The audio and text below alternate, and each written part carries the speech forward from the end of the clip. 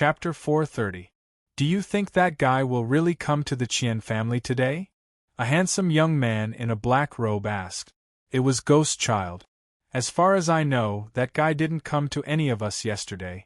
Instead, he went to the Li family and caused a ruckus in the Du family. I think he will come to the Qian family today. The general frowned. His face looked like a statue. The aura around him seemed to be able to suppress mountains and rivers. No one dared to approach him. Do you think that guy is here for Li Shui? Princess Netherworld looked at the general. She was dressed beautifully. Half of her breasts were covered, and her short skirt was wrapped around her hips. She was extremely seductive. Anyway, that guy shouldn't be here for the Tianhu Empire. Gu Xinyan's beautiful eyes didn't show much emotion. Her eyes were as clear as autumn water. Her body under her red dress was like a willow tree, light and soft. Her temperament was otherworldly. It wouldn't be an exaggeration to say that she was perfect. Welcome, my Qian family is honored to have you here. Qian Wen hurried over. He was extremely polite to the general, Gu Xinyan, Ghost Child, and the others. He didn't put on any airs and greeted them as equals. Not to mention the power behind these young men and women, just the strength of these 5 young men and women was enough to make Qian Wen's heart tremble. We are classmates of Qingu Yu and Li Shui. As classmates, it is only right for us to come and congratulate you on this joyous occasion. Gu Xinyan said softly. Her every move was like a pure white flower on the misty celestial mountain, untainted by the mortal world. Everyone could understand what Gu Xinyan meant. They did not come here on behalf of the Wang mansion, but as private individuals. But this wasn't important. To the Qian family, the outside world had seen his son's wedding. Other than the Xie family, the other 7 Wang families had come. This was enough. At this moment, Qian Wen's heart was filled with joy. If Qiangu Yu was still intact, it would be the greatest occasion for the Qian family. From then on, the Qian family would be able to prosper. Unfortunately, now looking at the joyous and lively scene around her, the smile on her face revealed a heartache. Her eyes involuntarily narrowed as a faint cold glint flashed across them. The groom has arrived. Inside the Qian clan, a young man wearing a wedding robe came out of the inner hall, surrounded by many young people. It was Qian Guyu of the Qian clan, the main character of the day. He had a tall and sturdy figure, an extraordinary temperament, and a handsome face. However, there wasn't much of a smile on his face, and he didn't even respond to the congratulations of the people around him. I can't feel any aura fluctuations. Could it be that he has really become a cripple? Many people in the crowd were curious, but they couldn't sense any aura fluctuations from Qiangu Yu's body. After Wan greeted the general and the others, he naturally couldn't get along with the group of youngsters, so he tactfully left. He had a face full of smiles as he chatted with the surrounding guests who came to congratulate him. With the prestige of the Qian family and the backing of the Du household, almost all of the major powers and families of the imperial capital had come today. There were many powers and families that were not much weaker than the Qian family, so he could not afford to be negligent. You're all here? Qiangu Yu appeared in front of the general, Gue Hua, Guo Xiaofeng, Gu Xinyan, and Wu Quebec. When the general and the others saw Qiangu Yu's pale complexion, they couldn't help but sigh and feel a little awkward. It's your wedding. We can be considered as classmates, Gu Xinyan said softly. Gu Xinyan said softly. She did not know what to say to Qiangu Yu. Guo Xiaofeng stepped forward and patted Qiangu Yu's shoulder. He didn't say anything, and the others didn't know what to say either. For a cultivator, especially one with their talent and level, to suddenly become a cripple, they wouldn't be able to accept it either. However, Qiangu Yu had offended Du Xiaofu, so they couldn't say anything. No matter what the reason is, I'm grateful that you're all here. A bitter smile appeared on Qiangu Yu's face. Half a year ago, even though he knew he was weaker than the 5 people in front of him, he still felt that he was one of them. But now, standing in front of the 5 of them, Qiangu Yu knew that from now on, he wouldn't have any entanglements with them. They would walk different paths. Perhaps it wouldn't be long before these 5 people's names would resound throughout the empire, and they would become giants in their own right. And from then on, he could only sit quietly and wait for the yellow earth to arrive. Qiangu Yu had once wanted to become an expert, to dominate the world, to fight against the geniuses of the outside world. But with the destruction of the Divine Gate, all that was left was an empty shell. We've arrived at the Du household. Outside the gate of the Qian clan, a sound wave accompanied by profound energy came once again. It resounded within the Qian clan, and it was enough for everyone to hear it clearly. Outside the door, quite a number of people entered in a grandiose manner, which immediately attracted the attention of many people. Qian Si was also moved. He bid farewell to an old man who was chatting and immediately stood up to welcome them. The Du household was one of the 8 great palaces. Even though it was said that the Du household was swept away yesterday, it didn't affect the Du household's status and prestige. Outside the Qian residence, there were 20 to 30 people from the Du household.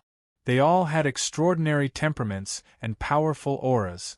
The leader was a young man in his late 20s. He was dressed in white and had black hair. His hair and clothes were fluttering in the wind. His hair and clothes were not tied up or tied. They fluttered slightly in the wind, which set off his tall and slender figure. As the young man appeared, the surrounding space seemed to solidify. An invisible wave of energy rippled out. There was a faint luster flowing on the young man's extraordinary skin. His eyes flashed with 1,000 kinds of lightning, causing people to tremble.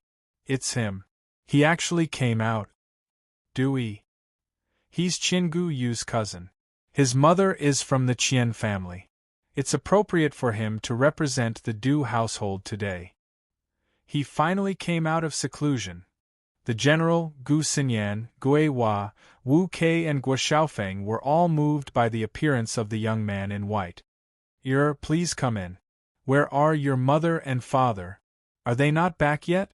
Qian Si greeted him respectfully in front of his nephew. His nephew was one of the best in the younger generation of the Du household. He was the pride of the younger generation of the Du household. Because of this, his Qian family was regarded highly by the Du household. If there was a day when his nephew was able to soar into the sky and reach a new height, the entire Qian clan would definitely be able to receive his protection. My mother has been guarding the border with my father. So this time, the family specially sent me to congratulate you. The young man in white was neither servile nor overbearing. His bearing was extraordinary. The aura that faintly spread out from his body made the surrounding guests not dare to approach him. When you go back, help me thank the Du family. Qian Si looked at the young man in white and felt his aura. He was secretly shocked and said, "Looks like Yi's cultivation has reached a terrifying level.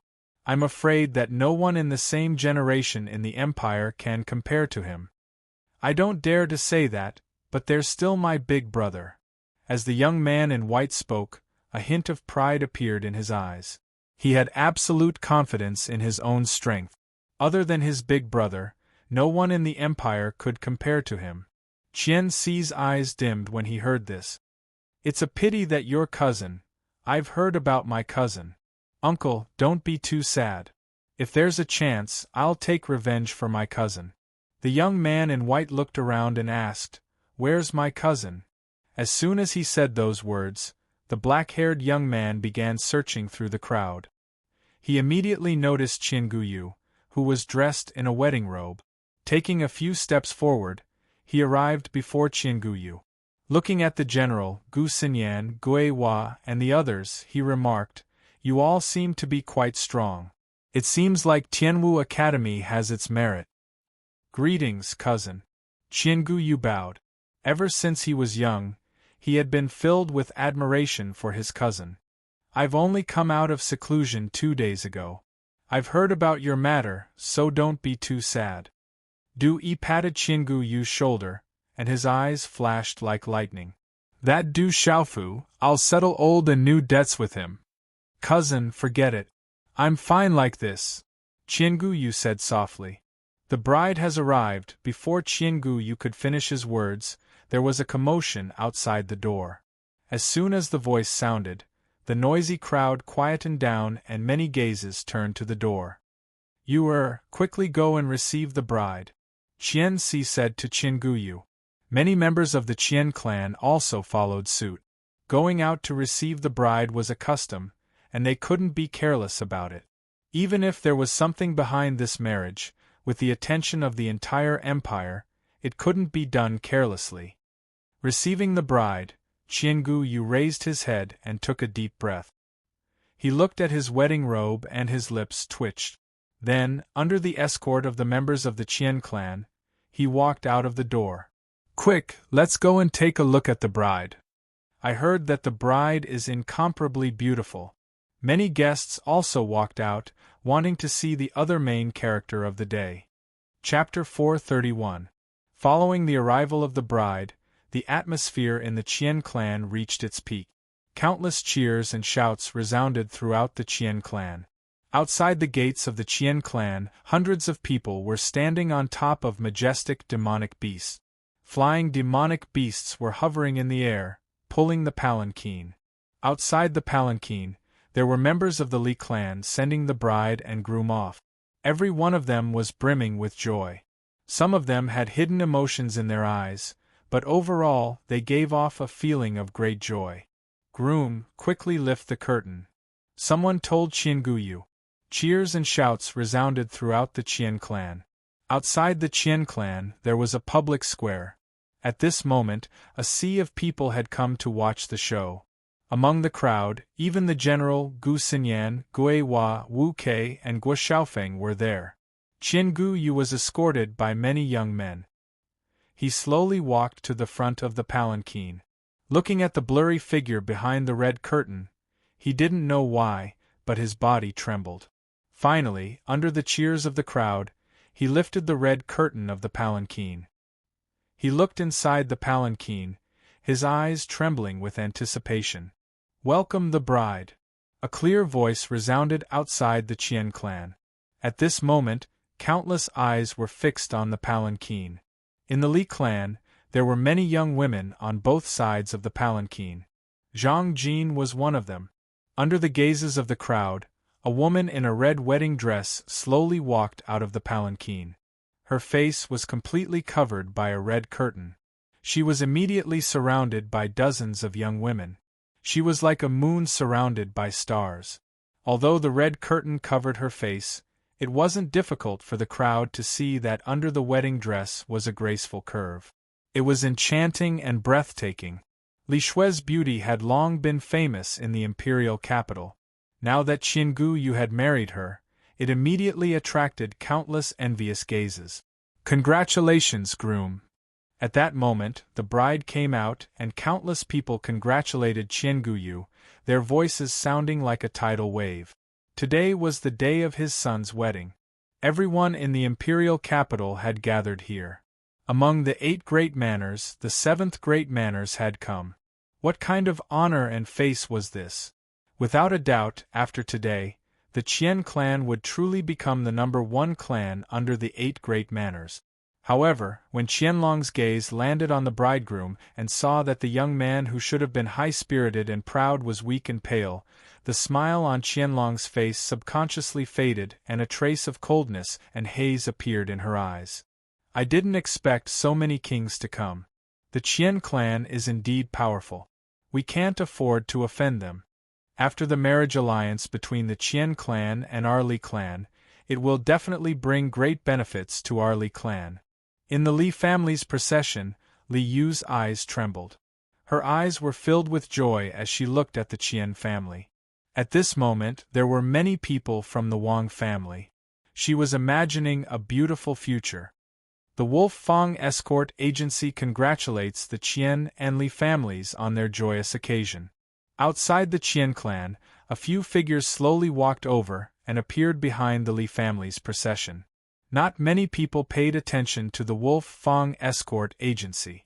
Many people in the imperial capital knew about the Wolf Fang escort agency. It was considered a powerful escort agency. However, compared to the Qian clan and Li clan's guests, the Wolf Fang escort agency didn't seem to hold much weight. The people from the Wolf Fang escort agency congratulated loudly, but they didn't attract much attention. Everyone's eyes were fixed on the bride. At this moment, who would pay attention to the Wolf Fang escort agency? However, in the Li clan, Li Yu was the first to notice. When the words Wolf Fang escort agency rang out, she immediately looked over. At this moment, behind the Li family's procession, 4 figures slowly walked out. The leader of the 4 was a burly man with a scar on his face. Following behind him was a young man who seemed to be carrying a broadsword on his back. There was also a big golden cute little monkey on his shoulder. Its appearance was extremely strange. There were also 2 beautiful women, one big and one small. Any one of them was enough to cause a man to feel uneasy. Behind the 4 people, there was a small black cat following closely behind. It was very strange. Looking at the 4 people, Li Yu was stunned for a moment. Then, his originally joyous eyes were filled with joy. His figure passed through the crowd without leaving a trace, and then he arrived beside the head of the Wolf Fang escort agency, Dark Wolf. Li Yu was dressed in a festive manner. His gaze swept across the 2 beautiful women, and a trace of greed flashed across his eyes. He lowered his voice and said to Dark Wolf, "Dark Wolf, why did you send them here? Also, I only want the 2 women. I'll leave the man to you. But you did well. When the time comes, I'll definitely help persuade the Li family's trading company to cooperate with your Wolf Fang escort agency." Other than being dissatisfied with Dark Wolf for sending them to this joyous occasion, Li Yu was very satisfied with everything else. At this moment, Li Yu did not think of any possibility at all. In his heart and eyes, these 2 women were already being held hostage by the Dark Wolf. Tonight they would become his exclusive property. How many beauties could there be in the entire imperial capital? And he had already obtained 2 of them. As for the purple-robed young man, he could easily deal with him without anyone noticing. This was the capital. Even if these people were from Tianwu Academy, if they disappeared without a trace, how would Tianwu Academy know? Dark Wolf glanced at Li Yu and didn't say a word. Instead, he turned his gaze to Du Xiaofu. Du Xiaofu didn't say a word. He didn't even look at Li Yu. Instead, he raised his head slightly and looked to the front. In front of him, there were a few extraordinary young men and women walking over. "I knew you would come. I didn't expect you to really come to the capital. You didn't even look for us. Could it be that our relationship is so shallow? You didn't look for us even after coming to the capital. That's not nice of you." The few young men and women walked over and stood in front of Du Xiaofu. The aura from any one of them easily suppressed Li Yu, causing his body to tremble violently. The profound energy in his body stagnated, and he couldn't help but tremble. He had no choice but to stand by the side. The few young men and women didn't even look at Li Yu from the corner of their eyes. At this moment, Li Yu finally felt that something was amiss. Even though the few young men and women weren't as old as him, he recognized them. The general of the General Manor, Gu Manners Gu Manor, Gu Manners Gu Xinyan, Ghost King Manners Gui Hua, Wu King Manners Wu Kei, and Gua King Manners Gua Xiaofeng. Other than their status, they were the most outstanding figures of the younger generation in the entire empire. It was rumored that they were among the top 5 in Tianwu Academy's martial ranking, and their names shook the entire capital. The status of the Li family's 3rd young master was extraordinary in the entire imperial capital. Not many young people could compare to him. However, at this moment, the status of any one of these 5 young men and women was as different as heaven and earth compared to his status. It was enough to completely crush his status. They were existences that the Li family's 3rd young master could only look at but not reach. However, right now, the 5 most outstanding youths in the capital didn't show any arrogance in front of the purple-robed young man, whom he didn't even place in his eyes yesterday. It was as if they were extremely familiar with each other, and it was obvious that their relationship wasn't shallow. At this moment, Liu felt as if someone had suddenly hammered his heart. His face gradually turned pale. At this moment, following the actions of the 5 extraordinary individuals from the 5 king palaces, the countless number of guests immediately turned their gazes over. How could a person who could cause the younger generation of the 5 great king palaces to simultaneously move to greet him be a simple person? In an instant, countless gazes from the surroundings curiously landed on the 4 people who had just arrived. At this moment, several gazes from the crowd were filled with astonishment. It was as if they had suddenly discovered something extremely terrifying. Du Xiaofu looked at the 5 familiar youths in front of him and smiled faintly. "Can't I see you guys now? Who exactly is that fellow? What's going on?" As Du Xiaofu spoke, Liyu's entire body started to tremble. How did this look like someone who was being held hostage? His face started to turn paler and paler as he started to tremble. For some reason, his heart started to feel uneasy and he started to tremble. He looked towards the dark wolf, but unfortunately, the dark wolf completely ignored him. "That's Du Xiaofu, the Du Xiaofu who swept through the Du household yesterday. That purple-robed young man is Du Xiaofu. Why is he here? Is he Du Xiaofu? I heard that Du Xiaofu is ranked first on the Tianwu Academy's martial ranking and has even refined a Dao artifact that can attract lightning tribulations. What a terrifying dual cultivator of the talisman Dao and martial Dao. He has outstanding talent." Someone in the crowd immediately recognized Du Xiaofu's identity. Many people had personally witnessed the scene of Du Xiaofu wreaking havoc in the Du household yesterday.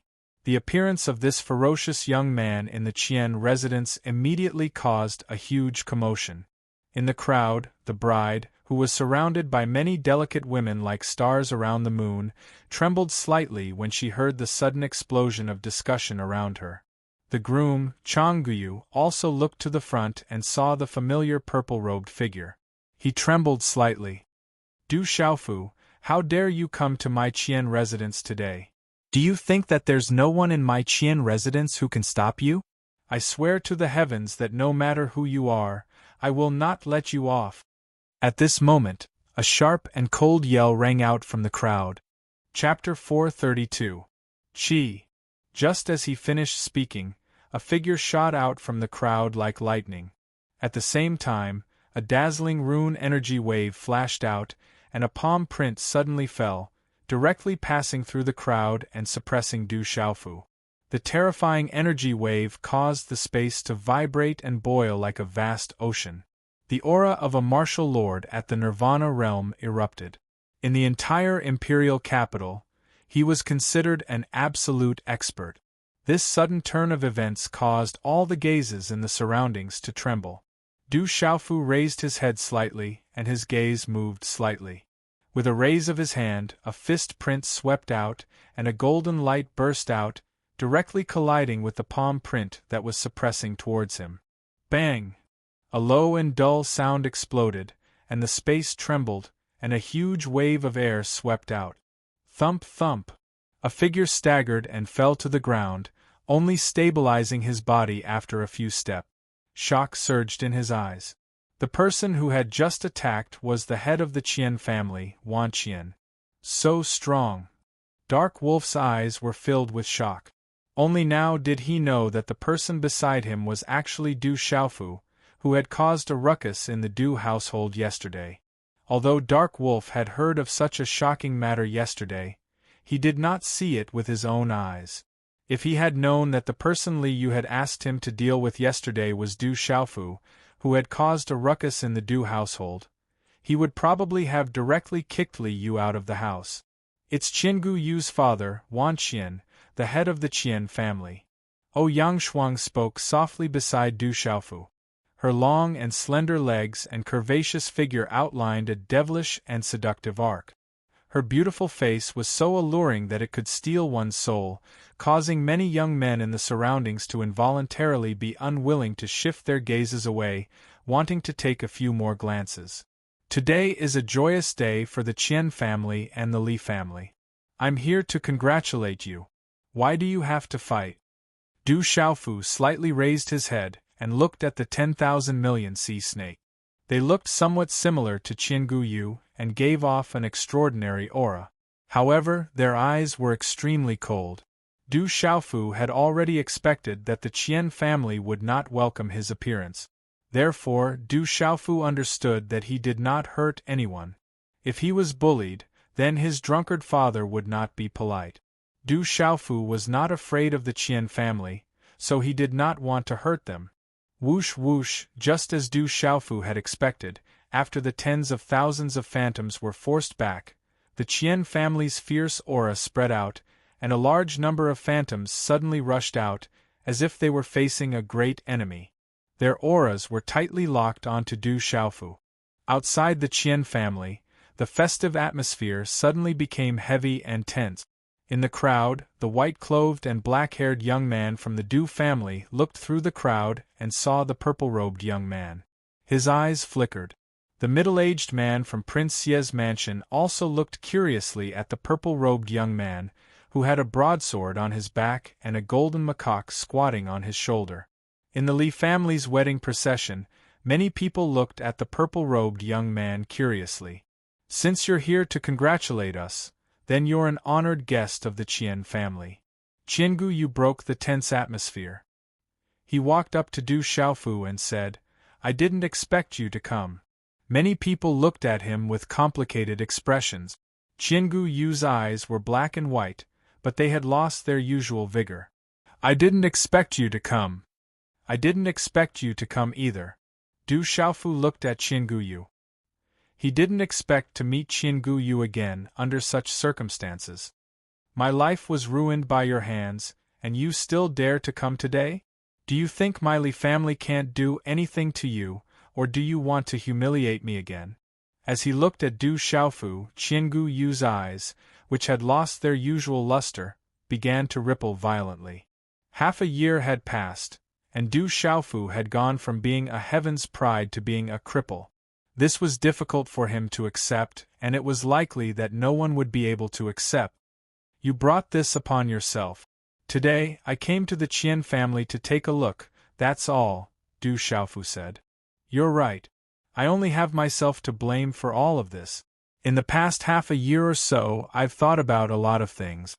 I've also thought about ending my life, but I'm unwilling to do so. Perhaps I don't have the courage to do so." Qian Guyu looked at Du Xiaofu as the intense emotions in his eyes subsided. He looked at Du Xiaofu and said softly, "Just like how I looked down on you before, I thought you weren't qualified to compare to me. Later, I found out that it was just wishful thinking on my part, just like how I treated Li Shui." Du Xiaofu didn't say anything. Ouyang Shuang didn't say anything. The general, Gu Xinyan, and Guo Xiaofeng didn't say anything either. They just stood to the side and listened to Qian Guyu. "It's not bad to be able to see all of you again. Since you're here, since we're classmates, you can bear witness to this." Qian Guyu looked at Du Xiaofu, then at Ouyang Shuang, then at the general, Gu Xinyan, Guo Xiaofeng, Gui Hua, and the others. In the end, he turned around and walked back to the woman in the bridal gown. Whoosh! Chang Guyu fell silent for a while before taking a deep breath and saying, "I've waited for this day for many years, and I've even looked forward to seeing you in your phoenix coronet and robes. I wonder what you'll look like. Today, seeing you in your phoenix coronet and robes can be considered as fulfilling my wish. However, today is not the right time. I like you, but I don't want to wrong you. For the sake of the Li family, I'm afraid that you must have suffered in the past half a year." Hearing Qian Guyu's words, Qian Guyu's body trembled slightly, and she raised her head slightly. It was impossible to see her expression, but it was most likely that she was moved by Qian Guyu's words. "Everyone, thank you for coming to the Qian family today. On behalf of the Qian family, I, Qian Guyu, thank you all for coming." Qianguyu raised his head and looked around as he said loudly, "Secondly, as many people have said, my Qianguyu Shunkei has been destroyed, and from now on I've become a cripple. Qianguyu has really become a cripple. The news isn't fake. It seems like everything is true. There's no smoke without fire." As soon as Qianguyu finished speaking, the guests outside the Qian family were in an uproar. Qianguyu had personally confirmed that the young master of the Qian family, Qianguyu, had really become a cripple. This news was like a bomb to the guests. Everyone in the Qian family looked at Qianguyu, then at Du Xiaofu. Their gazes were filled with coldness, anger, and coldness. "What is he trying to do?" Wu Kei said softly, her alluring figure leaning against Ghost Child's side. "Finally, I want to announce," Qianguyu looked at the uproar in the crowd and continued, "my wedding with Li Shui is cancelled today.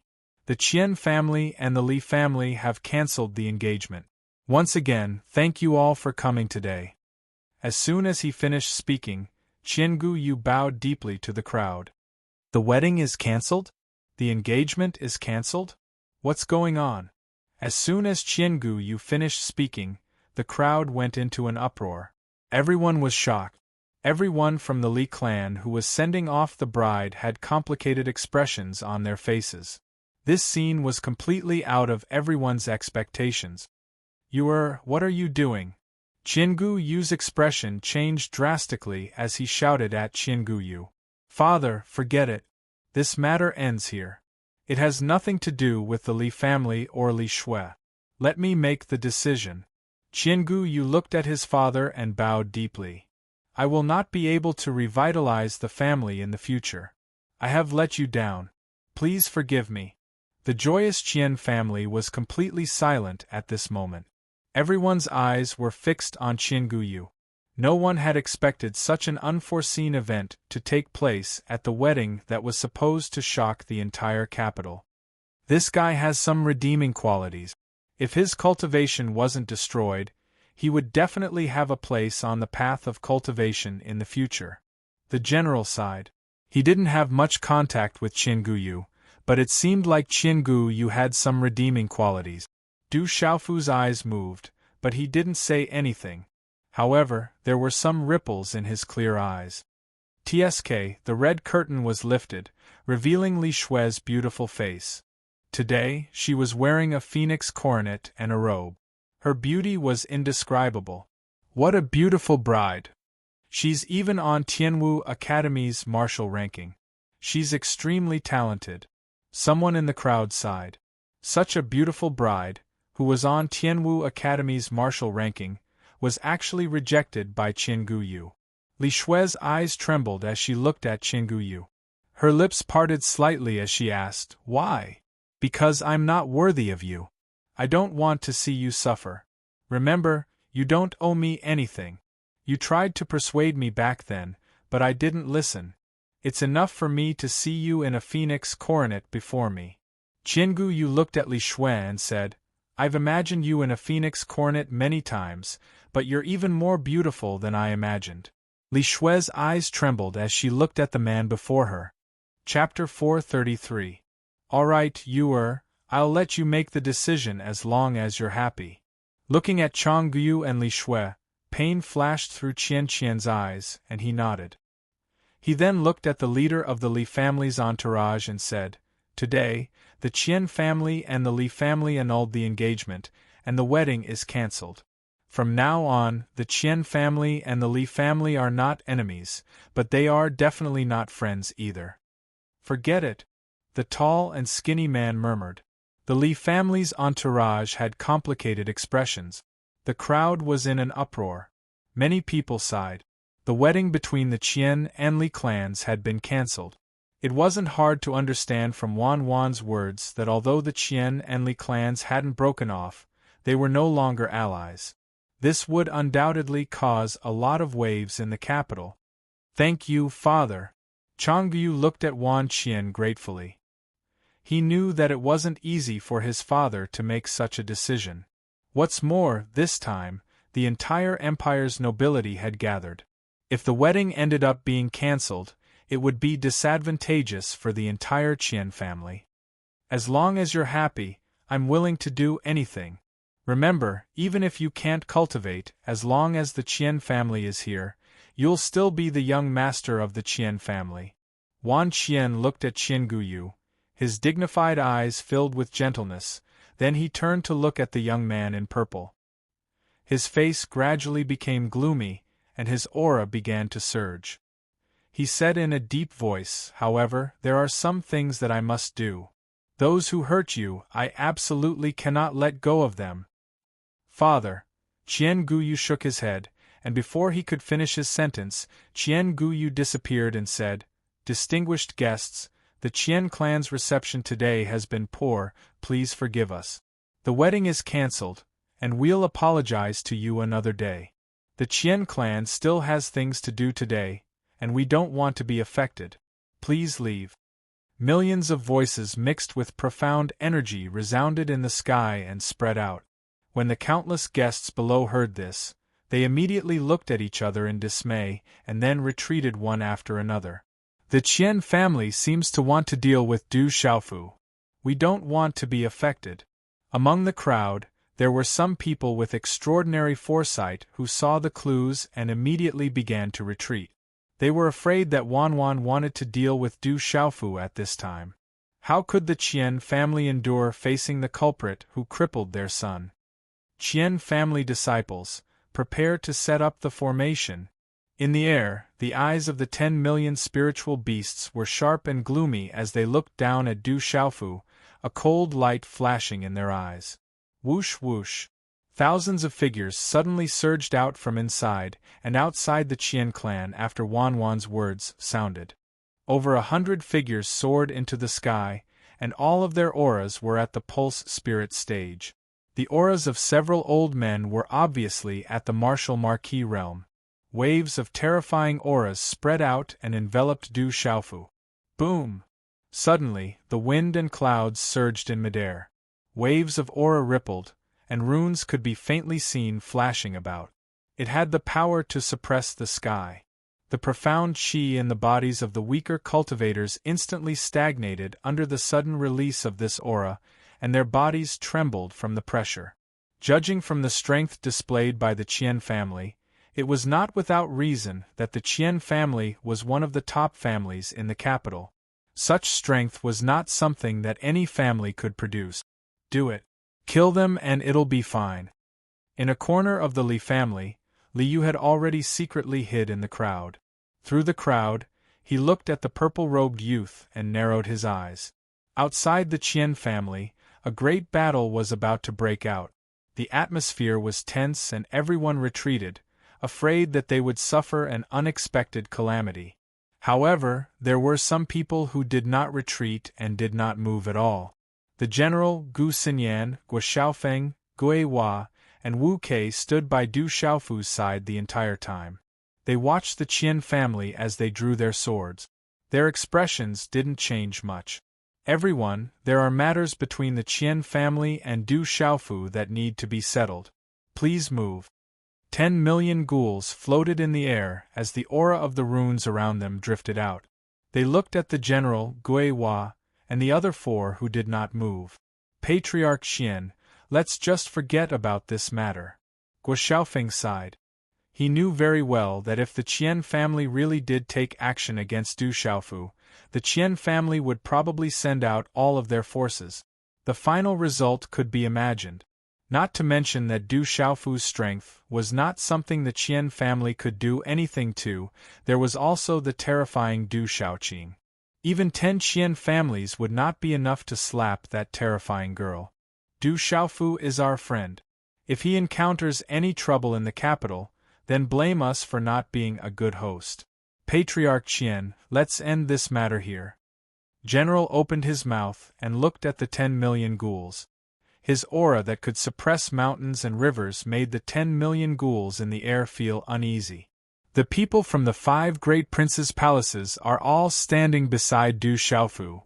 It seems like the people from the 5 great princes' palaces are not here for the Qian family, but for Du Xiaofu.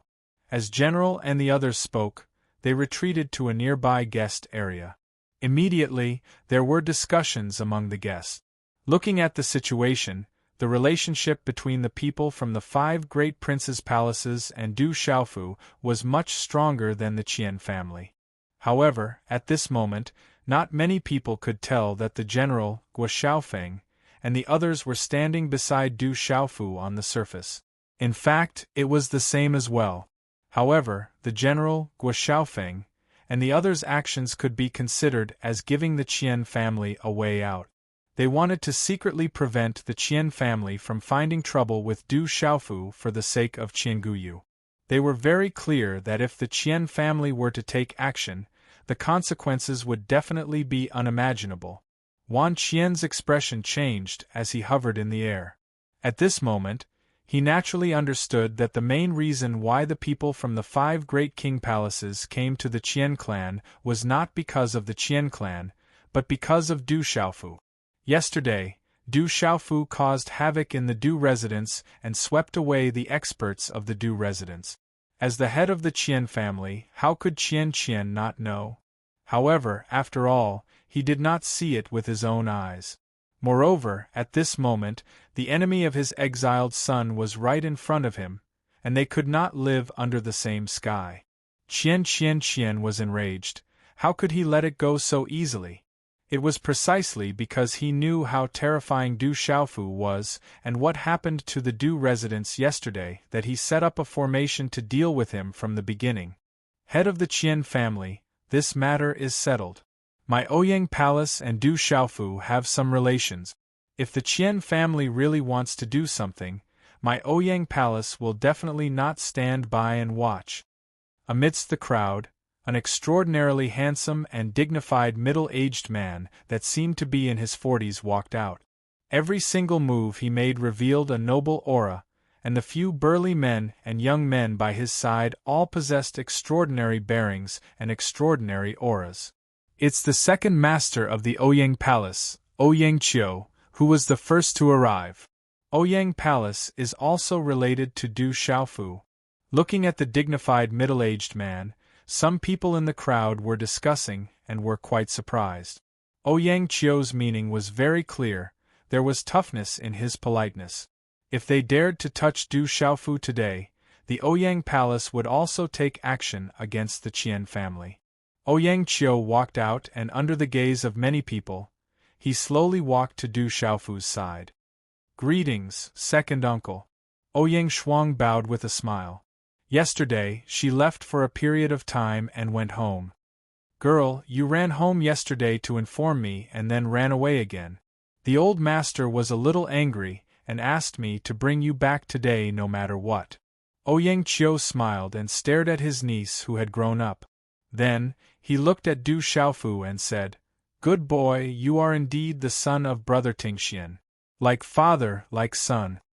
At this moment, Du Xiaofu was in a daze and looked at Ouyang Shuang. Listening to the words of Ouyang Qiu, the tomboy seemed to be a member of the Ouyang Palace. This Ouyang Qiu seemed to know his drunkard father. Looking at Du Xiaofu who was in a daze, Ouyang Shuang blinked her big beautiful eyes and said with a little embarrassment, This is my second uncle. I have also met Uncle Tingxian before. There are 8 imperial palaces in the imperial capital. My grandfather is the Zhenan Wang. However, I have always lived with my parents in Lanling City, so not many people in the imperial capital know of my existence. Du Xiaofu took a deep breath. Yesterday, the tomboy said that she was going to make some arrangements. She probably went back to the Ouyang Palace. That was why the people of the Ouyang Palace appeared in the Qian clan today. Then, Du Xiaofu looked at Ouyang Qiu. This person was Ouyang Shuang's second uncle, and he also knew his drunkard father. He bowed slightly and said, Greetings, second uncle. You are welcome. Ouyang Qiu smiled. His actions were extraordinary. In the air, thousands of eyes twitched. They did not expect that the Ouyang Palace would come for Du Xiaofu. Their relationship with Du Xiaofu was obviously different. Ouyang Qiu had even made it clear that if the Qian clan attacked Du Xiaofu, the Ouyang Palace would also intervene. The Qian clan was not enough to contend against the Ouyang Palace. Originally, I wanted to congratulate the Qian clan and the Li clan. However, I did not expect that the outcome would be so regretful. I have come at the wrong time. Please forgive me. However, let's forget about today's matter. Du Xiaofu and my Xie clan have some relationship. If the head of the Qian clan wants to attack, my Xie clan will not stand by and do nothing. Following a delicate voice, the cry of a demonic beast resounded. A large white condor that was as white as snow and emitted an icy aura appeared in the sky, accompanied by a gust of cold air as it flapped its wings. A lady wearing a light blue dress stood on the large white condor. Her waist was slim and her skin was smooth. She did not wear any makeup and her red lips were not red. A few strands of hair casually fluttered around her waist. She was elegant and charming. Behind the large white condor, there were a few flying demonic beasts. Behind them, there was a figure with a vigorous and sharp aura. As the aura spread, it was accompanied by an icy aura, causing the temperature of the entire space to plummet. I want to ask for more fresh flowers. However, when I think about how slow the update is, I am embarrassed to ask for more. Brothers, please take care of me and love me. Because I had a cold, I wrote slowly. Last night, my head was heavy and my feet were light. I slept from 8 p.m. to 11 p.m. before I continued to write. It took me 8 hours to write these 3 chapters. I was embarrassed. Chapter 434. It's the Ice Demon Statue. That's Xie Fei's mount. Xie Fei's people are here. I didn't expect them to be related to Du Xiaofu. Xie Fei is the flower of the entire Stone Dragon Empire. Countless princes, nobles, and talented young men are chasing after her. She has been in charge of many of Xie family's businesses. Her business is flourishing and it seems that she has already suppressed the other princes. Xie Fei seems to be here for Du Xiaofu. Who is this Du Xiaofu? In midair, the girl slowly leaped down. Her figure was beautiful and graceful. She wore a light blue dress with a green veil covering her body. Her hair was casually tied up in a loose bun with a light purple flower in it. Her aura was like an orchid and she was extremely charming.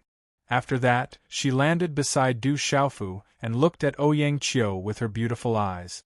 She smiled sweetly and said softly, "I didn't think that second master would also come. Girl, why are you here to join in the fun?"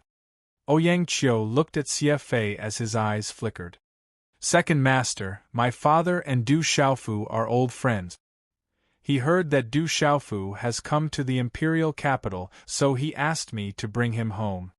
Xie Fei's pearly white teeth parted slightly. Her eyes were smiling, revealing her cleverness. A few strands of hair casually fluttered around her waist, adding to her charm. Her eyes were sparkling, stirring people's hearts. Xie Fei's father, Xie Fei's words made many people's hearts tremble. The meaning behind her words was not simple. Everyone knew that the Xie family's old man was the dignified North Vanquishing King. The North Vanquishing King and Du Xiaofu were old friends.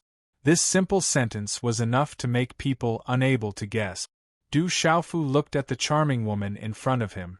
He felt like he had seen her before but he couldn't remember where. "What? Don't you recognize me?"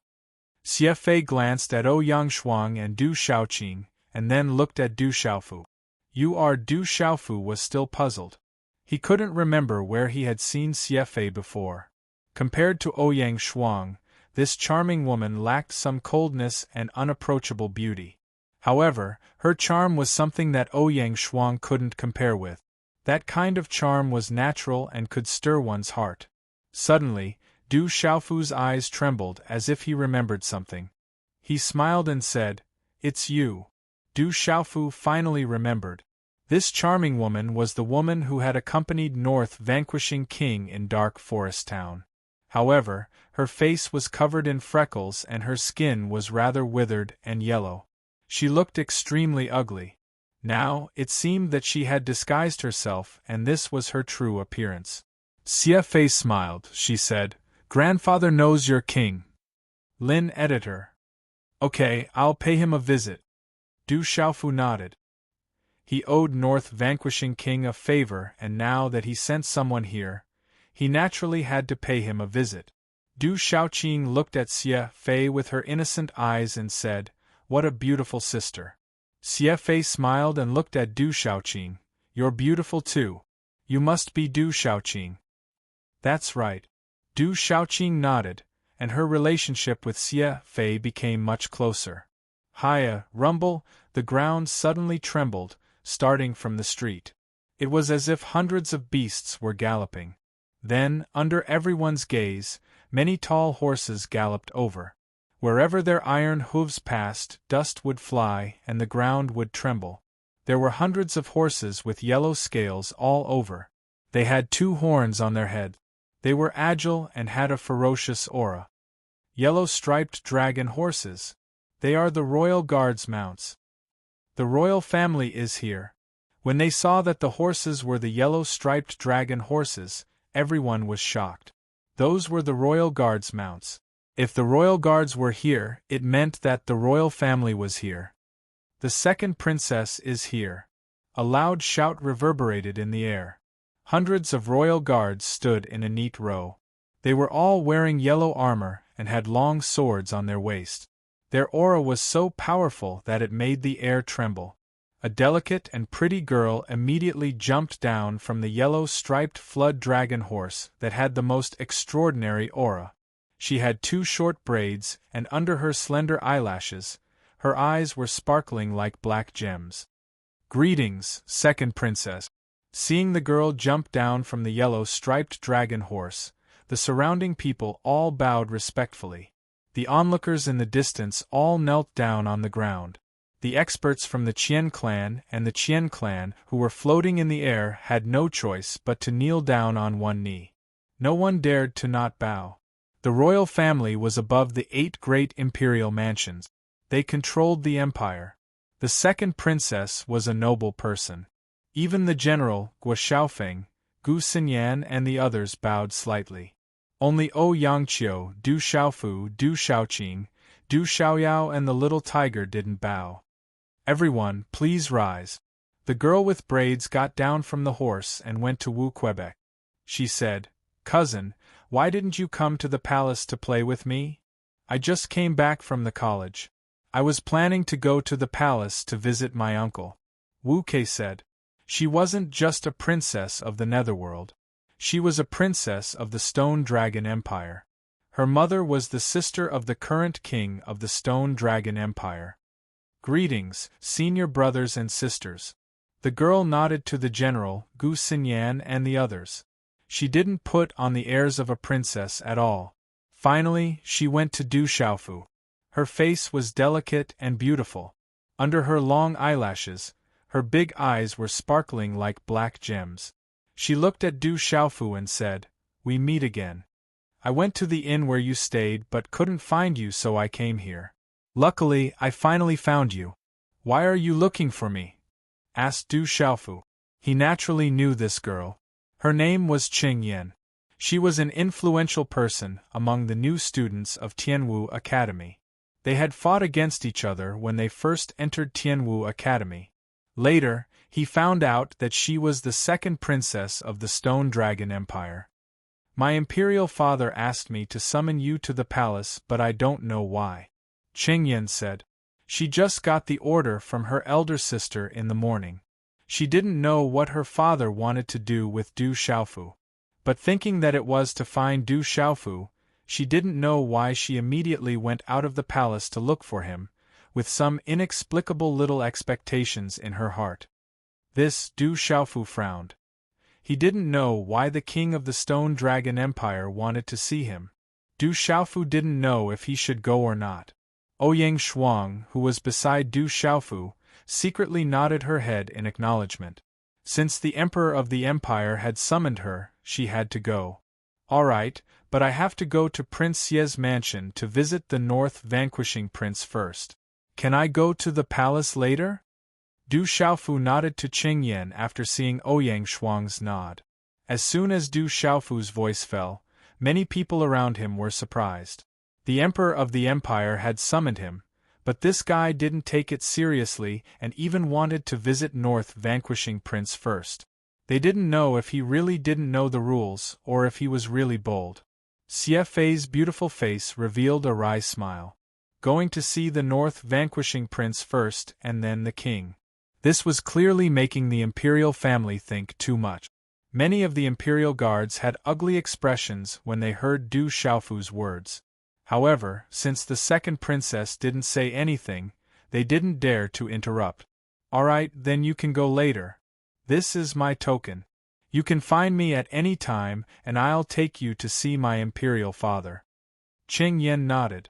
She handed over a token with dragon and tiger stripes to Du Xiaofu and turned around to jump on her yellow flood horse. "I'll wait for you in the palace. Don't go too late. Otherwise, my imperial father will blame me." Qing Yan left with the imperial guards after she finished speaking. They came quickly and left quickly. However, as Qing Yan left, everyone's gazes turned to Du Xiaofu again. Their gazes had become extremely complicated. No one would have thought that Du Xiaofu was actually related to the imperial family. Within the crowd, the hair of Du Yi from the Du clan fluttered slightly as he looked at the purple-robed young man, who was surrounded by many Wangfu. Just now, the royal family had also come to summon him. Within his eyes, a cold glint gradually gushed out. Qian Qian and the other members of the Qian family had ugly expressions on their faces. Du Xiaofu was protected by the various princes and was summoned by the imperial family. If the Qian family were to take action now, they would be rebelling against the imperial family. Even if there were 10 Qian families, they wouldn't be able to contend against them. However, they were unwilling to let Du Xiaofu leave. Some of the older members of the Qian family were even worried. If Du Xiaofu wanted to deal with the Qian family, it would be easy for him to remove the Qian family from the imperial capital. Du Xiaofu looked at the members of the Qian family and Qian Qian. He didn't say anything and turned to CFA. "Please take me to visit the northern vanquishing prince." "Alright." CFA nodded and smiled. Her smile was charming and captivating. Since the matter between the Qian family and the Li family had been settled, this was the best outcome. There was no need for him to stay any longer. Du Xiaofu turned around and prepared to leave. Right at this moment, an indifferent voice sounded, hiding behind the backs of women and the various princes. "Is this all you've got? The so-called talent of being ranked first in Tianwu Academy's martial ranking is just an undeserved reputation. I'm a hard-working bee. I'll continue to write another chapter and make up the 8 chapters from yesterday. 8 chapters will sound better. Also, I beg for fresh flowers." Chapter 435. Following this indifferent voice, many gazes immediately turned towards the source of the voice. Their gazes fell upon the black-haired youth in white. "Is he going to interfere?" The general, Gu Xinyan, Gui Hua, Wu Kei, Guo Xiaofeng and the others were all moved. Du Xiaofu had just turned around when he heard the voice. His gaze fell upon the black-haired youth in white. He looked to be around 23 or 24 years old. His hair and clothes fluttered in the wind. His tall and slender figure gave him an extraordinary aura. He is Du Yi from the Du household, the nephew of the king. He is ranked second in the younger generation of the Du family. He has always been hidden by the Du family and rarely shows himself. It is rumored that his talent is extremely terrifying. He was personally trained by the elders of the Du household since he was young. He is the pinnacle existence of the younger generation of the empire. He broke through to the martial lord realm at the age of 18 and once shook the entire empire. He is also the nephew of the head of the Qian family, Wan Qian. CFA's voice fell softly beside Du Xiaofu's ear. Her voice was like a lark and her aura was like an orchid. Her voice made Du Xiaofu feel numb. Du Xiaofu looked at Du Yi, his eyebrows twitching. Yesterday, among the numerous figures behind the king of the Du household, within the multicolored light, there seemed to be the figure of this youth. "Brother, I'll go take care of him."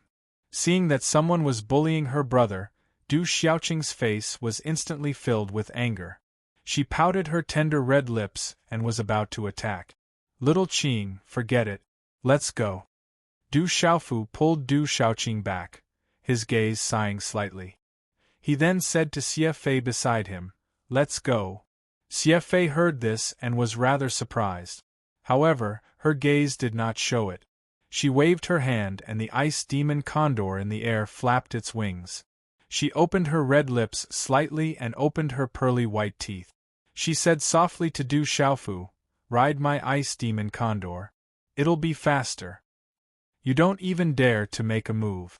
You'd be better off dealing with some random cats and dogs. As expected, you only know how to hide behind a woman." Seeing that Du Xiaofu had no intention of paying attention to him, Du Yi's face darkened slightly. His eyes were cold, and an invisible wave of air rippled out. The surrounding space seemed to solidify. "You should go back first. I'll pay a visit to North Vanquishing Prince first, and then I'll go find you." Du Xiaofu still did not pay attention to Du Yi. Firstly, today's matter had already come to an end, and secondly, he did not want to have too much involvement with the people of the Du household. After yesterday's matter, he did not have any expectations for the Du household, and even did not have any good impressions of them.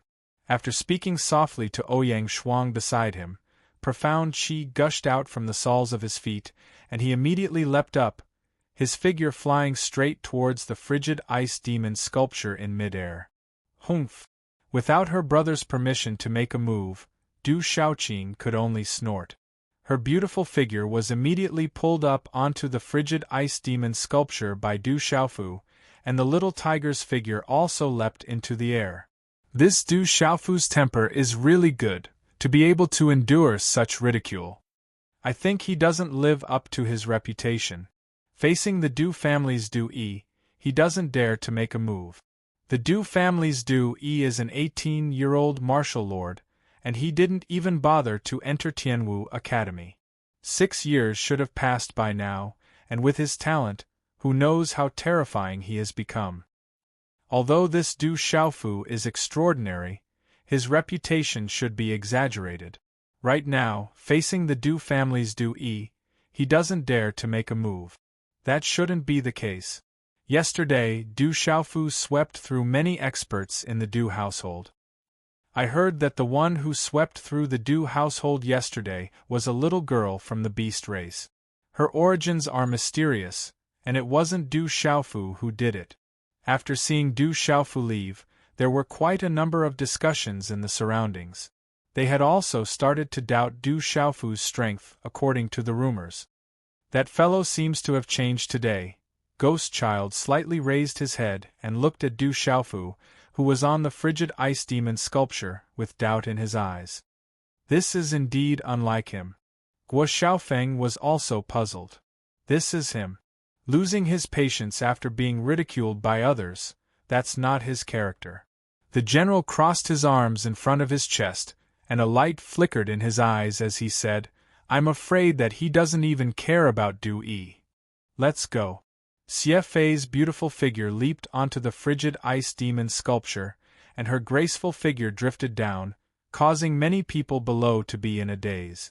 She looked at Du Xiaofu with a faint smile and gave a signal with her mind. The frigid ice demon sculpture let out a screech, flapped its wings, and soared into the sky. "Ha ha ha ha, you really only know how to hide under the protection of women and others. What bullshit!" Tianwu Academy's martial rankings Earth rank. As expected of a descendant of the Stone City's declining branch family. You're just a figurehead. If it wasn't for First Uncle sparing you on account of the Stone City's Du family, you would have long been killed in the Du household. Du Dingshuan's son is nothing more than that, a coward. Looking at the frigid ice demon sculpture leaving, Du Yi sneered. A faint luster flowed on his skin, and a lightning-like glow flickered in his eyes, causing others to tremble uncontrollably. Du Yi is too arrogant. Wu Kei's eyes darkened. As a member of the Tianwu Academy, Wu Kei felt extremely uncomfortable when Du Yi looked down on the Tianwu Academy. He has the qualifications to be arrogant. I feel that we won't be able to resist him, unless that fellow is on the same level as Chiyeshi. There's a reason why the Du household has existed for so many years. Gu Xinyan's beautiful eyes shone brightly. It seems that Du Xiaofu is just SOSO. His reputation is a little exaggerated. Seeing is believing. It seems that Du Xiaofu is just SOSO. Even though he's a little extraordinary, he's still far from being comparable to the Du household. Among the crowd, many sighed and discussed. The Du household was still the Du household, the #1 household in the empire. Suddenly, just as everyone was discussing, a sharp sound of wind breaking resounded in the sky. Following which, a figure wrapped in golden light flashed across the sky like a bolt of golden lightning and landed on the ground. Boom! The golden figure landed on the ground, causing the ground to tremble violently. The golden light retracted and everyone saw a purple-robed youth with a mysterious broadsword on his back. It was Du Xiaofu, who had just left. Tianwu Academy isn't a place for you to make irresponsible remarks. The name Du Tingxian is not for you to say. As the purple-robed figure landed on the ground, a young and clear laughter resounded. The sound waves rumbled and spread in all directions, resounding across the horizon. Everyone was stunned when they saw Du Xiaofu return. The Qian family, Li family, Ouyang Manor, and the other families were visibly moved. That fellow finally couldn't hold himself back. Wu Kei smiled. Her alluring figure gently leaned on Ghost Child's body, causing many people to look at Ghost Child with envy. He's back. It's time for Du Yi to suffer. On the general's imposing body, there was a faint bronze color to his skin. His facial features were distinct and deep. He smiled faintly and said, I really want to know how far he has progressed in the Tianwu Talisman realm in half a year. In the air, the frigid ice demonic condor returned. Xie Fei, Du Xiaoqing, Du Xiaoyao, and the little tiger stood on the back of the frigid ice demonic condor. They looked down and had no intention of jumping down.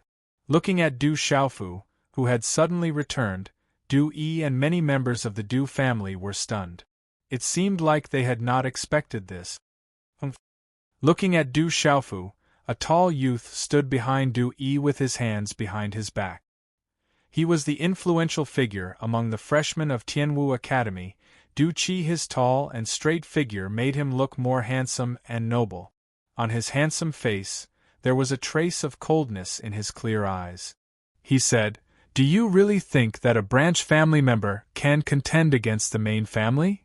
Why, aren't you going to hide under the protection of a woman? Looking at Du Xiaofu, who had left and returned, Du Yi took 2 steps forward. His eyes flickered with a cold glint. A trace of disdain flashed through his sneering eyes as he said, Since you want to prove Tianwu Academy and your father, Du Tingxian, I'll give you a chance.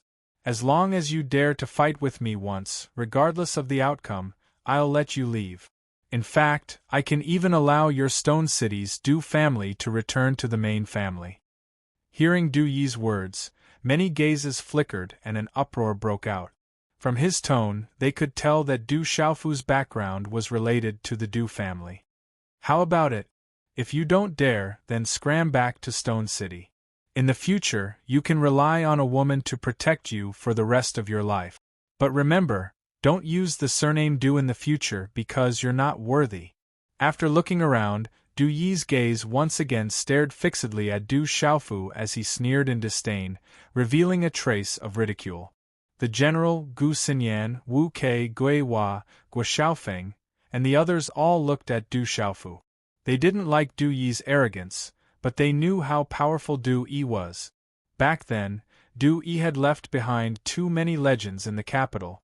The general, Gu Xinyan, Gui Hua, and the others were all prideful individuals, but before Du Yi, they couldn't help but feel some fear.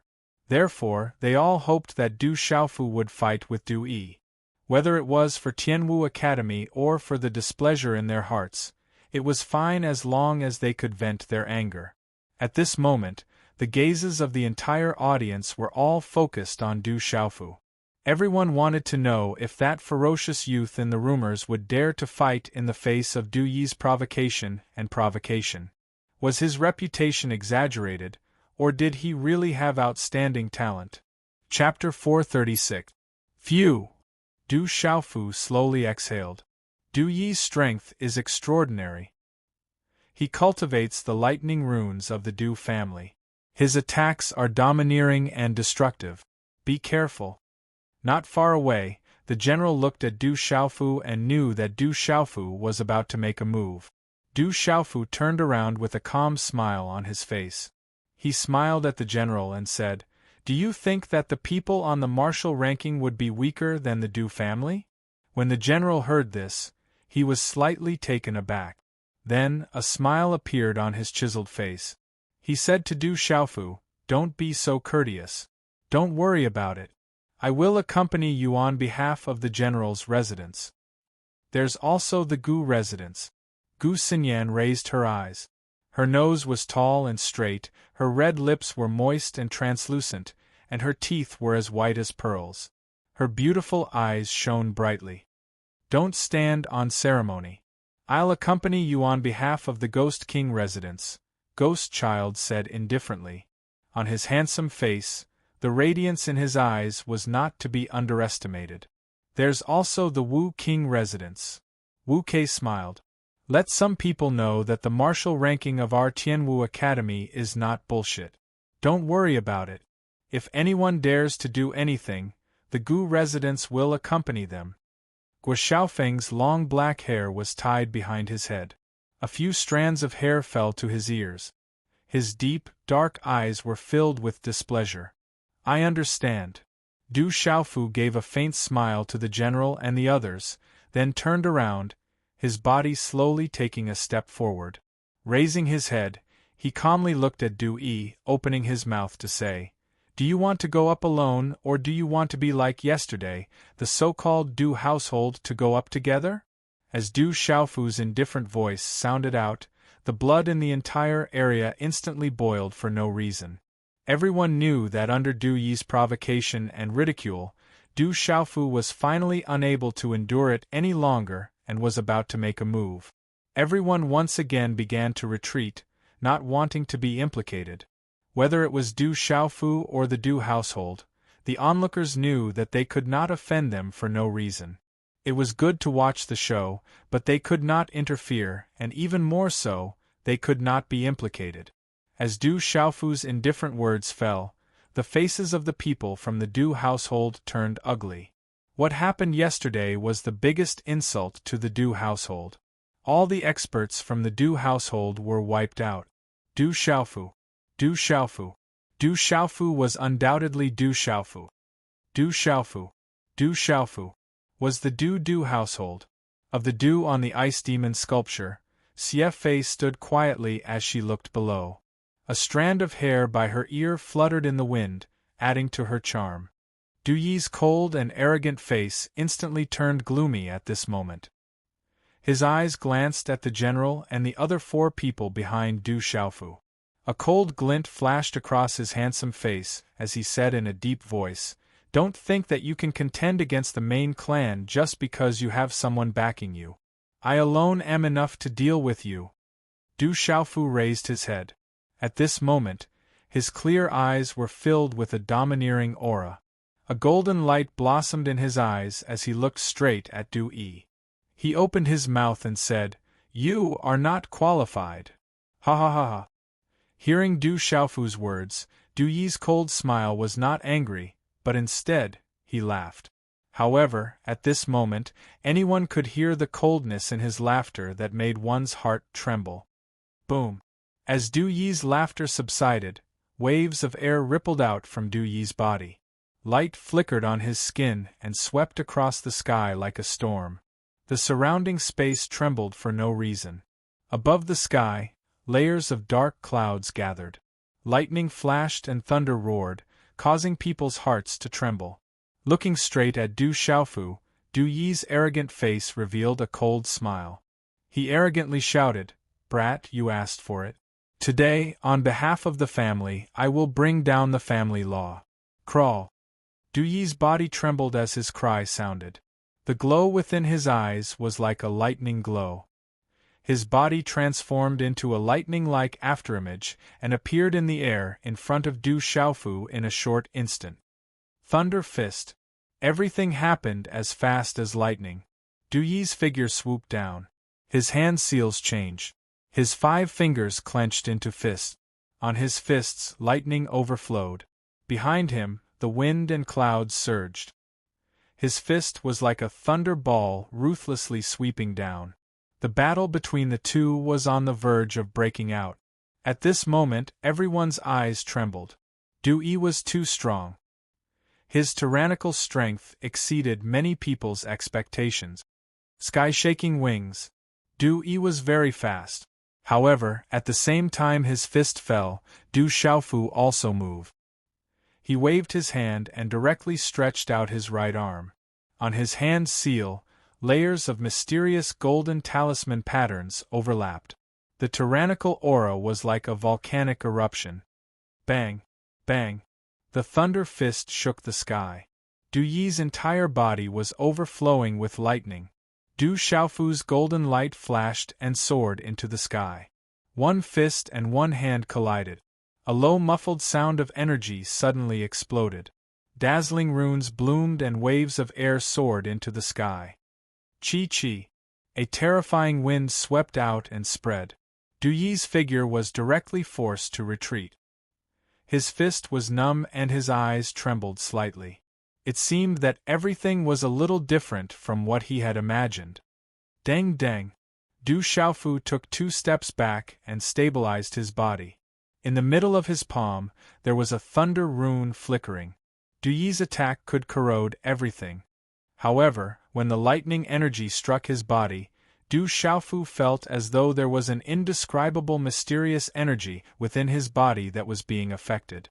This mysterious energy directly swallowed and pulled away the lightning energy that was striking his body before it disappeared without a trace. He actually managed to resist it. As expected, he has some ability. His reputation is definitely not exaggerated. Looking at Du Yi's attack in the field, some of the martial lord realm cultivators were shocked. Du Yi's attack just now was probably something that even martial lords at the Nirvana realm could not resist. However, Du Xiaofu was able to resist it. It was enough to prove that Du Xiaofu was definitely worthy of his reputation. The so-called Du royal residence is nothing more than this. Du Xiaofu raised his head and looked at Du Yi, who was in midair. The corner of his mouth curled into a faint smile. "Kid, don't be so arrogant. I was just testing your strength just now."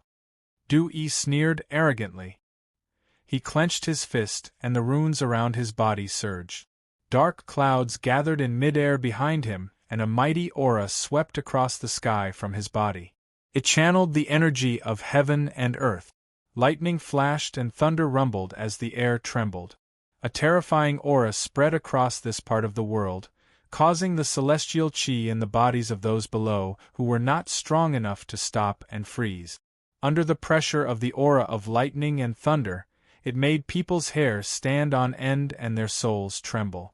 Martial Lord Realm at the peak of the Nirvana realm.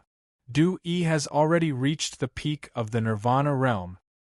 Gosh, in 6 years' time, from the initial stage of the Martial Lord realm to the peak of the Martial Lord realm.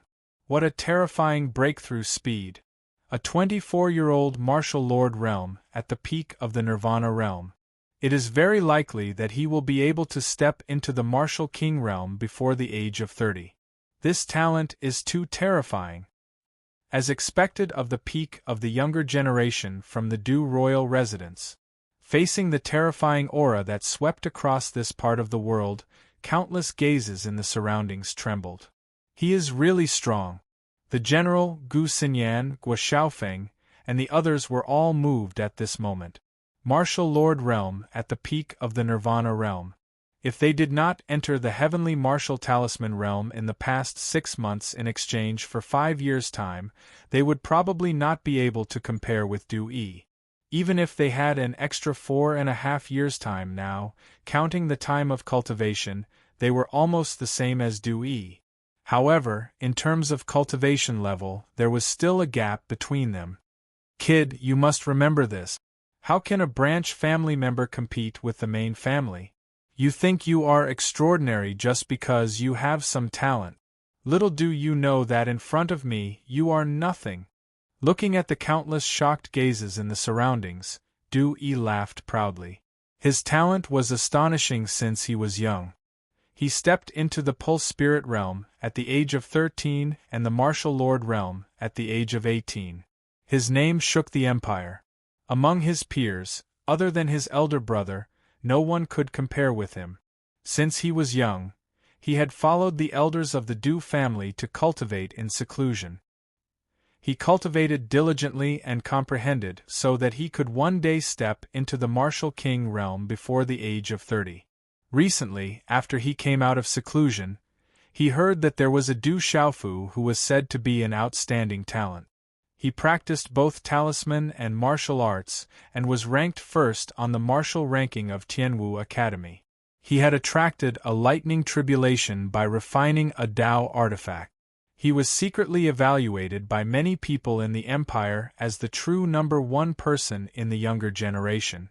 From the elders of the Du family, Du Yi also found out that Du Xiaofu was from the branch family of the Stone City Du family.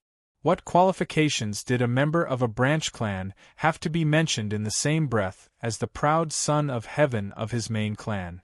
17 years ago, when Du Yi was 7 or 8 years old, he saw Du Xiaofu's father, Du Tingxian, with his own eyes. He brought a calamity to the Du family. In that calamity, the experts of the Du household were no match for him, and even his father was no match for him. Only Du Tingxian stood proudly in the sky. He was incomparably tyrannical as he swept through his enemies. That tyrannical figure was imprinted in Du Yi's heart. In the depths of Du Yi's heart, he secretly swore that one day he would surpass Du Tingxian. However, when Du Yi came out of seclusion full of confidence and planned to fight against the Tianhu Empire for the Stone Dragon Empire, he learned that Du Tingshuan's son had already become famous in the empire. Moreover, the elders of the clan wished to recruit him into the main family and nurture him. Du Yi couldn't accept this. He wanted to let the outside world know that Du Xiaofu's so-called outstanding talent was nothing in front of him. He wanted to let the few elders of the clan know that a branch family's son couldn't compete with him. That kid's talent isn't weak. He is a promising talent. It's just that his personality is lacking. I'm afraid his future will be limited. It's a pity. Zhen Qingquan's voice suddenly sounded in Du Xiaofu's ears. Chapter 437. That kid's talent isn't weak and can be molded.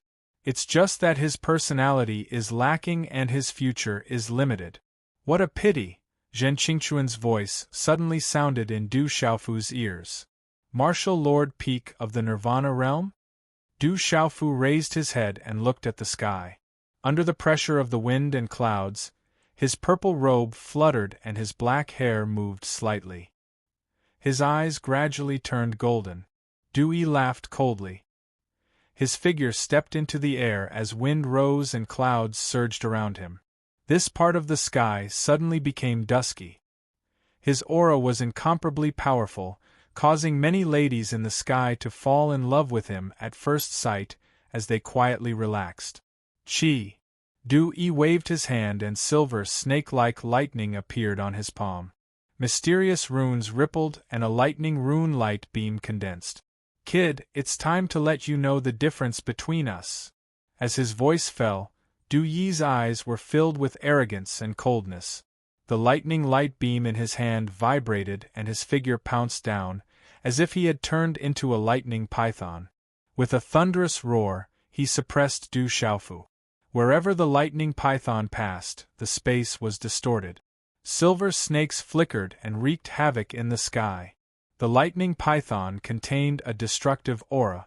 Vast and domineering energy poured down like an ocean, wanting to suppress and drown Du Xiaofu. Du Yi actually didn't hold back and wants to suppress Du Xiaofu in one move. Du Xiaofu is not ordinary and is not easy to deal with. If Du Yi wants to suppress Du Xiaofu, he can only go all out. At this moment, countless gazes trembled violently, and their hearts trembled with fear. At this moment, many people gasped for Du Xiaofu and were on tenterhooks. At this moment, facing Du Yi from the Du household, the most powerful youth in the entire empire, could Du Xiaofu, who had walked out of Tianwu Academy, truly resist or lose miserably. Du Xiaofu raised his eyes and gazed at the beam of lightning that flashed down from the sky at lightning speed. Golden talisman markings could be faintly seen spreading within his golden eyes. Under the horrified gazes of everyone present, he had no intention of dodging at all.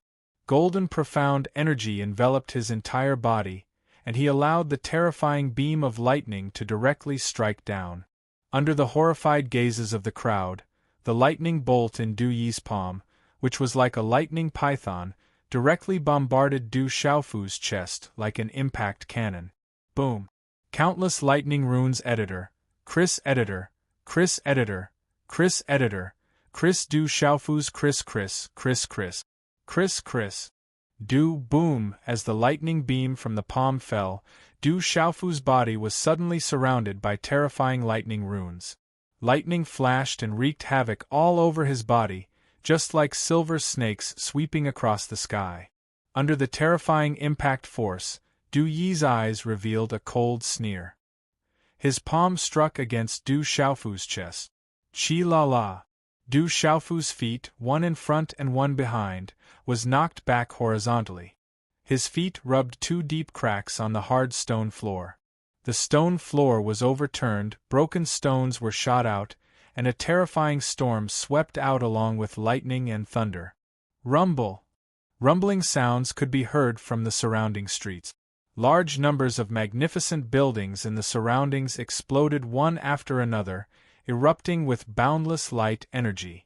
Lightning runes dyed the entire sky incomparably resplendent, and the ground trembled incessantly.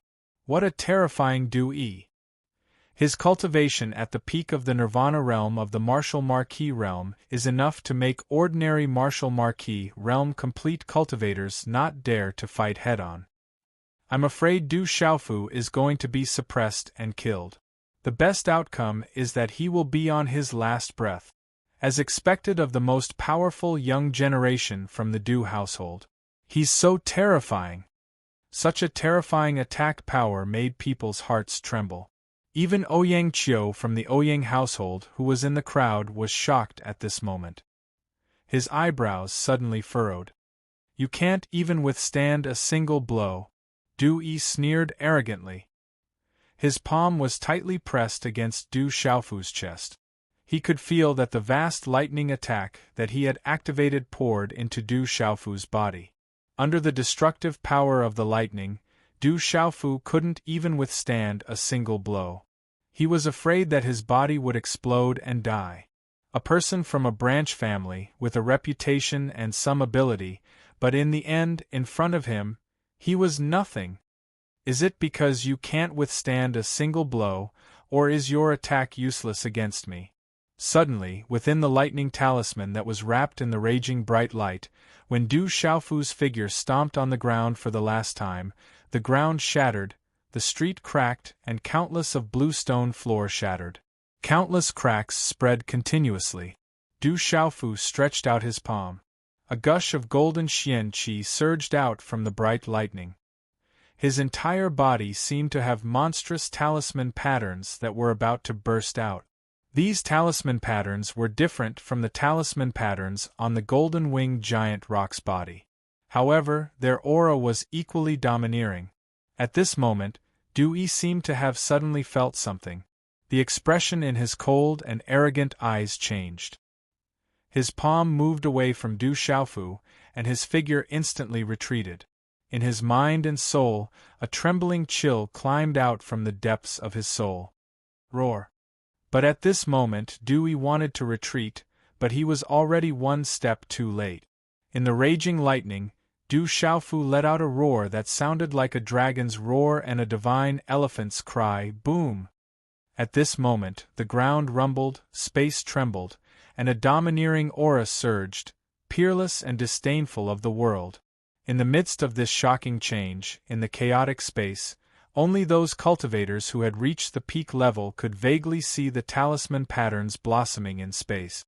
Cutting through the obstruction of space, Du Xiaofu's palm shot out from the raging lightning. It was like a bolt of lightning, and it landed on Du Yi's chest with a loud bang. Bang! On Du Yi's chest, the place of impact was like a thunderclap, and a series of dazzling talisman patterns burst forth. In the shocking sound, it was as if this space was about to shatter. A thunderous muffled sound of energy suddenly resounded between heaven and earth. In a split second, terrifying energy ripples suddenly swept out like a stormy sea. The domineering and terrifying aura overflowed the sky, easily suppressing everything. It caused one's scalp to go numb, their hair to stand on end, and their hair to stand on end. Everything happened extremely quickly. The energy storm that swept out like a storm also came to a sudden stop. Then, it quickly dispersed under the shocked and shocked gazes of the crowd. Gotcha! Before everyone could recover from their shock, they heard a low and deep muffled sound, mixed with the sound of bones breaking. Everyone's vision blurred, and then they saw Du Yi's figure flying away in front of Du Xiaofu like a kite with a broken string. In the end, he heavily crashed into a courtyard at the entrance of the Qian clan behind him. Rumble! Under the terrifying impact, Du Yi's body directly shattered and collapsed the entire courtyard with a rumble. Gravel shot out, and in an instant it turned into a pile of ruins. The surrounding ground trembled, and cracks collapsed. This is impossible. How can this be? How can Du Yi be defeated? In the surroundings, Du Qi and the other experts of the Du family who followed Du Yi were dumbfounded at this moment. In the crowd, the people of the Qian clan were dumbfounded. The surrounding guests and the countless onlookers who were continuously gathering at this moment all sucked in a breath of cold air. This scene, to everyone, was not just a little bit shocked in their hearts. Who would have thought that Du Yi, the peak of the younger generation of the Du family, who had stepped into the peak of the martial lord realm, would actually be so miserably defeated by Du Xiaofu? In the end, it was only 2 moves, and Du Yi was overbearingly defeated by Du Xiaofu in just 2 moves. It was as if he was crushing dry weeds and smashing rotten wood. He was unmatched. Who still dares to doubt Du Xiaofu? With his age and strength, in the entire empire, other than the talent of the Du family back then, I'm afraid that no one can go against him. In the crowd, the representatives of the various factions looked at each other, and there was a trace of shock in their eyes. The strength that Du Xiaofu had just displayed was enough to make anyone tremble. Compared to Du Yi, he is more ferocious and solid. This kid is indeed Big Brother Tingshuan's son. Looking at the scene just now, Ouyang Qiu nodded slightly, and he could not contain the shock in his eyes. On the back of the ice demon eagle, Xie Fei looked at the scene below, and a trace of shock flashed across her eyes.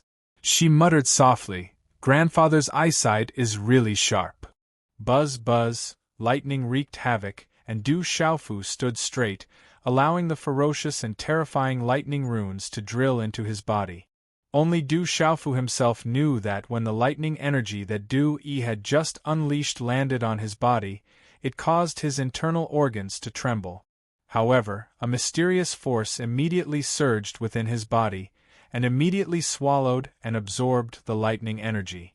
That mysterious force was like a bottomless pit, and it completely absorbed the lightning energy before disappearing once again.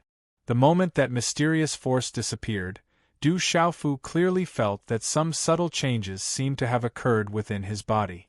However, they also disappeared without a trace. That feeling was untouchable and extremely ethereal.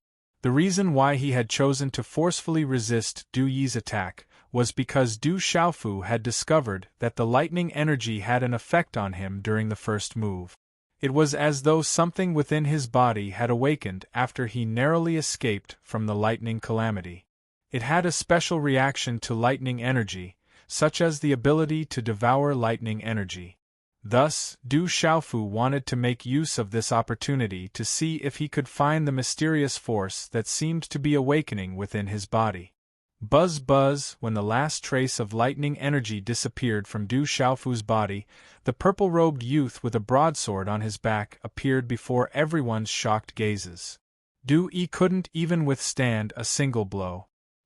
He truly lives up to his reputation as the #1 on Tianwu Academy's martial ranking. As they looked at Du Xiaofu's unscathed and carefree appearance under the destructive power of the lightning, the entire place was in an uproar. Can't even withstand a single blow. Du Xiaofu stared at the pile of rubble as he indifferently uttered these 4 words. Without any hesitation, his figure soared into the sky and directly landed on the back of the icy demonic eagle that was hovering in mid-air. He then said to Xiefei, "We can leave now." Gee. The ice demon eagle flapped its wings and screeched. It seemed to be cheering for Du Xiaofu, and then flew away. Looking at Du Xiaofu's departing figure, the people of the Du family all had extremely ugly expressions. In the end, Du Xiaofu left behind the 4 words "can't even withstand a single blow." That was his disdain and contempt for the entire Du household. The peak existence of the younger generation of the Du family, Du Yi, was actually so weak that he couldn't even withstand a single blow. The face of the Du family this time was even more lost than yesterday when all the experts were swept away. Within the pile of rubble, Du Yi's body struggled to climb out. The surrounding Du Qi and several other Du family youths immediately went forward to support Du Yi. But at this moment, Du Yi's elegant white robe and black hair were already in a sorry state. His face was pale, and the corners of his mouth were dripping with blood. From his dispirited aura, it was unknown how many bones in his body had been shattered by Du Xiaofu. With just one move, he had lost the ability to fight again. Heaven's sins can be avoided, but self-inflicted sins cannot be avoided. The general crossed his arms. On his angular face, there was a faint smile in his eyes. After glancing at Du Yi, who was being supported, his imposing figure turned around and left. One big chapter, 2 days in a row, so today's update is a little late. Little you, try to update earlier tomorrow. Once again, thank you brothers and sisters for your support. Finally, weekly begging for flowers. Of course, I also appeal to readers who have the means to read the original version.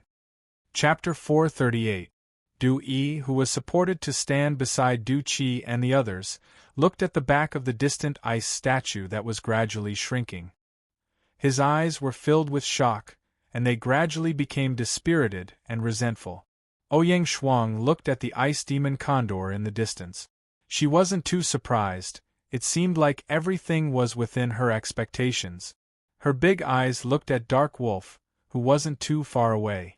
Her eyes turned cold and she said to Dark Wolf, "You go back first, he will look for you. Remember what you said, if not, my Ouyang Palace will be the first to hunt you down." "Yes, Dark Wolf, will definitely remember this." Dark Wolf trembled and immediately bowed. Putting aside the fact that Du Xiaofu was surrounded by so many people from the Ouyang Palace, even the person in front of him was the young miss of the Ouyang Palace. If he dared to do anything, he would not be able to survive in the entire empire. What shocked Dark Wolf even more was the scene just now. Du Yi of the Du family, the genius who had once shocked the imperial capital and the entire empire, was at the peak of the martial lord realm. However, he was seriously injured by Du Xiaofu in 2 moves and could no longer fight. If he dared to have any thoughts of betrayal, the consequences were obvious. He would probably never show his face again in this lifetime. Ouyang Shuang looked at Dark Wolf, then walked forward. After a few steps, she gently came to Qinggu Yu's side and said in a low voice, "He asked me to tell you something. Your spirit gate is broken, but it doesn't mean that you can't continue to cultivate. If you still want to be interested in the path of martial arts, go and find him." He might have a way to let you walk the path of martial arts again. After Ouyang Shuang finished speaking, she went to Ouyang Qiu's side. She signaled with her eyes, and Ouyang Qiu and the people from the Ouyang Palace left on their demon beast mount. Qiangu Yu's body trembled, and then he stood on the spot. His dispirited and lifeless eyes began to ripple, and the ripples became more and more intense. The bamboo forest was lush and green. From afar, it looked like a green barrier. A cool breeze swept past, and the green bamboos on the mountain swayed gently in the wind. The bamboo forest swayed gently, emitting a pleasant sound. It was as if someone was playing a huge bamboo flute, emitting a rhythmic sound like a beautiful melody drifting out. Shaoqing, you guys play here. I'll bring your brother to meet someone, okay? Outside the bamboo forest, CFA asked Du Shaoqing with a smile. Du Xiaoyao, little tiger, look after little Qing. I'll be right back. Don't go too far. Du Xiaofu said to Du Xiaoyao and little tiger on his shoulder and behind him. In fact, other than little tiger, he was worried about Du Xiaoyao and Du Shaoqing, who were a troublemaker. Okay, we'll go play. Du Shaoqing heard this and immediately went into the bamboo forest with Du Xiaoyao and little tiger. In the depths of the bamboo forest, the bamboos were all of the same thickness and length. They were slender, tall, and beautiful. After a while, Du Xiaofu, accompanied by CFA, saw a skinny old man lying on a bamboo chair, taking a nap. The old man's tan face looked as if it had been through wind, frost, rain, and snow for a long time. As if he had sensed someone approaching, the slightly closed eyes on his wrinkled face opened. His gaze immediately landed on Du Xiaofu. His eyes moved and he immediately revealed a smile as he said, "There should be quite a few people looking for you now. I thought that if Fair were to look for you, she might not be able to invite you." Du Xiaofu heard this and immediately bowed. The skinny old man in front of him was none other than the North Vanquishing King. He chuckled on his resolute face and said, "Since you're looking for me, how would I dare not come? Grandfather, a little princess from the palace went to look for him too. But he said he wanted to visit grandfather first before going to the palace." Xie walked over slowly from the side. She was beautiful and charming, and she reached out to help the North Vanquishing King up from the bamboo chair. Hearing this, the North Vanquishing King was slightly stunned. On his skinny and dark face, his eyes were quite bright without any turbidity. He looked at Du Xiaofu for a few seconds and then said with a smile, "Good boy, this old man didn't misjudge you. This guy just fought with Du Yi from the Du family in the Qian family. Du Yi has also reached the peak of the Martial Lord realm, the Nirvana realm." Xie Fei told the North Vanquishing King about what happened just now in a light tone. "You fought with the Du family? The peak of the Martial Lord realm, the Nirvana realm? That guy is really scary. I really don't know what kind of good deeds the Du family has accumulated to have so many young people." Hearing this, the North Vanquishing King sighed. He then looked at Du Xiaofu and said, "You didn't lose when you fought with Du Yi, right?" This, Du Xiaofu didn't know what to say, so he smiled faintly. Xie Fei opened her red lips slightly and said to the North Vanquishing King, "Du Yi lost in 2 moves, and he lost very badly." Hearing this, the North Vanquishing King's bright eyes were also stunned. From the words "lost very badly," it wasn't hard to imagine some things. Du Yi, who was at the peak of the Martial Lord realm, the Nirvana realm, was defeated in 2 moves. With the North Vanquishing King's eyesight and experience, he naturally knew what this meant. The new generation excels the old, and there are talents in every generation. The North Vanquishing King looked at Du Xiaofu. He was skinny, and the plain long robe he wore made him look like a bamboo pole carrying a cloth bag. After a long while, he came back to his senses. With shock in his eyes, he said, "I only knew about some things between you and the Du family yesterday. So you have that kind of relationship with the Du family, and you are even Du Tingshuan's son. Like father, like son. Old Mr. knows my father?" Hearing this, Du Xiaofu frowned and said, "Old mister, can you tell me about the things between my father and the Du family?" "You still don't know about the things between your father and the Du family?" The North Vanquishing King was a little surprised. From the news he got yesterday, he thought this fierce little guy already knew about the things that happened back then. Otherwise, he wouldn't have gone to wipe out the Du family. "I don't know much." Du Xiaofu also didn't know much about the drunkard's father and the Du family. He only knew from his elder sister that the drunkard's father was very close to the Du family, and that the Du family and the Du family were of the same origin. "I also don't know much about the things that happened back then. After all, it's a matter of the Du family. If you have the chance, you can ask your father, and he will know." Looking at Du Xiaofu, the North Vanquishing King spoke after a while. There was an obscure look in his eyes, as if there was something that he couldn't say. "Old mister, how have you been recently?" Du Xiaofu didn't ask any more about the drunkard's father and the Du family. After all, it was a matter of the Du family, and the North Vanquishing King probably didn't know much about it. "I'm still the same, but I'm afraid I won't be able to live much longer." The North Vanquishing King stretched his thin body. His originally thin body now looked more like a long mulberry stick. "Heaven helps the worthy, I'll be fine." Du Xiaofu knew that the North Vanquishing King was injured, and even the King of Medicine couldn't do anything about it. He didn't know if the King of Medicine really couldn't do anything or if he was just pretending. Du Xiaofu made a mental note that when he went back, he must ask the King of Medicine again. This thin old man in front of him had helped him before, and he must repay his kindness. Maybe this is fate, and it's not up to people at all. It's good that you've thought it through. After living for so long, you're already stronger than many people. You should be content. The North Vanquishing King smiled, looked at Du Xiaofu, and said, "At that time, the King of Medicine said that I would die in at least half a year, or at most 3 years. Now half a year has passed, but there are still 2 things in my heart that I can't let go of." Cough, cough. Before he finished speaking, the North Vanquishing King suddenly coughed. His body that was like a mulberry stick coughed so hard that his chest violently heaved up and down, as if his body was about to break at any time. "Grandpa, slow down a bit." Xie beautiful face was full of worry. She gently patted the North Vanquishing King's back, hoping that it could ease his coughing. "Sir, you will be fine. After I go back, I will definitely help you think of a way," Du Xiaofu softly said. At this moment, he didn't know how he could help. He really wasn't good at medicine, and he didn't have much research and understanding. "It's enough that you have the heart."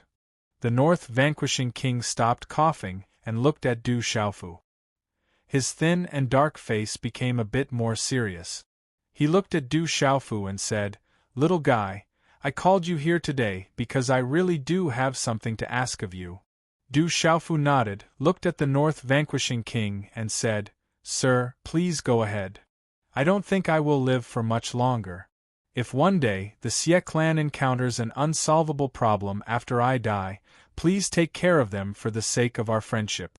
The North Vanquishing King said, "Sir, what do I have to do to take care of the Xie clan?" Du Xiaofu bitterly smiled. The Xie clan, even if the North Vanquishing King wasn't around one day, would still be the Xie clan. However, he was nothing now. Even his cultivation strength was only at the nirvana realm of pulse spirit. "If I say you have it, then you have it.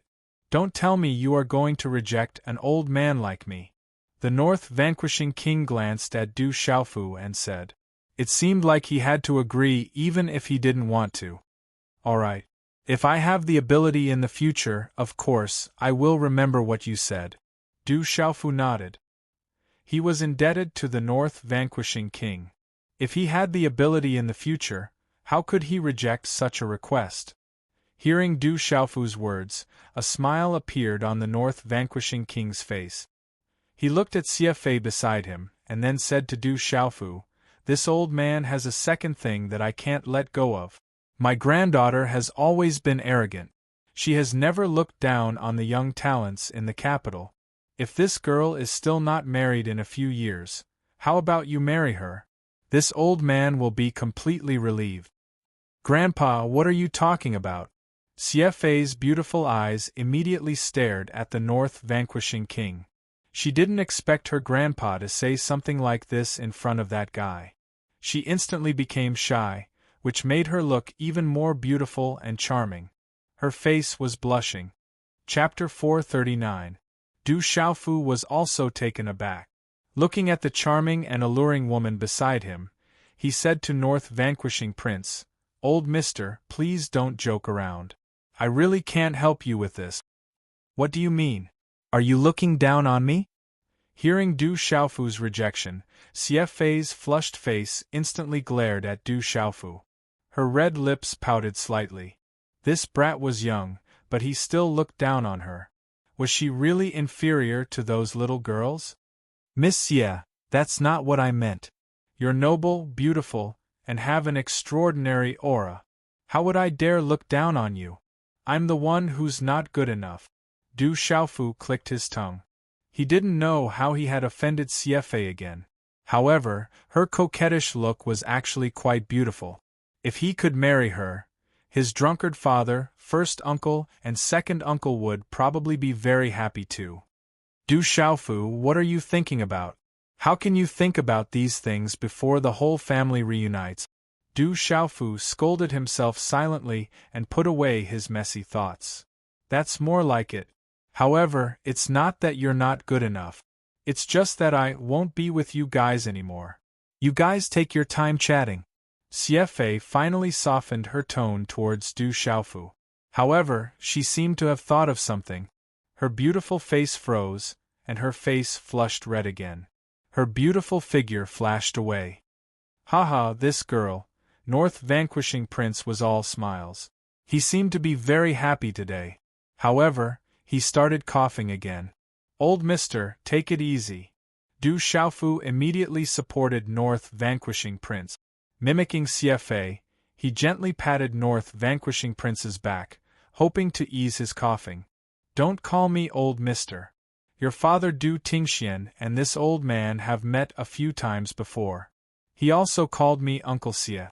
You can call me Grandpa from now on. You won't lose out." North vanquishing Prince looked at Du Xiaofu, his dark and wrinkled face full of kindness. "Thank you, grandfather," Du Xiaofu said softly. Since his drunkard father had called him uncle, it was indeed not a loss for him to call him grandfather. "Good, good, good." Then he looked at Du Xiaofu and said seriously, "Good boy, you actually called me grandpa. Then remember, from now on, you are half a member of the Xie family, half a grandson of this old man. In the imperial capital, you just don't bully others. But if someone bullies you, you don't have to be afraid. You have the whole Xie family behind you, so you don't have to give face to anyone." Looking at the skinny old man beside him, Du Xiaofu felt warmth in his heart. He nodded slightly and didn't say anything. Du Xiaofu helped North vanquishing Prince to sit on the rattan chair. Then he chatted with North vanquishing Prince about everything under the sun, just like a real grandfather and grandson. Occasionally, there would be laughter from the two of them. A kind grandfather and a filial grandson, it was really enviable. Du Xiaofu finally understood what it meant to have an old man at home was like having a treasure. North vanquishing Prince knew a lot about astronomy, geography, and interesting stories. As they chatted, Du Xiaofu gained a lot of knowledge. Unknowingly, the old man and the young man chatted until the evening. When the sky was about to turn dark, Du Xiaofu said his goodbyes and left. The sun was setting, and the silvery gray dew shrouded the bamboo forest. A gentle breeze gently blew the green bamboos, making continuous sounds. North vanquishing Prince was gently lying on the rattan chair. CFA gently walked over. Her aura was like an orchid, revealing her charm. Then she quietly stood in front of the rattan chair. "Little girl Fei, have you sent that little guy away?" North vanquishing Prince slowly straightened his body. On his skinny and tanned face, His eyes were bright without any turbidity. He should have gone to the palace. Xie Fei's beautiful eyes slightly looked around. A gentle breeze blew through the bamboo forest, and a few strands of hair casually fluttered around her waist. Her eyes hesitated for a while, before she asked North Vanquishing Prince, "Grandfather, why didn't you tell him about the matter between his father and the Du household? I feel sorry for that little guy." The Du household had already gone overboard 17 years ago, and this time they are still going overboard. I really don't know what that old man of the Du family is thinking. Does he think that he can pretend that nothing happened just because he is in seclusion? North Vanquishing Prince's bright eyes suddenly surged with a fierce glint, as if a dormant beast had suddenly awakened. He said, "Since that little guy called me grandfather, then he is my grandson. That old man of the Du family turned a blind eye, but I am still alive. If the Du household goes overboard again, I will not agree." "Grandfather, take care of your body," Xie Fei said softly. Her bright eyes were fluctuating. She had not seen her grandfather so agitated for a long time. Phew! North Vanquishing Prince's breath eased a little. He turned around to look at Xie Fei and said, "Little girl Fei, keep an eye on the things outside. As long as he is in the capital, you can't let him be bullied. And the palace, there are some things that he is not clear about. Don't let him be used by others. If necessary, remind him." "I understand." Xie Fei nodded, looked at North Vanquishing Prince, and said, "Grandfather, then he will be my little brother from now on? Sigh, if that little guy is my grandson-in-law, it would be great." North Vanquishing Prince sighed and said softly, "I don't care about you young people's matters. Little girl, if you don't do it now, then in the future, that little guy will be taken away by those fat little girls. It will be too late for you to regret. That little guy's strength is not bad." On the street, Zhen Qingchuan's voice came into Du Xiaofu's ears. "Little guy?" Du Xiaofu was surprised, and immediately asked Zhen Qingchun, who was in the small pagoda, "Brother Qingchun, how old are you? Anyway, that little guy is just a little guy in front of me." Zhen Qingchuan's voice sounded very proud, and then he said to Du Xiaofu, "Pay attention these days, and help me find some elixirs and pills that can help the primordial spirit." "Okay, no problem," Du Xiaofu said. At dusk, the palace under the curtain of the night was shockingly huge. The red palace walls were so tall that it looked like a giant dragon entrenched in the Dragon City. Du Xiaofu, Du Xiaoqing, Du Xiaoyao, and the little tiger arrived in front of the palace. The huge palace gate was spacious, and it was heavily guarded. There was no place to hide, and the palace guards came up to question them from afar. When Du Xiaofu took out the dragon pattern token given to him by the second princess Qing Yan and said that he was looking for the second princess, the eyes of the guards trembled, and the look in their eyes changed. The head guard personally led the way, and very respectfully led Du Xiaofu, Du Xiaoqing, and the others into the palace. Walking into the palace, Du Xiaofu sighed. The inside of the palace walls was even more magnificent than the inside of Prince Xie's mansion. There was a building every 5 steps and a pavilion every 10 steps. The corridors were winding and the eaves were high. It was unknown how far it stretched. The yellow and red glazed eaves outlined a huge winding silhouette in the vast palace. It was magnificent and magnificent. What a powerful aura! What caused Du Xiaofu to be the most amazed was that he could feel a majestic aura crushing down on him the moment he stepped into the palace. It was as if a huge dragon was present in the palace. Could this be the legendary Imperial Dragon aura? Du Xiaofu thought to himself. Just in the afternoon, he heard some interesting stories from the North Vanquishing Prince, and one of them was the Imperial Dragon aura. It was said that the Imperial Dragon aura could only be found in the palace, and it was very powerful. The aura inside is not weak. Du Xiaoqing also noticed the aura inside the palace. Although she was a little surprised, she did not pay too much attention to it. Following the head guard, Du Xiaofu did not know how many palaces they had passed. After that, the head guard handed him over to a palace maid who looked to be in her 30s, and they continued to walk into the palace. Along the way, Du Xiaofu only looked around at the golden glazed tiles and the multi-eaves palace roof. Under the setting sun, it was a splendid scene.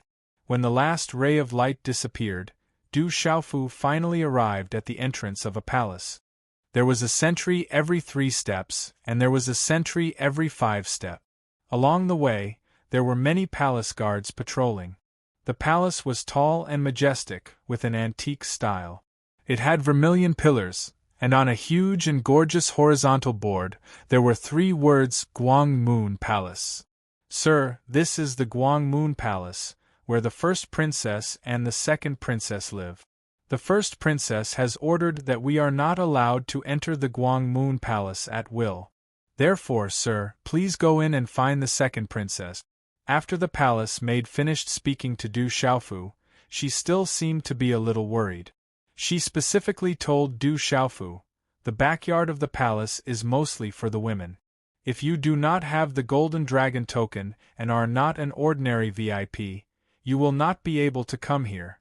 Sir, please do not wander around. If you are encountered by the patrolling guards, it will cause trouble. I know. Thank you for leading the way. Du Xiaofu nodded in response. Sir, you are too polite. The palace maid was a little surprised. She then looked at Du Xiaofu and said, I heard that the second princess went out to play with other princes in the afternoon. I am afraid that she has not returned yet. Sir, since you have the Golden Dragon token, you should have a good relationship with the second princess. You can go in and wait. However, with the playful nature of the second princess, I am afraid that you will have to wait a little longer.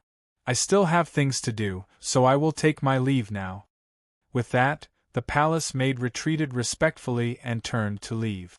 Du Xiaofu raised his head and looked at the Guang Moon Palace in front of him. There were 3 floors, and the cornices were ancient red and yellow. The upper floor was light green, and the color scheme was elegant. At this time, the sun was setting in the west, and the curtain of night was beginning to fall. The night fog lingered around the palace, and the pavilion was in the haze, appearing and disappearing from time to time. It was extremely beautiful. Xiao Yu, continue to write. Ask for flowers, recommend coffee. Chapter 440. What a big and beautiful place. I'll go in and take a look. Du Xiaoqing gazed at Guangyu Palace. Instantly, her figure skipped into the palace like a butterfly. Du Xiaoyao and Little Tiger also followed closely behind Du Xiaoqing, entering the Guangyu Palace together. Don't run around. Du Xiaofu had no choice but to chase after them. After all, this was the imperial palace. He could not allow Du Xiaoqing and Du Xiaoyao to cause any trouble. However, by the time Du Xiaofu entered the Guangyu Palace, Du Xiaoqing and Du Xiaoyao had already run off to who knows where. Du Xiaofu could only follow their auras. There was no one else in the vast Guangyu Palace. Du Xiaofu chased after Du Xiaoqing and Du Xiaoyao's auras. His attention was immediately drawn by the resplendent decorations all around him, and he began to look around. Inside the Guangyu Palace, the corridors were winding, with artificial mountains and ponds everywhere. Du Xiaofu walked slowly. Under the cover of the night, the palace was dark and serene, and he did not know where he had walked to. There seems to be someone here. That girl has run over here? Suddenly, with his keen spiritual force, Du Xiaofu sensed that there were people not too far ahead. He did not think too much about it. It was most likely Du Xiaoqing, Du Xiaoyao, Little Tiger and the others. There seemed to be no one else in this vast Guangyu Palace at this moment. Within the palace, artificial mountains were everywhere. Between the corridors and the corridors was a hot spring. The spring water gushed out, dense mist rising from it, and hot steam rising from it. Night had just fallen, and the sky was hazy. The moon had just risen from the east. There was a stretch of clothes by the side of the pool, and the ripples on the surface of the pool were light. Du Xiaofu appeared at the edge of the hot spring. A rockery stood tall like a barrier. Du Xiaofu thought that Du Xiaoqing and Du Xiaoyao were here. Looking through the rockery, he saw a woman bathing in the unobstructed hot spring. Her skin was as white as snow, and her long black hair was scattered on the spring water. She was elegant and seductive. She was also humming a melody that Du Xiaofu could not hear clearly. Under the first moon, the water in the pool was enshrouded in mist. Du Xiaofu could only see the woman's delicate face. She had a jade nose and cherry lips. The water in the pool reached her chest, half of her soft breasts were exposed. Her slim shoulders and undulating chest formed an alluring region, adding to her charm and seduction. It's not Xiaoqing. Looking at the sudden scene in front of him, Du Xiaofu was stunned. Then, for some reason, his breathing became heavy, and his entire body seemed to stiffen. He stared blankly at the scene in the pool. He knew that it was not Du Xiaoqing and Du Xiaoyao, but he could not bear to look away. Splash! Just as Du Xiaofu was in a daze, and his blood was rushing to his head, he heard the ripples of the pool water. The woman had actually come out of the bath in front of him. A perfect and exquisite body slowly walked out of the pool water. The lithe figure was completely naked. Her breasts were soft and round, her waist was slender, and her buttocks were firm and round. Her slender legs were tall, outlining an incomparably seductive arc. Her skin was like cream, and below her lower abdomen was even more eye-catching. Du Xiaofu swore that this was the first time he had seen such a scene since he was a child. Du Xiaofu swore that in his 17 years of life, this was the first time he realized that he was actually not a gentleman. Because at this moment, when he saw this hot and charming scene, he did not leave. Instead, he opened his eyes wide and looked up and down. He even swallowed a mouthful of saliva in his throat. Who is it? Suddenly, just as Du Xiaofu could not help but swallow a mouthful of saliva, the woman who slowly walked out of the hot spring suddenly shouted. In a short moment, a palm print suddenly slammed on the rockery. Rumble! The rockery suddenly collapsed. The gravel collapsed and fell into the pool water. Quickly, waves of water shot up to the sky. Oh no, I've been discovered! Du Xiaofu came back to his senses. He felt a little guilty. Qi gushed out from the soles of his feet, and he immediately retreated. He did not dare to stay any longer. Qi. However, the woman's speed was as fast as lightning. She was even faster than Du Xiaofu had imagined. Her body suddenly appeared in front of Du Xiaofu as he turned around and was about to leave. Without any hesitation, she directly slapped out with her palm. Miss, this is a misunderstanding, Du Xiaofu shouted. Due to his guilty conscience, he did not dare to use too much strength. His palm came over and lightly slapped out with lightning speed. It's you, and in this split second, the woman seemed to have recognized Du Xiaofu. She was so shocked that her entire body trembled. Her delicate face changed greatly, and the palm print that she had slapped out also stopped in front of Du Xiaofu's chest. However, in his hurry, Du Xiaofu did not look carefully. Only when he felt the woman's scream did he realize that the woman had stopped. However, he was unable to stop himself. Although he hurriedly retracted his profound qi, his right hand still landed on the woman's chest. Immediately, Du Xiaofu felt that where his palm touched, the soft area was smooth and soft. The woman did not realize that she was still naked at this moment, and even more so, did not expect such a thing to happen. She only felt a sudden numbness on her chest, as if she had been electrocuted. You hooligan, little bastard! With a delicate shout, the woman's slender palm print stopped. A wave of profound qi immediately surged out and landed directly on Du Xiaofu's chest.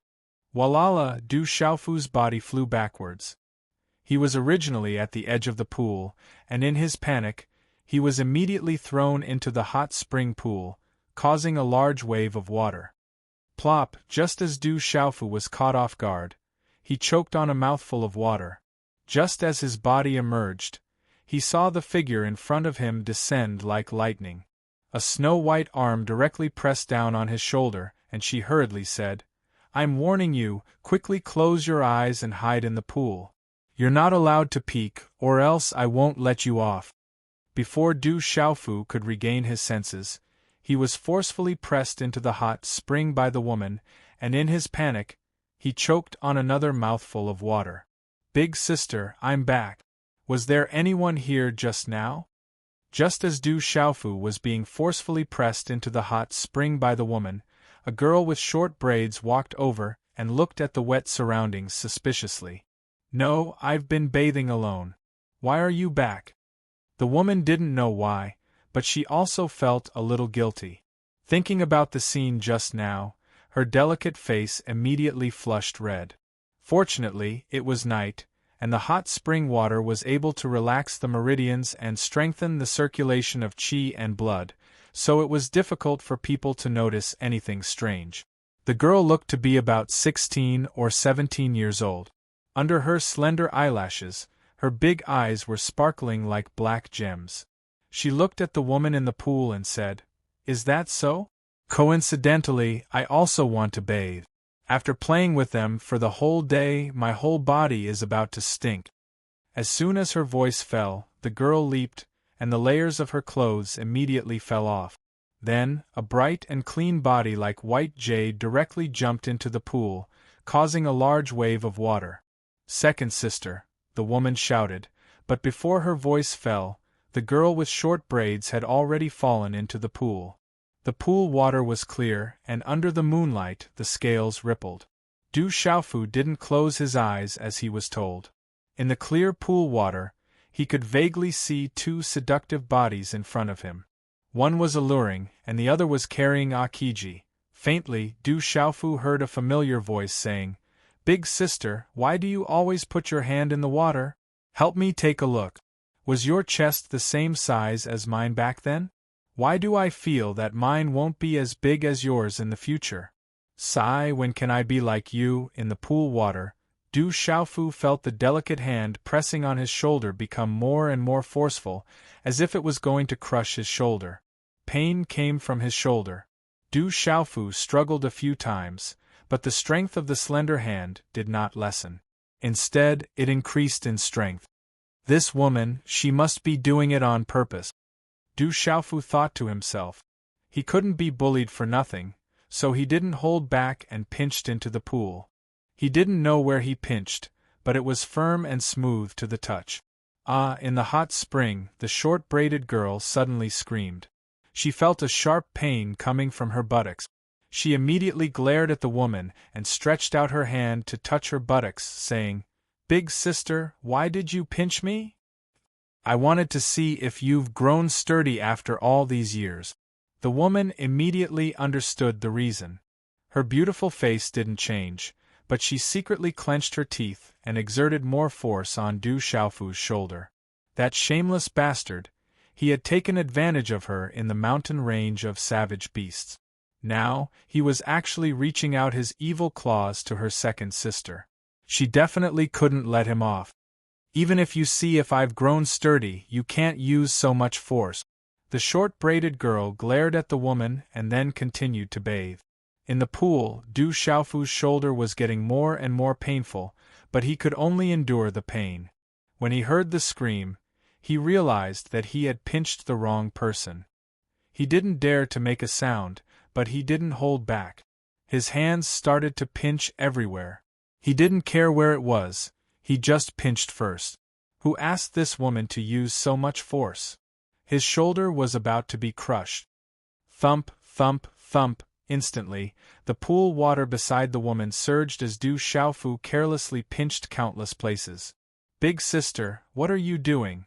Looking at the surging pool water beside the woman, the short-braided girl asked doubtfully. "It's nothing. You can go back now that you're done. I'll soak some more." The woman squeezed out a smile as she spoke to the short-braided girl. "Take your time, I'll go back first." Strange, Senior Du clearly said that he would come to the palace later. Why hasn't he come to find me yet? She put on her long dress and left. In the end, she turned around and said to the woman with a bitter expression, "Big sister, be gentler next time. My butt hurts because of you."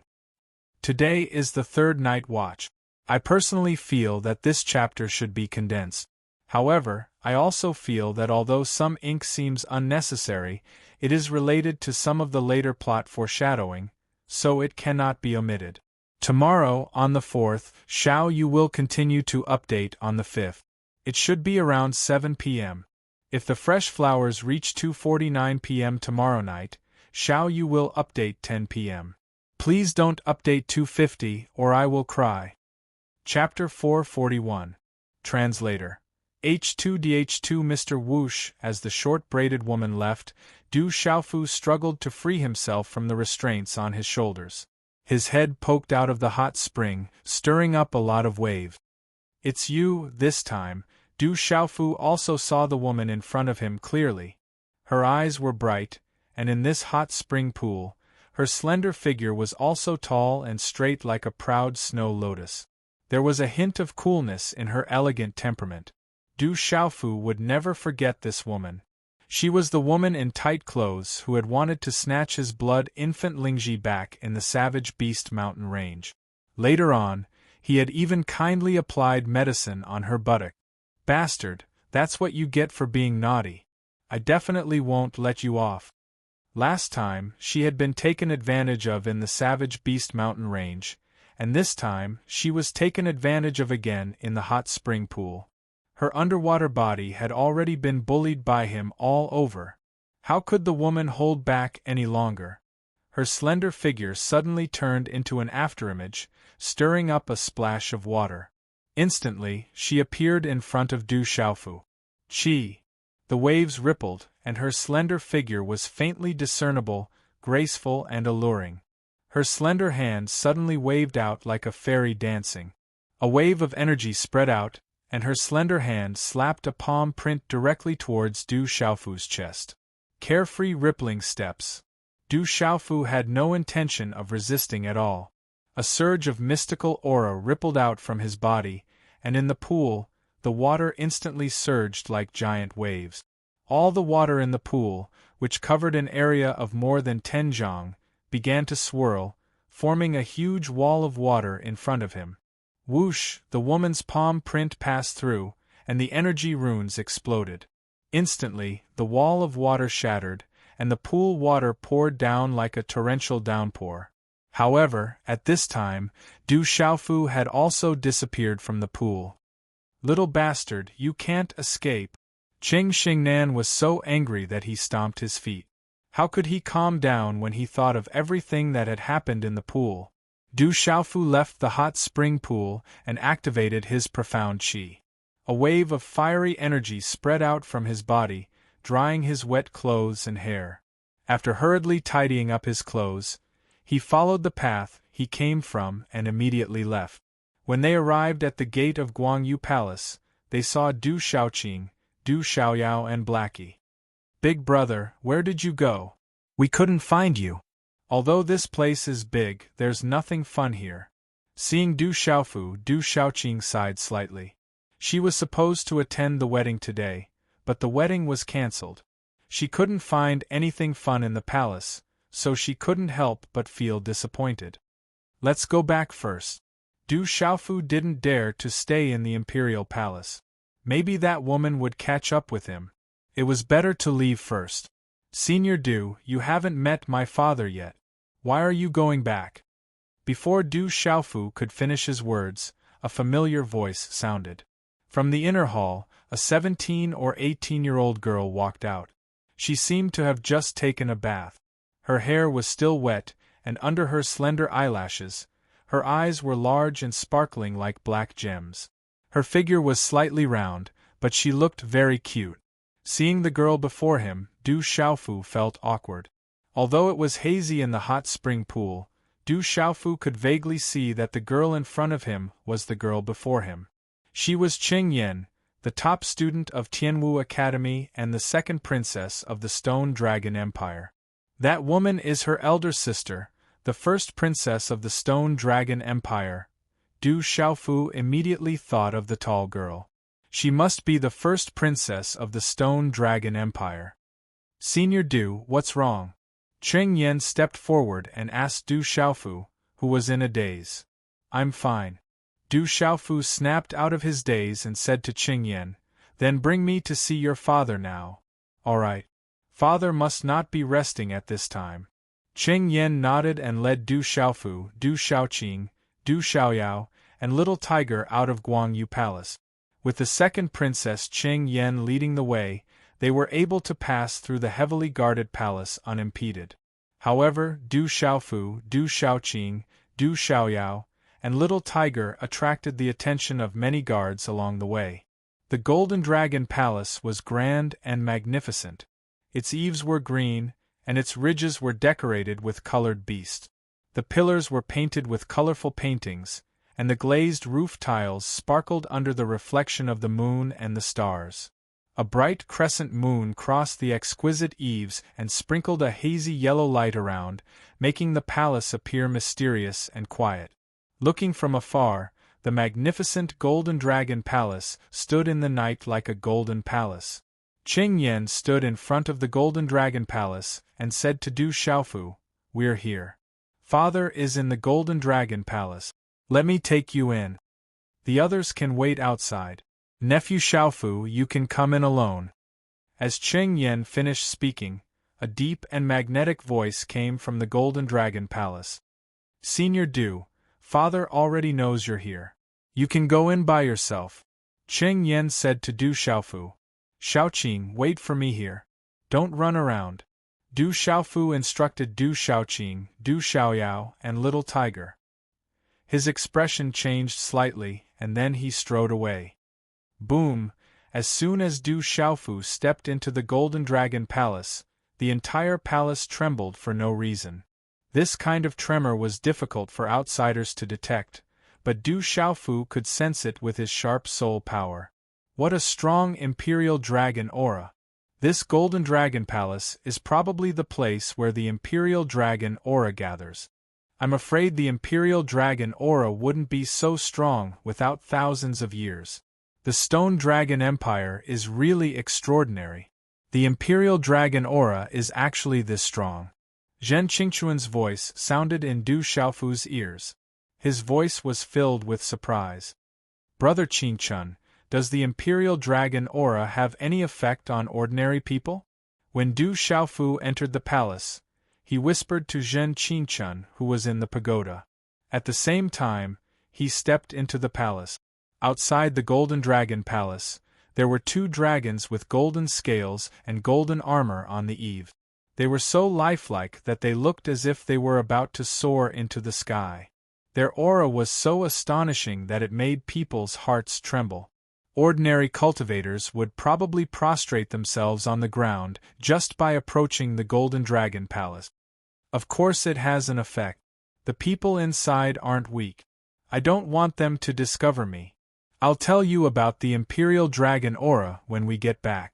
Zhen Qingquan's voice sounded in Du Xiaofu's ears. After walking through a long corridor, Du Xiaofu arrived at the palace. At this moment, the palace was brightly lit. It was incomparably splendid. The spacious hall was like a huge square. The inner pillars of the hall were supported by many red pillars, and each pillar was engraved with a coiling, lifelike golden dragon. It was a spectacular sight. The Imperial Dragon Aura was everywhere.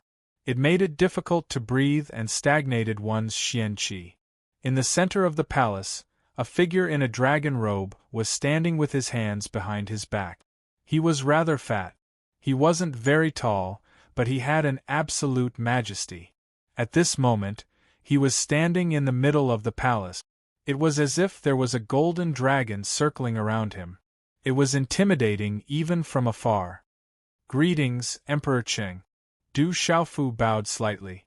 The figure in the dragon robe should be the Emperor of the Stone Dragon Empire. He was known as Emperor Cheng and controlled the entire Stone Dragon Empire. What a powerful aura! At this moment, facing Emperor Cheng, Du Xiaofu felt the same kind of pressure he had felt when facing King Protector the day before yesterday. Perhaps it was because of the Imperial Palace's dragon chi, but this pressure was even more powerful than the one he had felt when facing King Protector the day before yesterday. It revealed an indescribable majesty, which was vaguely related to the Imperial Palace's dragon chi. Haha, nephew, you don't need to be so courteous. Your father and I are friends. There's no need to be so polite. Emperor Qing slowly turned around. Although there were no fluctuations of aura emanating from his body, people didn't dare to look directly at him. The dragon silhouette on his dragon robe fluctuated, as though it was alive. He stared at Du Xiaofu, and the light in his eyes seemed to be blossoming. He then said, "Seeing the son of my old friend, I can't help but recall the glory of my old friend. Emperor Qing also knows my father?" Du Xiaofu's eyes widened. His drunkard father's circle of friends was really wide. He knew people everywhere. Of course. Your father, Du Tingxian, was the champion of the Tianwu Academy's Tianwu tournament 20 years ago. He's the #1 expert of the younger generation in the entire empire. None of the kings could compare to him. How could I not make friends with such a person? Unfortunately, Emperor Qing sighed lightly. He stepped forward and looked at Du Xiaofu. His deep eyes flickered with brilliance as he said, "But everything is fine now. I believe that if my old friend knew that his son could be so magnificent, he would definitely be happy and relieved." Emperor Qing paused for a moment and looked at Du Xiaofu. He said, "Today, I'm meeting my old friend's son. Naturally, I can't let you return personally. I have a gift for you. It can be considered a meeting gift. Open it personally." As soon as he finished speaking, Emperor Qing threw out a small golden box that was shining with golden light. It looked as if there was a small golden dragon coiling around it. It floated in front of Du Xiaofu. Du Xiaofu hesitated for a moment. However, he immediately received the small golden box and opened it slightly. Roar! As soon as the small golden box was opened, a golden light burst out from the small box. It was as if the sun had jumped out. A golden dragon roared out and rushed to the top of the main hall. It pierced through the golden dragon hall and hovered above the imperial palace. The golden light bloomed, making the night sky as bright as day. At this moment, countless people in the imperial capital looked up at the sky. A pressure descended, causing people's hearts to tremble and want to crawl. Let's not talk about it anymore. My biological clock is the same every day. I only wake up in the afternoon and update late again. Let's continue writing. Based on tomorrow's explosive release, Xiao Yu will update one more time as an apology. I won't ask for forgiveness. You guys can push the fresh flowers to 250. Chapter 442. The golden dragon opened its mouth and shouted, "Stone City Du Xiaofu, talented and brave, is conferred the title of Brave Marquis." His voice was like thunder, accompanied by an oppressive might that resounded throughout the imperial capital. This is the title of Brave Marquis. Du Xiaofu has been conferred the title of Brave Marquis. Usually, only kings are conferred the title of Emperor. This is the first time a Marquis has been conferred the title of Emperor. Du Xiaofu doesn't seem to be a martial Marquis yet. To be conferred the title of Marquis before becoming a Marquis, what a great honor. Being conferred the title of Marquis is enough to be called the leader of all Marquises. Even the talent of the Du family doesn't seem to have the title of Brave Marquis. Within the imperial capital, there was a hubbub of discussion. In an instant, many forces were moved. What was the imperial palace planning to do with the title of Brave Marquis? Were they going to support Du Xiaofu? In the Du family, many auras fluctuated and many gazes flickered. Stone City Du Xiaofu, is the Qing family doing this on purpose? Are they finally starting to act against the Du family? What is the imperial palace trying to say? Are they explaining to Tianwu Academy, or does it have something to do with the Divine Light Court? Could it be that Du Xiaofu has already made the imperial palace make a decision? Stone City's Du family and Duke Du's residence are going to be lively this time. Within the imperial capital, sighs could be heard from the various dukes' residences. In the main hall, Du Xiaofu raised his head and was shocked when he heard the thunderous voice. He then lowered his head and saw a token in the shape of a ferocious tiger within the small golden box. It was shining brightly and looked ferocious.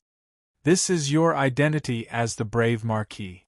From today onwards, other than the forbidden area for women and my Golden Dragon Palace, you can come to the Imperial Capital whenever you want. I've already arranged a residence for you in the Imperial Capital, Emperor Qing said to Du Xiaofu with a smile. Emperor Qing, Du Xiaofu frowned slightly. He was rather surprised by this. What are you worried about? Don't worry, as the Valor Divine Marquis, all you need to do is listen to orders. Just be a good Valor Divine Marquis. Unless the Stone Dragon Empire is in danger, you don't need to do anything. Moreover, you have a special status in the Imperial Capital. With the identity of the Valiant Marquis, it will be beneficial to you. At least from today onwards, some people who want to make things difficult for you will have to ask for the Imperial Palace's opinion. Emperor Qing said to Du Xiaofu. Thank you, Emperor Qing. Du Xiaofu nodded. This matter had already been settled and he couldn't change it. At least for now, having the title of Brave Divine Marquis didn't seem to be a bad thing. Stone City still belonged to the Stone Dragon Empire in name. As a citizen of the Stone Dragon Empire, he naturally had to help when the Stone Dragon Empire was in danger. Alright, it's getting late. You should head back first. Emperor Qing looked at Du Xiaofu and said, 2 days later, there will be a competition between the younger generation of the Tianhu Empire and the Stone Dragon Empire. You should go and take a look. I will send someone to pick you up. Tianhu Empire. Du Xiaofu's eyes widened. When his master's revered weapon abode opened, people from the Tianhu Empire appeared in the dark forest. He seemed to have killed a few of them. Du Xiaofu nodded to Emperor Qing and left the Golden Dragon Palace. As soon as Du Xiaofu stepped out of the Golden Dragon Palace, Du Xiaoqing happily pulled Du Xiaofu's arm and said, Big brother, are you the valiant Marquis we were talking about? I guess so. Let's go back first. Du Xiaofu nodded. Looking at the distant moonlight, there seemed to be a tall and slender figure approaching. He immediately said to the second Princess Qing Yan beside him, Is there any other way out of the palace? I need to hurry back. Yes, come with me. Qing Yan nodded and led Du Xiaofu and the others away. Inside the main hall, the Imperial Palace's dragon qi was dense. Golden dragons circled around the stone pillars as if they were alive. Father, you have bestowed him the title of Divine Courage Marquis. The Du household and Divine Hall will most likely be dissatisfied with us. Qing Xingnan's beautiful figure appeared in the main hall. She originally wanted to look for that guy, but she didn't expect that guy to run away so quickly. In the blink of an eye, he had disappeared. Emperor Qing clasped his hands behind his back. He looked at Qing Xingnan with a faint smile on his face. After a while, he smiled and asked, Xingnan, how long have you known Xiaofu? The last time you went to the Savage Beast Mountain Range, the Stone City was at the edge. Have you been to the Stone City? Father, I don't know that bastard. I don't know him. I'm not familiar with him. Qing Xingnan's delicate face blushed for no reason. Is that so? Emperor Qing smiled lightly, and then he said in a low voice, He's not bad. Little girl, you're not young anymore. When they left the Imperial Palace, it was already late at night. However, many streets of the Imperial capital were still quite lively. Brother Qinchun, what is the Imperial Palace's dragon qi? Du Xiaofu asked Zhen Qinchun, who was in the small pagoda in his arms, when there was no one around. The Imperial Palace's dragon qi is where the dragon vein is. The Emperor of the human world is protected by the Imperial Palace and can practice the Emperor's law. Didn't you find anything special in the Imperial Palace? Zhen Qingchuan's voice sounded in Du Xiaofu's ears and into his mind. Du Xiaofu thought for a while and said, The huge Imperial Palace is located in the center of the Imperial capital. The 4 symbols are connected and the 8 directions are connected. It's like a huge tactical matrix. Zhen Qingchuan's voice continued, I didn't teach you for nothing. The royal palace is indeed a huge matrix. This matrix encompasses the entire empire, but this matrix is different. It's not an offensive or defensive matrix, but a matrix that gathers the dragon veins and forms the dragon veins. It uses the power of faith of hundreds of millions of people in the empire to transform into dragon chi. The emperor oversees the dragon palace, and the dragon chi of the royal palace protects him. If one's cultivation isn't high enough, no one can do anything about it. If you want to break the dragon chi of the royal palace, you have to destroy the entire empire and break the dragon veins. So, the imperial palace's dragon chi is really terrifying. Du Xiaofu secretly clicked his tongue. No wonder he felt the terrifying aura in the Golden Dragon Palace. Outside the guest inn, late at night, a tall and sturdy young man stood quietly at the entrance of the inn. No one knew how long he had been standing there. He was dressed in a blue and white robe and his eyes were slightly closed. He was not as domineering as he used to be, but he was more steady and restrained. Suddenly, the tall and sturdy young man opened his eyes. There was a slight fluctuation in his gaze as he looked towards the distant street. Under the night sky, a young man in a purple robe and a young woman in a green robe were slowly walking over. As the young man in the purple robe and the girl in the green robe walked in, a little golden macaque stood on the young man's shoulder with a broadsword on its back. Behind the two of them was a black kitten. In this dark night, the black kitten's eyes were unusually frightening. "You're here?" When Du Xiaofu and Du Xiaoqing arrived at the entrance of the inn, they saw the tall and sturdy young man. It was Qian Jiuyu, who was supposed to be the bridegroom today. He was supposed to be in the bridal chamber at this time. "I want to embark on martial arts again, so I'm here." Changyu raised his head slightly and looked at Du Xiaofu. His seemingly calm eyes hid a fanatical expectation. In the past half a year, Changyu had thought that he had completely given up. However, when Ouyang Shuang left today, he realized that he had never given up. He had never given up on martial arts. "I only have a 30% chance of opening a new martial path for you. Maybe not even 30%. I don't know how far you can go on that path, and I don't know what will happen in the end. But it's very dangerous, and it's extremely painful. Ordinary people can't bear it." "Think about it carefully," said Du Xiaofu. "There's no need to think about it. I've already made up my mind. I'm willing to try. Even if there's only a 10% chance, I'm willing to try. There's nothing wrong with living an ordinary life, but it's not what I want," Changyu said without hesitation. "All right then, but I'm very tired today. I need a few days to prepare. Come find me in 7 days. You can think about it carefully during this time," Du Xiaofu said to Changyu. "All right, I'll come find you in 7 days." Changyu nodded and turned around to leave. After a few steps, he turned around and said to Du Xiaofu, "Thank you." Then, he turned around and left. This guy's temperament seems to have improved a lot during this period of time. Du Xiaoyao stood on Du Xiaofu's shoulder and looked at Changyu's back. "Looks like we'll have to stay in the capital for a few more days." Du Xiaofu smiled as he looked at Changyu's back. If he really succeeds, he'll be able to open a new path in the future. His current temperament is exactly what he needs. His divine gate is already broken. There's nothing he can do. "Do you really have a way?" Zhen Qingchun asked doubtfully in Du Xiaofu's ear. "Only 30%. I still have to do an experiment on myself first. Hopefully it will succeed," Du Xiaofu said softly. The two men and the two beasts returned to the inn. It was already late at night. Du Xiaofu sat cross-legged on the bed. He formed a seal with his hands and a faint white light enveloped his body. An ancient aura spread out. That's right, a faint moon in the sparse forest. A faint moon gradually rose into the sky against the curtain of night. Above the bamboo forest, the clouds drifted away. It was as if a cloud of smoke had formed. It was like a dream.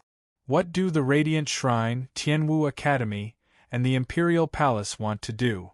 Are they still wavering? If they want to use my cheap grandson, even though I don't have many days left to live, I won't agree to it. In the bamboo forest, the North vanquishing king was looking at the moon. He was wearing a plain long robe, causing his skinny chest to stick to his long robe. It looked like strips of blinds. Chapter 443. Translator. H2DH2 Mr. The next morning, the light of dawn slowly awakened the sleeping creatures. Inside the inn, Du Xiaofu sat cross-legged, the white light around him gradually receding. Sir, there are royal guards from the palace waiting outside. Outside the room, a waiter of the inn spoke. His voice was trembling, as if he had been greatly frightened. To be surrounded by so many people from the imperial palace so early in the morning, it was natural for him to be greatly frightened. People from the palace? Du Xiaofu was puzzled. At this time, Du Xiaoqing had also woken up. The two of them followed the waiter out of the inn. At this moment, there were quite a number of onlookers who had gathered outside the inn. All of them were curiously looking at the interior of the inn as they discussed animatedly. The spectators were all guessing. They did not know which important figure was staying in this inn, or which wanted criminal, for there to be over 100 royal guards waiting here so early in the morning. Greetings to the brave Marquis. Following the appearance of Du Xiaofu, over 100 royal guards with an extraordinary aura dismounted from their yellow striped dragon horses. Dressed in yellow armor and with long swords at their waists, they saluted in unison, their aura causing the air to tremble. Rise. Du Xiaofu was stunned at first. After all, this was the first time he had encountered such a situation. However, he was able to handle it immediately. Looking at the 100 royal guards in front of him, he was quite puzzled. He did not know what they were here for so early in the morning. Senior Du, good morning. Your brave Marquis's manor has been prepared overnight. I have specially come to bring you there. Second Princess Qing Yan emerged from the royal guards. Under her slender eyelashes, her eyes sparkled like black gemstones, and there was a smile on her face. After a while, under the surprised gazes of many, over 100 yellow striped dragon horses with extraordinary aura, their bodies covered in yellow scales, and 2 horns on their heads galloped over. Wherever the iron hooves passed, dust would fly and the ground would tremble. So that purple-robed youth is the valiant Marquis Du Xiaofu, who was conferred the title of Valiant Marquis last night. I heard that Du Xiaofu caused havoc in the Du household the day before yesterday, and yesterday he defeated the genius of the Du household, Du Yi, in 2 moves. The imperial family has conferred Du Xiaofu the title of Divine Valor Marquis. Is this intentionally targeting the Du household? Could this be a sign that the imperial family wants to suppress the Du household? The Du household has stood tall for so many years, and it can be said that their achievements are greater than the lord's. The imperial family will naturally not be at ease. Following the second Princess Qing Yan, Du Xiaofu and Du Xiaoqing, they arrived at the Divine Valor Marquis's mansion, causing Du Xiaofu to be rather shocked. It was a large palace courtyard, with stone lions standing at the entrance and fierce tigers brandishing their claws on the stone pillars, causing people to be extremely shocked. Inside the Divine Valor Marquis's mansion, the courtyards intersected, extending in all directions. It was majestic and magnificent, with exquisite pavilions and terraces, secluded and beautiful corridors, reflected in the green pines and green cypresses, rockery, flower beds, bonsai, and bamboo. What a beautiful place! Are we going to live here in the future? Du Xiaoqing seemed to be extremely satisfied with the Divine Valor Marquis's mansion. This will be your home in the future. You can live here whenever you want. Second Princess Qing Yan said to Du Xiaoqing. Du Xiaofu sized up the surroundings and did not say much, but Second Princess Qing Yan did not stop talking. From the Second Princess Qing Yan, Du Xiaofu found out that although the Divine Valor Marquis's mansion was given to him, the Divine Valor Marquis was only a title, so the imperial family did not have any guards, maids, or housekeepers. They could only find them themselves, but they could claim expenses from the Ministry of Finance. However, there was also a certain quota. There were 100 guards, 50 maids, and around 50 male servants. It was quite a lot, and the treatment was roughly the same as the other marquise mansions. After handing over some trivial matters, the second princess did not disturb them any further and left with the majestic royal army. Du Xiaofu took a deep breath and laid down on the chair in the hall. "Big brother, this place is not bad, much better than the inn," Du Xiaoqing said. Du Xiaofu smiled faintly and did not say anything. This Divine Valor Marquise mansion was indeed much better than the inn. What Du Xiaofu did not expect was that not long after they arrived at the Divine Valor Marquise mansion, there was a long queue outside the door. All of them were dressed in bright clothes and seemed to be carrying congratulatory gifts. They were all here to pay a visit to the Divine Valor Marquis. Du Xiaofu had no choice but to get Du Xiaoqing to close the door and pretend that she was not around. However, the long queue grew longer and longer, and they did not seem to have any intention of leaving. In less than a few hours, there was a sea of people outside the Divine Valor Marquise mansion. They were all people from various major factions in the imperial capital. Without a doubt, they were all here to build connections. "Big brother, there are so many people outside. What should we do? Should we chase them away?" Du Xiaoqing looked at Du Xiaofu with her innocent eyes and asked weakly. "That's not good." Du Xiaofu smiled bitterly. They were here to deliver gifts, so he couldn't just chase them away. "Who asked you to be so famous now? You are the Imperial Dragon and the Divine Valor Marquis. This is still considered a small number. I'm afraid that before long, there will be more and more people coming to build connections with you." A crisp voice was heard as a graceful figure walked into the hall. Her hair was tied up in a bun and the thin strands of hair on her temples complemented her peerless appearance. Her eyebrows were slender, and her eyes were bright. Her temperament was so cold that it seemed to keep people 1,000 miles away.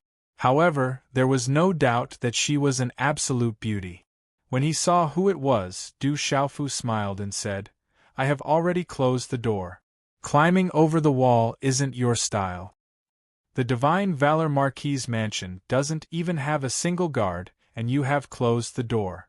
If I want to come in, I naturally have to think of a way myself." Ouyang Shuang glared at Du Xiaofu and said, "On the other hand, as the Divine Valor Marquis, it doesn't seem good for you to hide, right? Don't make fun of me. Help me think of a way. What should I do?" Du Xiaofu smiled bitterly. Ouyang Shuang glared at Du Xiaofu again and said, "I heard that you came to the Divine Valor Marquise mansion and knew that you would be in trouble. Therefore, I have already informed Dark Wolf for you. His Wolf Fang escort agency is currently in the imperial capital and should be able to temporarily replace the guards. They should be here soon. As for the rest, let Dark Wolf handle it.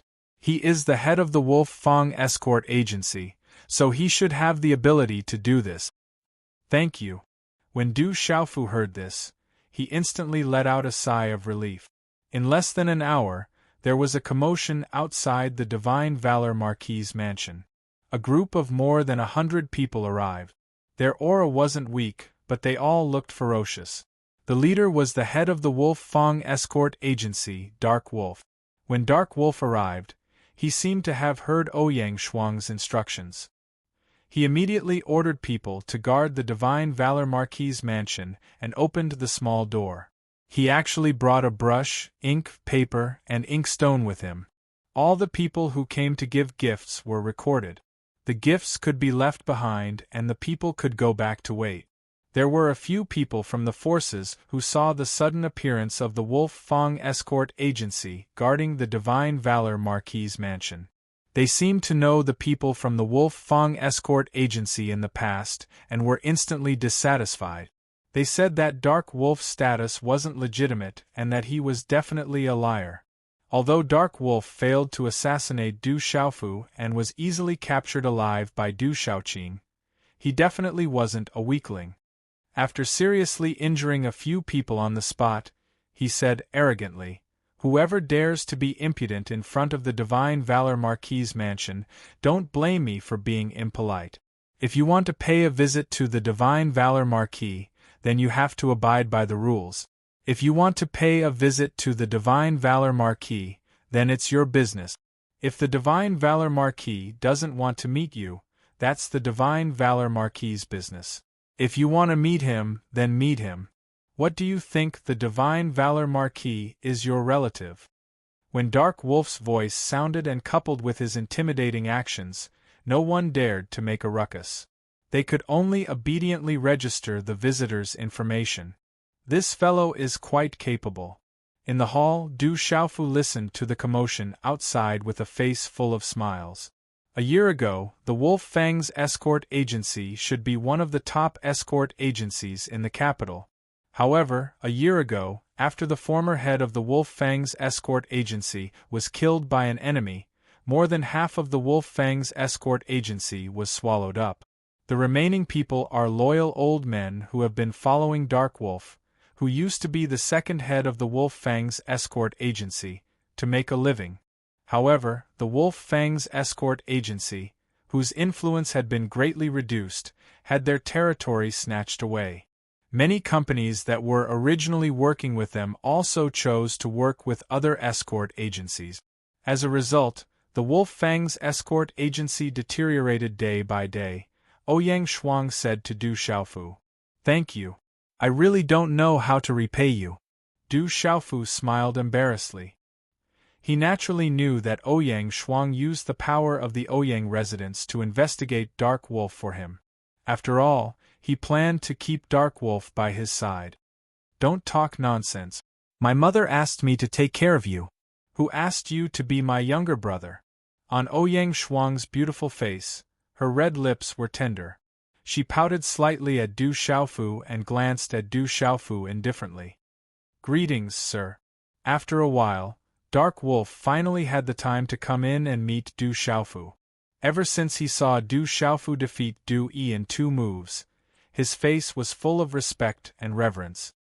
"I'll leave everything in the Valor Divine Marquis residence to you. You can make all the decisions. The people under you will temporarily act as the guards of the Marquis residence," Du Xiaofu said to Dark Wolf. "Yes." Dark Wolf nodded and was rather touched. He didn't expect that the most popular person in the capital would leave everything in the Valor Divine Marquis residence to him. Although this was hard work, it also represented a kind of trust in him. After all, he had just assassinated the youngest Divine Marquis in the capital 2 nights ago. Chapter 444. In the afternoon, Du Xiaofu had thought that he would be able to hide in the Divine Marquis manor with the Dark Wolf's presence. However, with the arrival of the general, Gu Xinyan, Ghost Child, Wu Kei, and Guo Xiaofeng, his thoughts of hiding in peace were dashed. When the general and Gu Xinyan arrived, they first joked about the 3 words, Divine Marquis. In the end, they helplessly told Du Xiaofu that they were all from their respective estates and hoped that they could represent their estates to congratulate him. With their relationship, no one mentioned any pleasantries. After all, none of them were the type to speak pleasantries. After some banter, a total of 7 people, including Ouyang Shuang, sat in the hall. Du Xiaoqing and Du Xiaoyao were nowhere to be seen.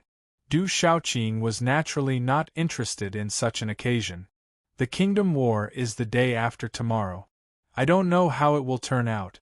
I hope we don't become the sinners of the Empire." The general sighed. A rare solemn expression appeared on his chiseled face. "Kingdom War? What's a Kingdom War?" Du Xiaofu was curious. He didn't know anything about the Kingdom War. "You really don't know?" Wu Kei looked at Du Xiaofu suspiciously. The entire imperial capital, Dragon City, was abuzz with the news these days. The entire empire was paying attention to it. How could this fellow, who was still in the imperial capital, not know about it? He probably really doesn't know. Ouyang Shuang replied to Wu Quebec. She then said to Du Xiaofu, "It's the battle between the younger generation of the Stone Dragon Empire and the Tianhu Empire. However, the wager for this battle is 10 prefectures. If our Stone Dragon Empire loses, we have to hand over 10 prefectures to the Tianhu Empire unconditionally. 10 prefectures? Isn't that a little too much? Du Xiaofu was surprised.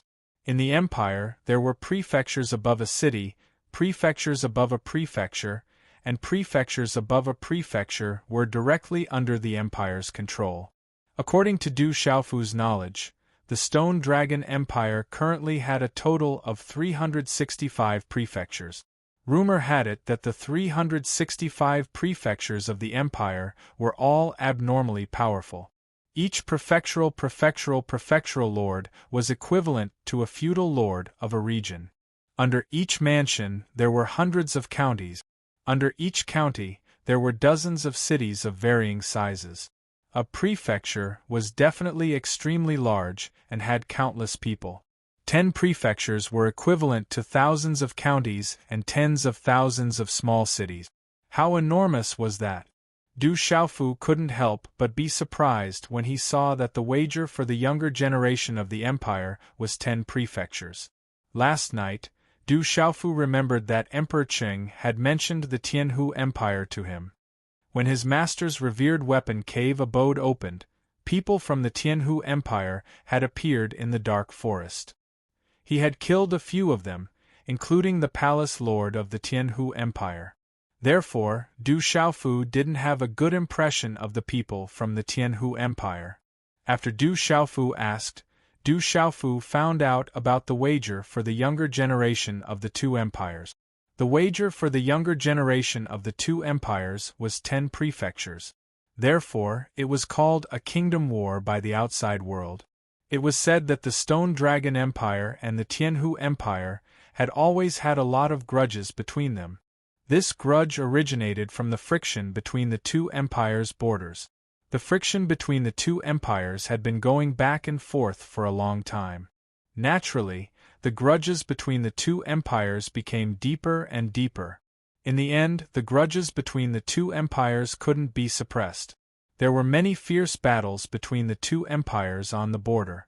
However, in terms of imperial strength, the Tianhu Empire was much stronger than the Stone Dragon Empire.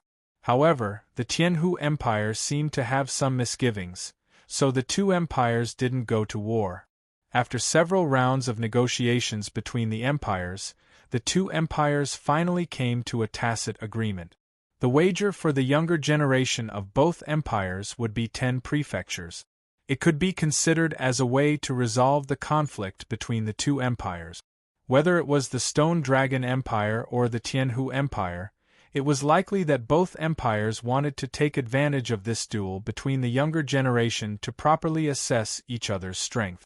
After the final victory and defeat of both empires, the winner's morale would be greatly boosted while the loser would inevitably be negatively affected.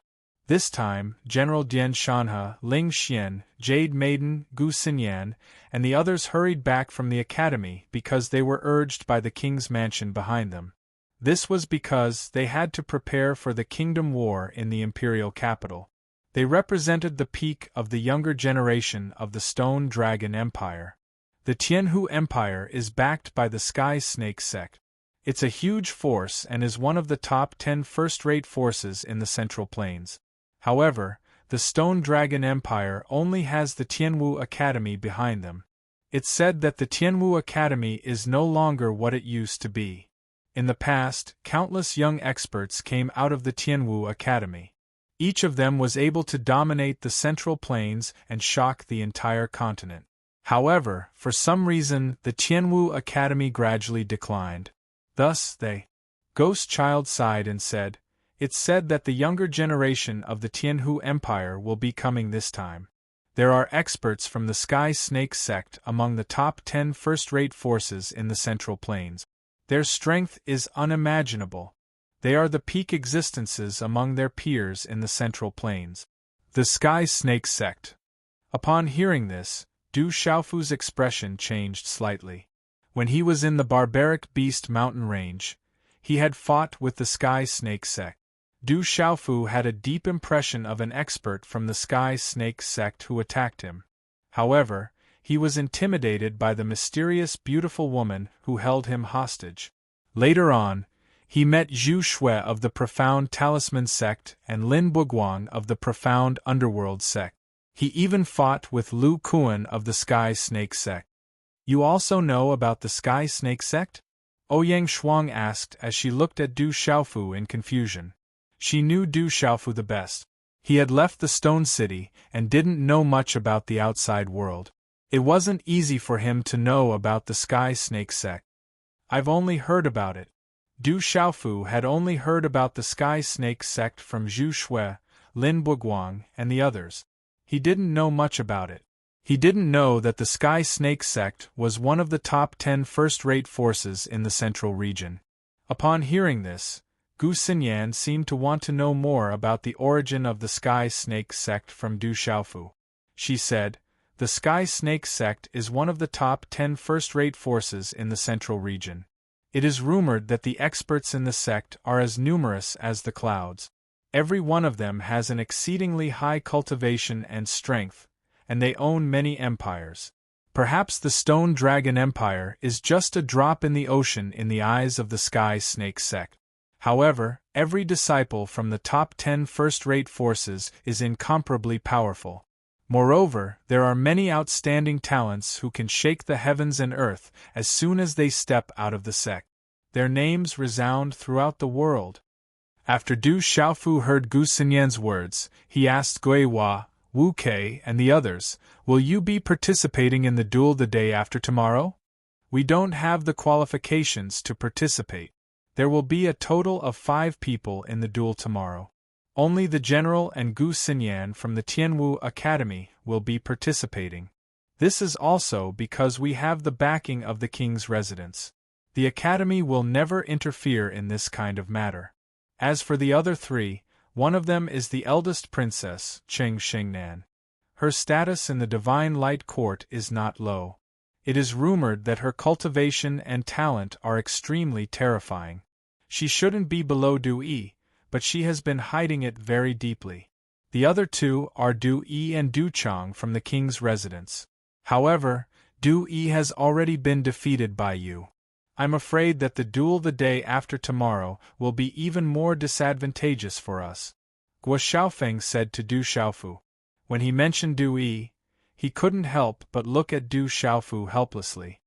How can the eldest princess be from the Divine Light Court? Du Xiaofu raised his eyebrows slightly. He didn't have a good impression of the people from the Divine Light Court. It's a long story. Perhaps we don't know much, so we don't know how to explain it. Ghost Child said, "Without a powerful force behind them, it's not easy for an empire to establish itself. Perhaps it's because the Tianwu Academy has been declining over the years and has never cared about the matters of the outside world. They also don't take orders from the Imperial Palace, so the Imperial Palace wanted to find another way out. Otherwise, not to mention the surrounding empires eyeing them covetously, even the Tianhu Empire wouldn't be able to deal with them. Therefore, back then, the eldest princess went to the Divine Light Court." "Is the Divine Light Court also one of the top 10 forces in the central region?" Du Xiaofu asked curiously. "Of course. The Divine Light Court, the Sky Snake sect, the Mysterious Underworld sect, and the Profound Talisman sect are among the top 10 forces in the central region. There are countless forces of various sizes in the central region, and experts are as common as clouds. However, the Divine Light Court, the Sky Snake sect, the Mysterious Underworld sect, and the Profound Talisman sect are the top 10 forces," Ghost Child said to Du Xiaofu. Then, he looked at Du Xiaofu and said, "Are you interested in the day after tomorrow? If you can replace Du Xiaofu, our chances of winning will be much higher. It's more appropriate for me to go and take a look. I'm not interested in this." Du Xiaofu immediately shook his head and smiled. Then, he said to the general and Gu Xinyan, "When I'm free, I'll go and take a look at your glory." After chatting about the kingdom war between the Tianhu Empire and the Stone Dragon Empire, it was already dusk when the general and Gu Xinyan left. After dusk, the Dark Wolf found Du Xiaofu again. Accompanying him was another initial stage martial lord, who was also the current second-in-command of the Wolf Fang Escort Agency. What surprised Du Xiaofu was that the second-in-command of the Wolf Fang Escort Agency was actually a woman in her 30s. Her curves were alluring. Perhaps it was because she worked in the escort agency. Her facial features were delicate, but her skin was wheat-colored. Her entire person exuded a kind of wild beauty, which was called a phantom. "Thank you, Commander Maple Leaf Piaoling, for the reward of 100,000. Chapter 445. After the two of them bowed, Dark Wolf reported the current situation at the Valor Divine Marquis residence. The major factions that had come to congratulate them were almost done with their registration. Many of the major factions and families in the imperial capital were among them. In addition, Dark Wolf had also found many servants and clever maids within half a day and quickly put them to work within the Valor Divine Marquis residence. Although everything was rushed, it was still orderly. The people from the Wolf Fang Escort Agency were also temporarily acting as the guards of the Valor Divine Marquis residence. Du Xiaofu praised the Dark Wolf for arranging everything in just half a day. Yang Shuang had not misjudged him. This fiendish Dark Wolf had a fiendish appearance, but his thoughts were meticulous. He was extraordinarily meticulous despite his rough appearance. "Sir, we have received many congratulatory gifts today. They are quite valuable. I have categorized them and placed them in this storage bag, together with the registration book. Please take a look, sir." Dark Wolf respectfully handed a Qiankuan bag to Du Xiaofu. "Divide everything equally among the brothers of the escort agency. Also, help me say that they have worked hard today." Du Xiaofu didn't even look at the storage pouch. Although he knew that the gifts from the various large factions wouldn't be too shabby, there definitely wouldn't be any real treasures. Real treasures wouldn't be given out so casually. If they were to give it out, they would give it out personally. "Sir, the gifts are quite valuable. Do you want to take a look again?" Dark Wolf's gaze moved slightly.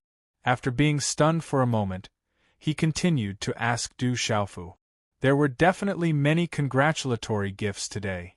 With so many gifts from various factions, the value would definitely be shocking. Du Xiaofu waved his hand and said, "No need. If there are too many, you can leave some for the residence's future expenses. You can deal with it yourself, but don't forget about the brothers of the escort agency. The two of you shouldn't make things difficult for yourselves." "I thank Sir on behalf of the brothers of the escort agency." Dark Wolf was overjoyed. To be honest, although they weren't weak, they had been hunted down by their enemies for the past year, and the business of the escort agency had gone through many twists and turns. Originally, there were 2,000 people in the agency, but now, some had betrayed them, some had left them, and most of them had joined other agencies. There were only about 100 of them left. Although they each had their own strength, it was easy for them to live a good life in a small place. However, because of the unwillingness in his heart, and also because of some things, he persisted. Thus, for so long, his life had been extremely difficult. Now that they had received the congratulatory gifts from the various major powers, it was definitely a shocking amount of replenishment for them. Although cultivators were capable of not eating or drinking for a long period of time, the consumption of cultivation resources was a world of difference compared to the consumption of food and drink by ordinary people. If they were unable to find any business to do in the near future, they would truly be unable to continue. Although it was tiring to act as guards today, Dark Wolf and many of his brothers from the escort agency felt relieved.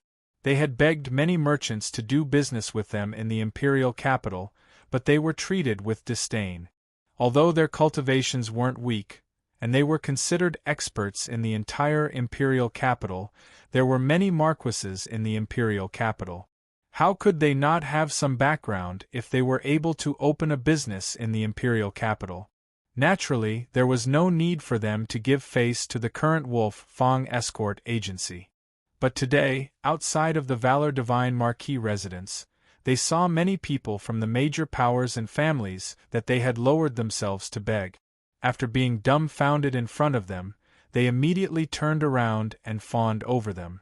Although they didn't deliberately make things difficult for them, they did vent their anger a lot and they felt relieved. This is what I should do. There's no need to thank me.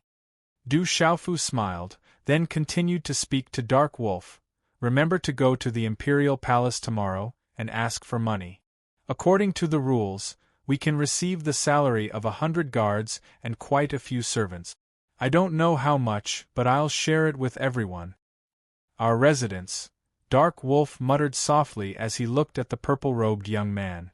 There was some fluctuation in his eyes, then he turned around and left. Outside the hall, Phantom was dressed in tights and had a short sword hanging on her waist. When she walked, the accessories on the short sword jingled. She said softly to Dark Wolf, "Although he's young, I believe in you. Perhaps it's an opportunity for the Wolf Fong Escort Agency to follow him." "Thank you.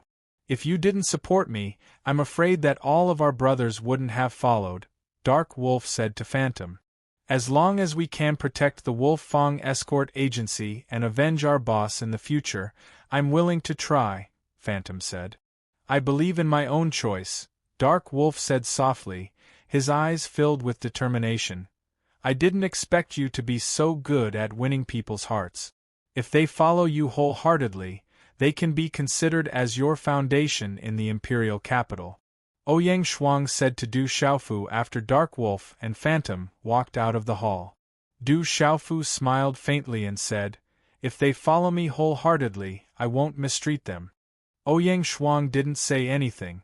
After pausing for a moment, she said, "Among the 8 great palaces, only Du Palace and Xie Palace didn't send anyone today. Du Palace naturally wouldn't send anyone. If Xie Palace sent someone, it would make us seem estranged." Du Xiaofu smiled faintly.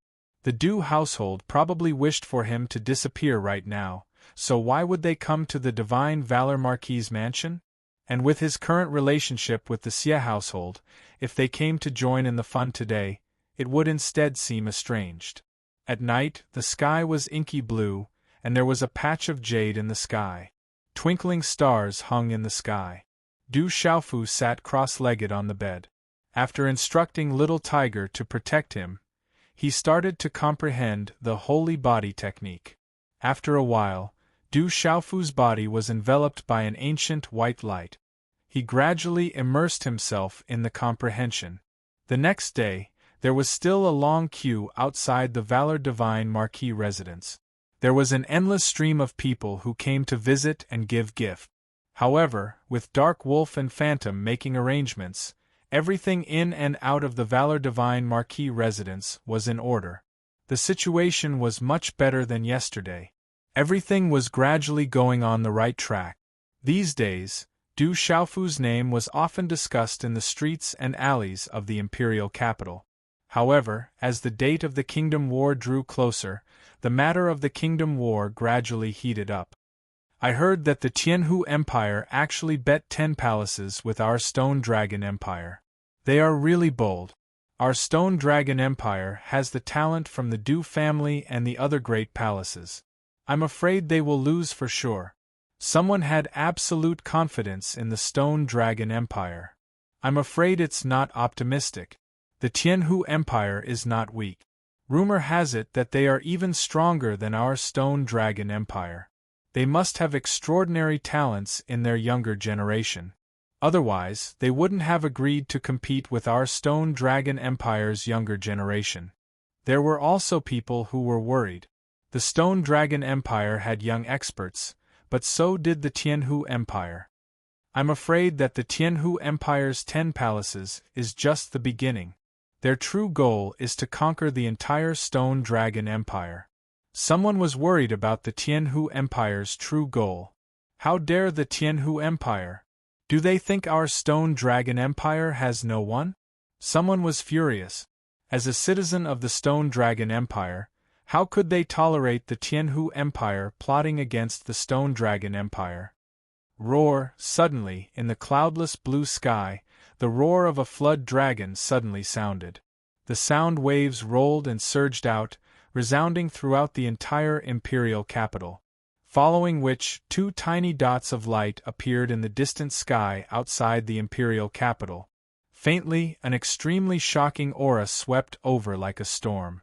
The pressure caused huge waves to appear in the air. Roar! The 2 dots of light swept across the sky at an extremely fast speed. The dragon-like roar became louder and louder. Everyone in the imperial capital raised their heads to look at the sky. In just a short moment, many people's faces were filled with shock. At that moment, in the sky, 2 gigantic creatures that were dozens of feet long swept across the sky. From afar they looked like 2 gigantic dragons. However, upon closer inspection, one would realize that they were 2 huge green pythons. They were covered in scales that looked as if they were made of metal. Runes shone brightly, causing the surrounding air to surge like waves. Waves of ripples spread out, causing the xian qi in people's bodies to stagnate. The most shocking thing was that the 2 giant green serpents that looked like dragons were standing side by side in an orderly manner. They were extremely tame, and in the middle of the 2 giant serpents, there was actually a huge palace on their back.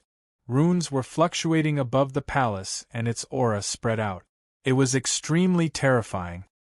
It's actually 2 jade blood dragon pythons at the Beast Lord realm. How terrifying! That palace has the insignia of the Tianhu Empire. They're from the Tianhu Empire. They must be here to participate in the Kingdom War tomorrow. The jade blood dragon pythons are demonic beasts on the heavenly beast ranking. 2 jade blood dragon pythons at the Beast Lord realm. The Tianhu Empire must be here to show off. Jingyue Minghu, long time no see. Come down. Suddenly, a deep voice soared into the sky from within the imperial capital, resounding through the sky. Du Qingqing, long time no see. Why don't you come out and greet us? Isn't it a little impolite? Chapter 446. An ancient voice rang out from the palace on the backs of the 2 jade-blooded dragon pythons. The voice was accompanied by a strange power that caused the minds of those who heard it to tremble and feel pain in their ears. You guys are the ones who are rude to barge around in Dragon City. Do you need me to invite you down? As the low and deep voice sounded, a majestic figure wrapped in light appeared in the air in front of him. The symbol fluctuated faintly, and a bright silver snake light was released. A terrifying aura fluctuated endlessly, causing the spectators around the 4 dragon cities to tremble. However, it had unknowingly resisted the ferocious aura of the 2 jade blood dragon pythons. It's the King Protector is here. Countless gazes trembled, filled with respect and awe. The King Protector was the core of the entire empire. His position was only below the Emperor of the Empire. Since the founding of the Empire, the Du household had been guarding the borders of the Empire for many generations. They were the first line of defense of the Empire, and were respected by the citizens. As the King Protector floated in the air, the aura collapsed, and the bodies of the 2 jade-blooded dragon pythons trembled. Looks like your strength has improved a lot over the years. In the palace on the backs of the jade-blooded dragon pythons, 2 figures appeared out of thin air. One was a slender old man with long black hair, and the other was a burly old man with long brown hair. Both of them were surrounded by light, and 2 mighty auras gushed out from their bodies, pressing towards the King Protector at almost the same time. Humph! The Protector King let out a soft snort and did not make any move. However, the bright silver snake light around his body multiplied. A frightening and vigorous aura fluctuated endlessly like destructive waves, directly blocking the aura of the 2 old men. The entire sky shook at this moment. This is Dragon City. Does the Tianhu Empire want us old men to fight first? I'm more than happy to oblige. A faint voice rang out, but it contained some dominance. Immediately, a skinny old man appeared in midair. The sunlight shone on his tanned face, and the wrinkles on his face swam. The wrinkles on his face were like small paths that covered the fields. A bone-chilling pressure spread out, as if it wanted to freeze the entire space. The aura of coldness spread out, and the light around the black-haired old man and the brown-haired old man was immediately affected. The aura of coldness began to freeze them. I didn't expect the North Vanquishing King to come as well. However, there's no need for us to fight first. This time, we're just here to compare the younger generation. We hope that the younger generation of the Stone Dragon Empire can be as extraordinary and as powerful as the North Vanquishing King Protector King and the King Protector King, ha. The black-haired old was the black-haired old black ha-ha? The black-haired black ha-ha king. The dragon, these 5 people were all around the age of 20 to 24 or 25. Their temperaments were extraordinary. Their silhouettes stood quietly, and they could invisibly attract everyone's attention. The young man in the middle appeared to be around 21 or 22 years old. His eyes carried a smile. His slender figure and handsome face definitely appeared to be the type that was extremely popular with girls. However, that pair of slender single eyelids contained a dark coldness, causing his entire person to give off an evil feeling. Behind these extraordinary young men and women, there were also many burly men standing in the air. There were no less than 20 of them, and their auras surged. Their cultivation levels were all at the martial lord realm. Following the appearance of all these people, the wind and clouds in the sky faintly surged. An inexplicable aura suppressed the sky and spread out mightily. Then, under the gazes of many in the imperial city, the 2 enormous jade blood dragon pythons shrank in size. The runes on the palaces on their bodies flickered, and in the end, they were taken into the palm of the black-haired old man. Whoosh whoosh, immediately after, dozens of figures flew down from the sky and disappeared. Oh my God! Did the North Vanquishing Prince personally appear just now? The North Vanquishing Prince is one of the few kings left in the 8 king palaces. The Xie King Palace's influence has always been below the Du King Palaces. The Protector King and the North Vanquishing Prince appeared. It seems like this war between the 2 kingdoms is very important to Emperor Cheng. He actually handed over the Du King Palace and the Xie King Palace at the same time. The aura of the people from the Tianhu Empire just now was so strong. The invisible power blocked the Xian Qi in one's body. It's too terrifying. At night, a bright crescent moon hung high in the sky, decorating the boundless night sky. It seemed vast and mysterious. The Du King Palace was grand and vast. It had been passed down for a long time in the Stone Dragon Empire since the founding of the Stone Dragon Empire. The Du family had many experts since the founding of the Stone Dragon Empire. It was said that among the founding elders, many families and forces had been submerged in time. However, the Du family was the one that had lasted the longest. It had been passed down since the founding of the Stone Dragon Empire. Every generation of the Du family would produce several top-notch youngsters, ensuring the strength and prosperity of the Du household, standing tall within the entire empire. In the main hall, many elders of the Du family and the Du family were seated. In the middle of the hall, there was a middle-aged man sitting upright. His aura was vigorous and domineering. In his deep eyes there were flashes of lightning. His aura was terrifying. He was the protector king of the Du family, Du Qingcheng. Tomorrow is the Kingdom War. The young experts from the Tianhu Empire are extraordinary. Du Yi is also injured. This seems to be extremely disadvantageous for us. An elder of the Du family said. The people from the Tianhu Empire are indeed extraordinary, but Du Yi has almost recovered. Moreover, with Du Chang here, we don't have to worry. Among the younger generation, there are only a few people who have the strength of Du Chang.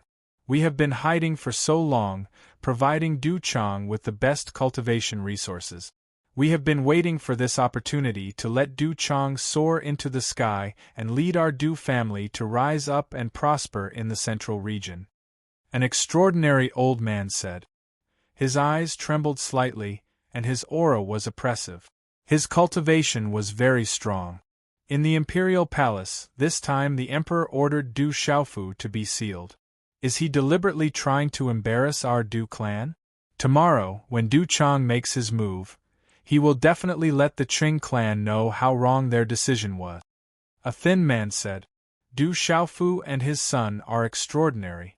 A small branch family with a bloodline that is about to disappear can actually produce such a talented person.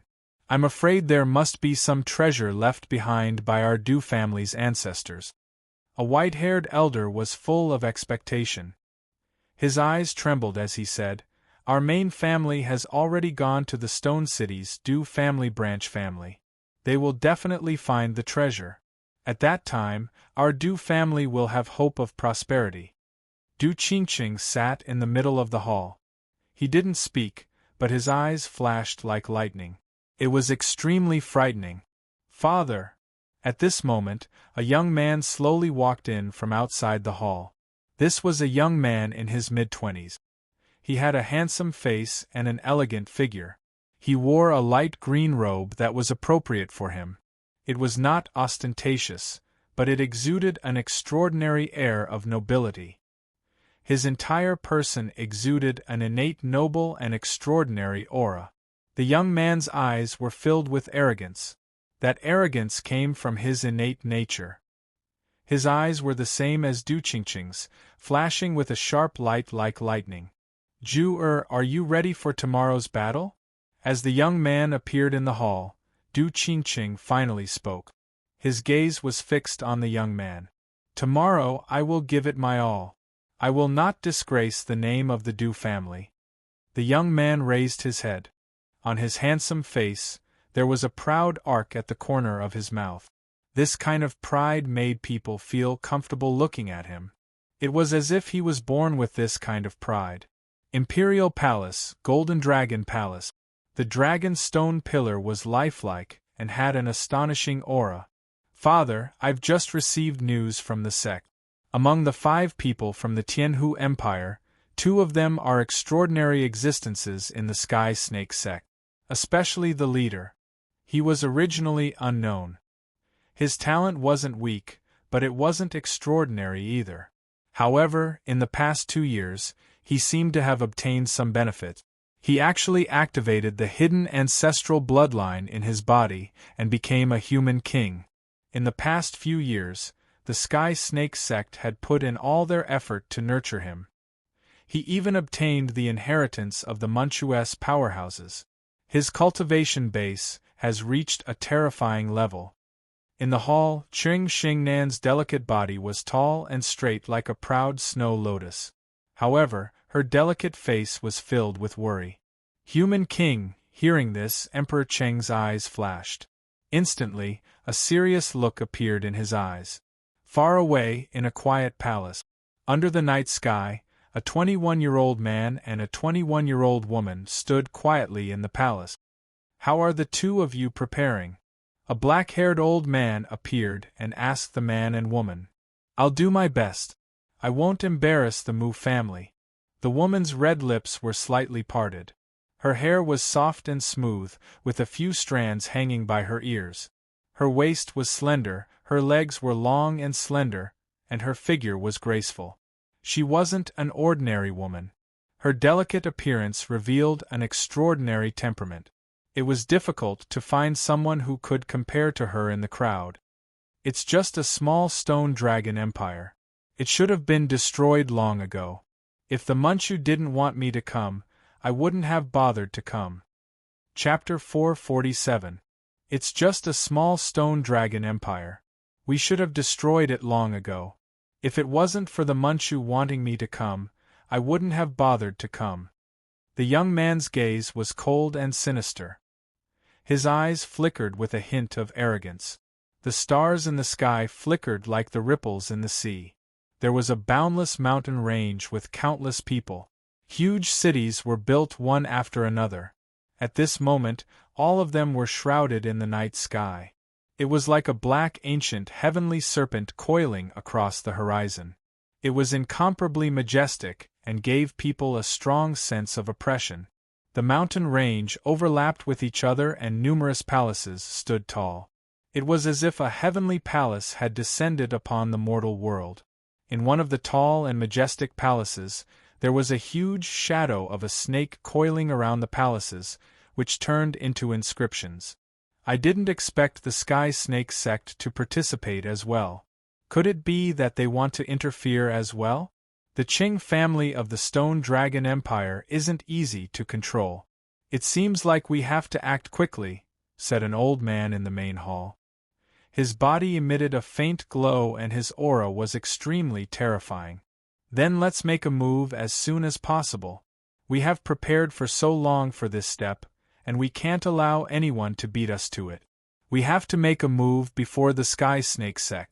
If there's nothing else, you can leave first. Pay close attention to Tianwu Academy. An old man in his 70s sat in the middle of the main hall.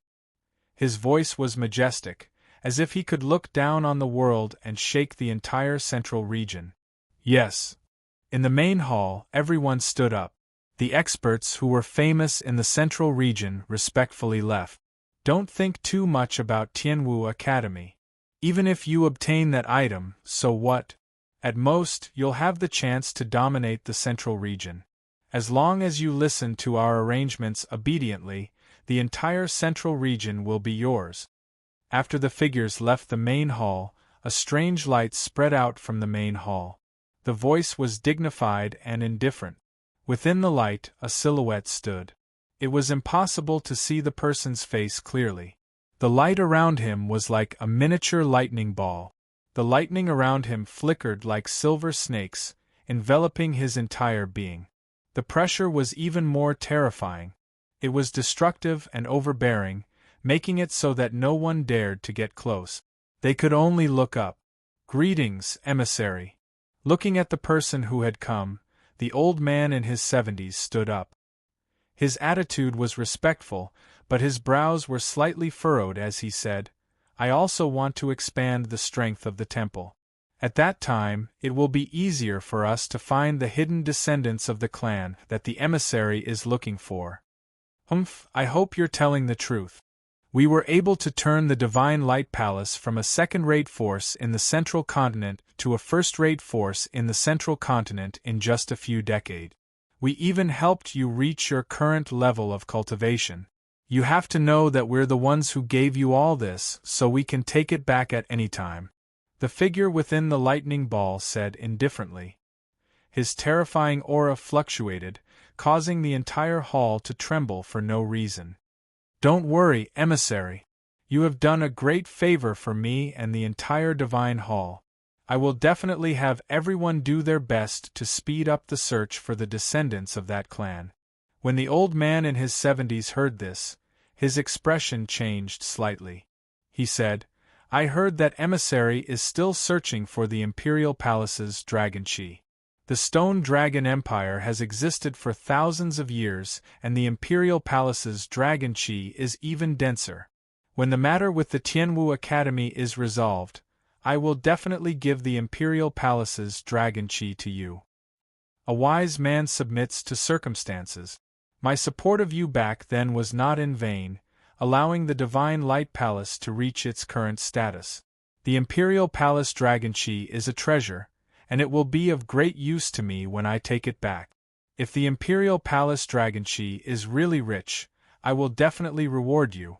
Within the lightning ball, the indifferent and dignified voice chuckled sinisterly. He continued, if you want to deal with the Tianwu Academy, you have to be careful. The Tianwu Academy wasn't simple back then. Even though they suffered a calamity in the end, they might still have some hidden trump card. Our identities are extremely sensitive in the outside world, and it's not the time to expose ourselves. If we expose ourselves before we achieve great things, it will be inconvenient for us in the future. You have to be careful. Thank you for your reminder, emissary. The old man in his 70s nodded. Find the hidden descendants of that clan as soon as possible. We can't delay any longer. Over the years, we have found quite a number of them, but none of them have the rightful owner. We have to speed up the search.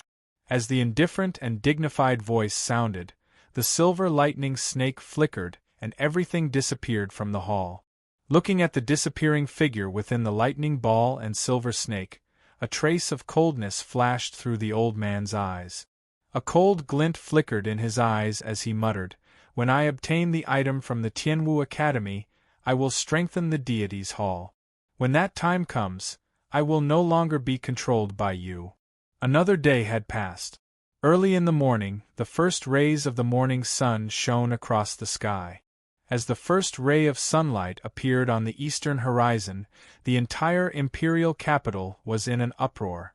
Figures began to gather at the central plaza of the imperial capital. Today was the day of the battle between the younger generation of the Stone Dragon Empire and the Tianhu Empire. It was known as the Kingdom War, and no one wanted to miss such a grand occasion. However, the imperial palace had already issued a ban. In order to maintain order, no one was allowed to ride on demonic beast mounts or fly. Those who disobeyed would be severely punished. Thus, early in the morning, figures gathered on the streets and surged towards the central plaza of the imperial capital. At the center of the imperial capital there was a huge plaza. It was surrounded on 3 sides and could accommodate millions of spectators. On the 4th side there was a huge city tower. Standing on the city tower, one could overlook the entire plaza. Usually, this was the place where the imperial capital held important events or offered sacrifices. Although the plaza could accommodate millions of spectators, it was already a terrifying number. However, compared to the hundreds of millions of people in the entire imperial capital, it was extremely small. First come, first serve. Those who were late could only wait and watch from the nearby street. The duel between the younger generation of experts would definitely be held in midair. At that time, they would be able to observe the fight from afar. Du Xiaofu, who had quietly trained for 2 nights and 1 day, withdrew the white glow around his body this morning. After spitting out a mouthful of turbid air, he slowly opened his eyes. A powerful aura shook the entire room, causing it to tremble slightly. Immediately, he walked out of the room. After walking out of the room, Du Xiaofu saw Ouyang Shuang, Du Xiaoyao, Du Xiaoqing, Little Tiger, Dark Wolf, and Phantom who were already in the hall. "Someone from the Imperial Palace is here to bring you to the plaza," Ouyang Shuang said to Du Xiaofu. "Go." Du Xiaofu smiled faintly. A battle between the younger generation of the Stone Dragon Empire and the Tianhu Empire. Du Xiaofu naturally did not want to miss such a lively event. Furthermore, the Emperor Cheng had mentioned that he would send someone to bring him to the plaza. Hence, he had already made plans. After speaking, Du Xiaofu looked at Dark Wolf and Phantom. His index finger gently stroked his chin as he smiled and said, "The 2 of you can accompany me. Bring along a few smart brothers as well. It's the first time the Valor Divine Marquis residence is going out, we can't be too shabby." Yes. Dark Wolf and Phantom both had the intention to go. Following the Valor Divine Marquis would naturally give them a different treatment. They might even be able to see the famous experts of the Empire up close. Hearing this, the 2 of them were immediately overjoyed and went to make arrangements. In a short time, under Dark Wolf's arrangements, 7 burly men in brand new armor arrived in the hall. Each of them held their heads high and their chests puffed out. Among the 7 of them, 5 of them were at the perfect pulse spirit stage. The remaining 2 were at the peak of the pulse spirit stage. Even though the 7 of them were not at the martial marquis realm, they were still considered top figures in the imperial capital. Even if they were in the imperial palace, they would still be mid-ranked leaders. However, the 7 of them were dressed as guards, which made Du Xiaofu stunned. It seemed that although there were not many people left in the Wolf Fang escort agency, their overall strength was the most elite. Du Xiaofu felt that it wouldn't be too shabby to bring 7 Meridian Spirit Realm Guards and 2 Martial Marquis Realm Stewards to the plaza to participate in the competition. After a while, a flying demonic beast from the Imperial Palace circled outside the Valor Divine Marquis residence. Everyone leaped onto the flying demonic beast and headed to the plaza. In midair, on the back of the flying demonic beast, Du Xiaofu couldn't help but suck in a breath of cold air as he looked down at the terrifying number of densely packed figures on the streets of the city. Du Xiaoqing was rather excited. If not for Du Xiaofu holding her back, she would have run down to the crowd below to join in the fun. After that, Du Xiaofu found out the rules of the competition between the two empires from Ouyang Shuang. Each empire would send out 5 people, and the loser would leave the stage. The winner could continue to fight or take the initiative to leave the stage. In the end, it would be considered a loss until all 5 people from one of the empires were defeated. Although it was said that there was an agreement not to take the lives of others on purpose during the competition, there were also rules. If the loser didn't take the initiative to surrender and still fought with his life, then life and death could only be left to fate. The rules are simple and neat, Du Xiaofu said softly. When Du Xiaofu arrived at the plaza, he was somewhat speechless when he saw the densely packed crowd below. Chapter 448. Translator. H2DH2 Mr. Even the streets around the square were filled with crowds of people. Looking down from above, it was as crowded as a swarm of ants. The sheer number of people was astounding. The flying beast landed directly on the city gate tower in the square. The city gate tower was continuous, and the area was not small. At this time, the city gate tower was already crowded with people. With the people from the palace leading the way, Du Xiaofu, Ouyang Shuang, and Du Xiaoqing easily made their way to the front row. Along the way, quite a few people recognized Du Xiaofu and pointed at him, discussing in low voices. Senior Du, a moment later, just as everyone had made their way to the front row, a clear voice rang out in Du Xiaofu's ears. Du Xiaofu raised his head to look and saw that it was the second princess, Qing Yan, waving for him to come over. Du Xiaofu's brows twitched slightly, but he still walked over. Senior Du, you sit here. This is the best seat, you can see the most clearly, Qing Yan said to Du Xiaofu, indicating for Du Xiaofu to sit in the empty seat beside her. This seat is indeed not bad. Du Xiaofu had not yet spoken when Du Xiaoqing had already sat down unceremoniously. At this time, how could Du Xiaofu dare to sit first? At this time, there were quite a few familiar faces in the front row. Some of the generals behind, Gu Xinyan, Guo Xiaofeng, Wu Ke, Gui Hua, and the others were also present. He nodded slightly in greeting. In addition, Du Xiaofu also saw Du Yi, whom he had defeated 3 days ago. However, at this time, Du Yi looked as if he had recovered without any major problems. This surprised Du Xiaofu quite a bit. The Du royal household must have spent a lot of money to help Du Yi recover from his injuries. In the crowd, Du Yi's eyes were cold and gloomy. He stared closely at Du Xiaofu, but there was also fear in his eyes. Facing Du Yi, Du Xiaofu naturally didn't pay much attention to him. He glanced at Du Qi and the other younger generation behind Du Yi and saw Du Yunxin among them. In front of Du Qi's body, Du Xiaofu also saw many experts from the Du family. When he had swept through the Du family, these people had all appeared. However, when these experts of the Du family saw Du Xiaofu, they frowned slightly with disgust in their eyes.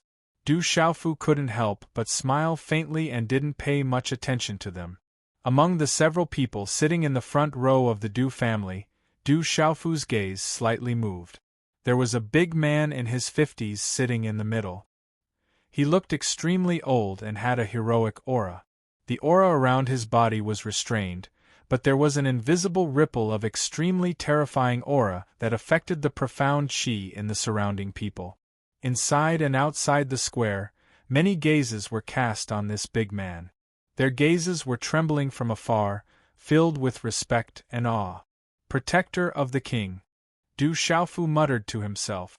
However, the protector of the king was sitting upright and looking straight ahead, with no intention of looking at him. Du Xiaofu naturally wouldn't go up and ask for a snub. After all, he didn't have much relationship with the Du royal household. On the other hand, beside the protector of the king, there was a young man in green robes who was sitting upright, which attracted Du Xiaofu's attention. There wasn't any aura fluctuation on this young man's body.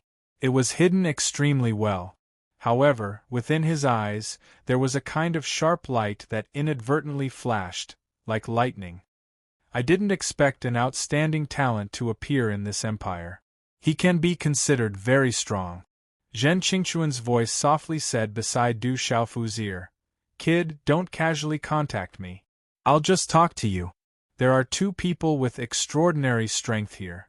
If you take the initiative to talk to me, I'm afraid that they will discover my existence. If I look for you, I'm not afraid. With my recovered cultivation, I can hide from their prying eyes. However, it will be difficult for you to hide from their prying eyes. Outstanding talent? Could it be the rumored strongest person hidden in the Du family? Hearing this, Du Xiaofu's gaze once again landed on the young man from the Du royal household. The young man from the Du royal household seemed to have also discovered Du Xiaofu's gaze. He slightly glanced to the side, and on his handsome face, there was a proud arc that made people feel comfortable looking at him. Then, he turned his gaze away. Immediately after, Du Xiaofu's gaze continued to scan the surroundings. Even the first Princess Qing Shengnan, who he saw in the Guangyu Palace that day, was sitting in the front row. She was dressed in an orange-red robe, and her elegant temperament was somewhat cold. However, at this time, it was as if she didn't see Du Xiaofu at all. The first Princess Qing Shengnan's performance made Du Xiaofu feel a lot more relaxed. At least she wouldn't flip out on him on the spot. Otherwise, it would be troublesome. And beside the first Princess Qing Shengnan, Du Xiaogang felt a rather unhappy gaze, which faintly revealed a chill. The owner of this gaze was a slightly plump young man, who looked to be about 17 or 18 years old. Du Xiaofu also knew this person. It was Ching Chao, who was ranked 4th in the Tianwu Academy's new student assessment. He was ruthlessly trampled by him. Du Xiaofu remembered that Ching Chao's cultivation was at the Pulse Realm's initial stage. Now, he was already at the peak of the Pulse Realm's Nirvana realm. Calculating it, his improvement was already quite terrifying. Ching Chao sat upright and looked helplessly at Du Xiaofu in front of him. However, there was nothing he could do. At this moment, he felt very sullen in his heart. Back then, he was severely injured by Du Xiaofu. Every time he thought about it, he would get angrier. This Du Xiaofu actually didn't put him in his eyes. This was something he couldn't tolerate. However, with Du Xiaofu's current strength and status, even if he was still a prince in the imperial capital, it wouldn't be easy for him to deal with Du Xiaofu. Du Xiaofu naturally didn't put a Pulse Realm Ching Chao in his heart. In fact, he didn't even need to pay attention to him. Soon after, he saw a familiar figure not far from the front row. Xie Fei from the Xie family was also sitting upright. She was charming and charming. She lacked the coldness of Qing Shengnan, but she had more charm. Greetings, Grandpa Xie. Du Xiaofu went to Xie Fei's side. At this moment, the person sitting beside Xie Fei was the North Vanquishing Prince. Du Xiaofu didn't need to pay attention to other people, but since the North Vanquishing Prince was here, he couldn't ignore him. Boy, why are you so late? Let me introduce you. This is the King Protector of the Du household. He had a good relationship with your father, North Vanquishing Prince said with a smile when he saw Du Xiaofu. His words deliberately revealed a certain meaning. Sure enough, after the North Vanquishing Prince's words, many people in the surroundings, including the Xie family, were puzzled. The King Protector's gaze also slightly changed, but soon returned to normal. He looked at the North Vanquishing Prince with a smile and said, "Grandpa, when did this Du Xiaofu become your grandson? It's been a long time. I'll tell you later. Anyway, this boy is now my grandson. In the future, please take care of him. Don't let my grandson bully him alone in the imperial capital," North Vanquishing Prince said loudly. North Vanquishing Prince must be joking. I didn't expect Grandpa to be so fond of joking. Du Xiaofu is now the Divine Valor Marquis. With Grandpa around, who dares to bully him? After the North vanquishing prince's words, many people in the surroundings, as well as the nobles and ministers of the empire, immediately smiled apologetically. They were extremely respectful in front of the North vanquishing prince. As expected, the new generation excels the old. I'm really happy for Tingxian that he has such a son. Du Qingqing sat upright and smiled indifferently. No other changes could be seen on his face. Thank you for your praise, King Protector. The younger generation of the Du household is also a giant among men. Du Xiaofu replied indifferently, then said to the North vanquishing prince, Grandpa Xie, I'll go back and sit down to watch the battle. Many people in the surrounding palaces were secretly moved. At this time, everyone knew the relationship between Du Xiaofu and the Du household. Seeing that Du Xiaofu was so calm and composed in front of the Protector King, just this calmness alone was extraordinary. After Du Xiaofu's words, many people in the Du household had ugly expressions. Du Xiaofu said that the younger generation of the Du household is also a giant among men.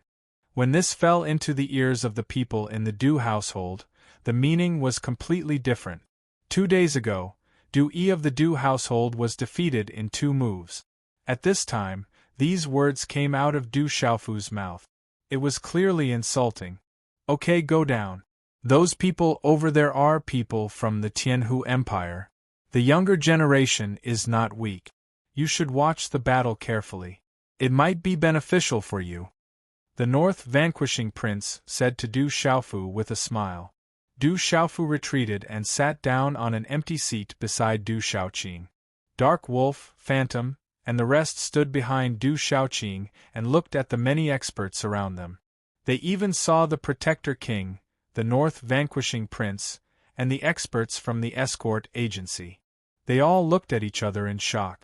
After Du Xiaofu sat down, he found that the person sitting beside him was Ouyang Shuang, and the person sitting beside her was Ouyang Qiu of the Ouyang household. He nodded slightly as a greeting.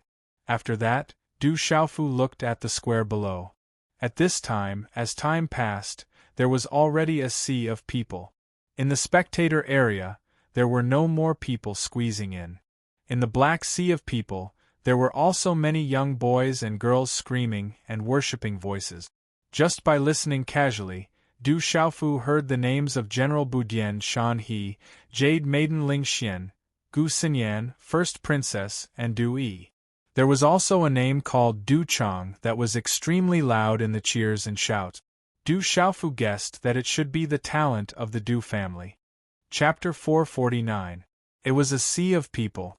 The sound waves converged and soared into the sky, resounding throughout the sky. Under the influence of this boiling atmosphere, Du Xiaofu's heart began to heat up. He was somewhat looking forward to the beginning of the duel between the 2 empires' peak younger generation. Du Xiaofu's gaze swept across the surroundings. Then, he looked towards the place mentioned by the North vanquishing prince. There were dozens of figures standing there. In front of them sat a dozen people. Faintly, the aura emitted from them was extremely valiant. It's him. When Du Xiaofu's gaze landed on a young man sitting in the middle of the crowd, he suddenly raised his eyebrows. Du Xiaofu recognized the young man at a glance.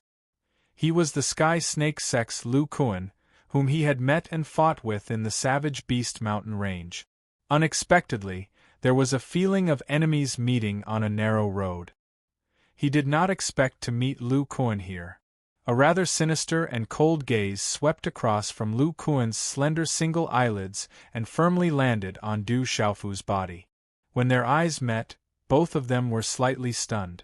Then Du Xiaofu raised his eyebrows. That sinister gaze was suffused with a sneer, becoming even more sinister. Buzz.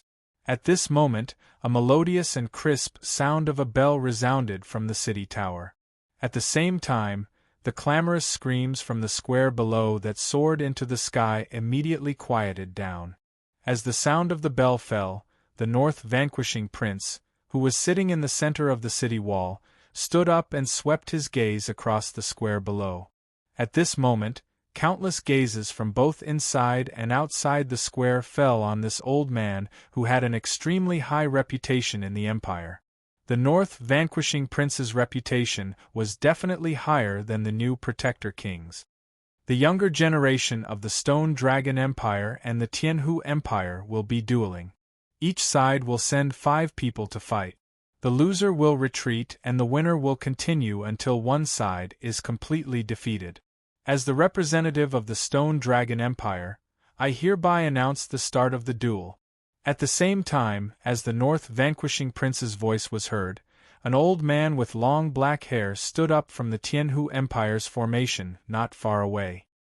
He looked around and said loudly, "In this duel, those who do not surrender will live and die in the hands of fate. The final winner will obtain 10 prefectures from the other empire. As the representative of the Tianhu Empire, I now announce the start of the duel." As the 2 waves of sound reverberated in the air one after another, the sound waves overlapped, allowing the countless onlookers in the square to hear them clearly. Boom! At the same time, all around the square, there was a huge uproar. Just as the North vanquishing prince and the black-haired old man finished speaking, a figure flashed out from the Tianhu Empire's formation. That body directly rose from the edge of the city tower. With a leap, it appeared just like an eagle pouncing on its prey. It landed in the middle of the square below in front of quite a number of surprised gazes. Just as the body was about to land, a surge of Xian Qi suddenly surged out from the body. Then, the body rotated 720 degrees in the air and slowly landed in the middle of the square. The person who landed was a young man in his early 20s. His skin was fair, and his temperament was extraordinary. His facial features were delicate with a touch of handsomeness. However, his eyes flashed with a sharp light. Then, he looked at the Stone Dragon Empire's city tower and said indifferently, "Tianhu Empire's Fu Junyi, please advise me. I'll go and meet him first." On the city tower, Gu Xinyan's eyes flashed as her voice fell. She flicked her sleeves slightly and her graceful body suddenly flew into the air. Then, under the gazes of everyone present, she was like a fallen leaf in the wind. Gently and gracefully, she fluttered in the air and slid down gracefully. The figure's red dress was dazzling, and her posture was graceful. Her moving figure and temperament were untainted by the mortal world.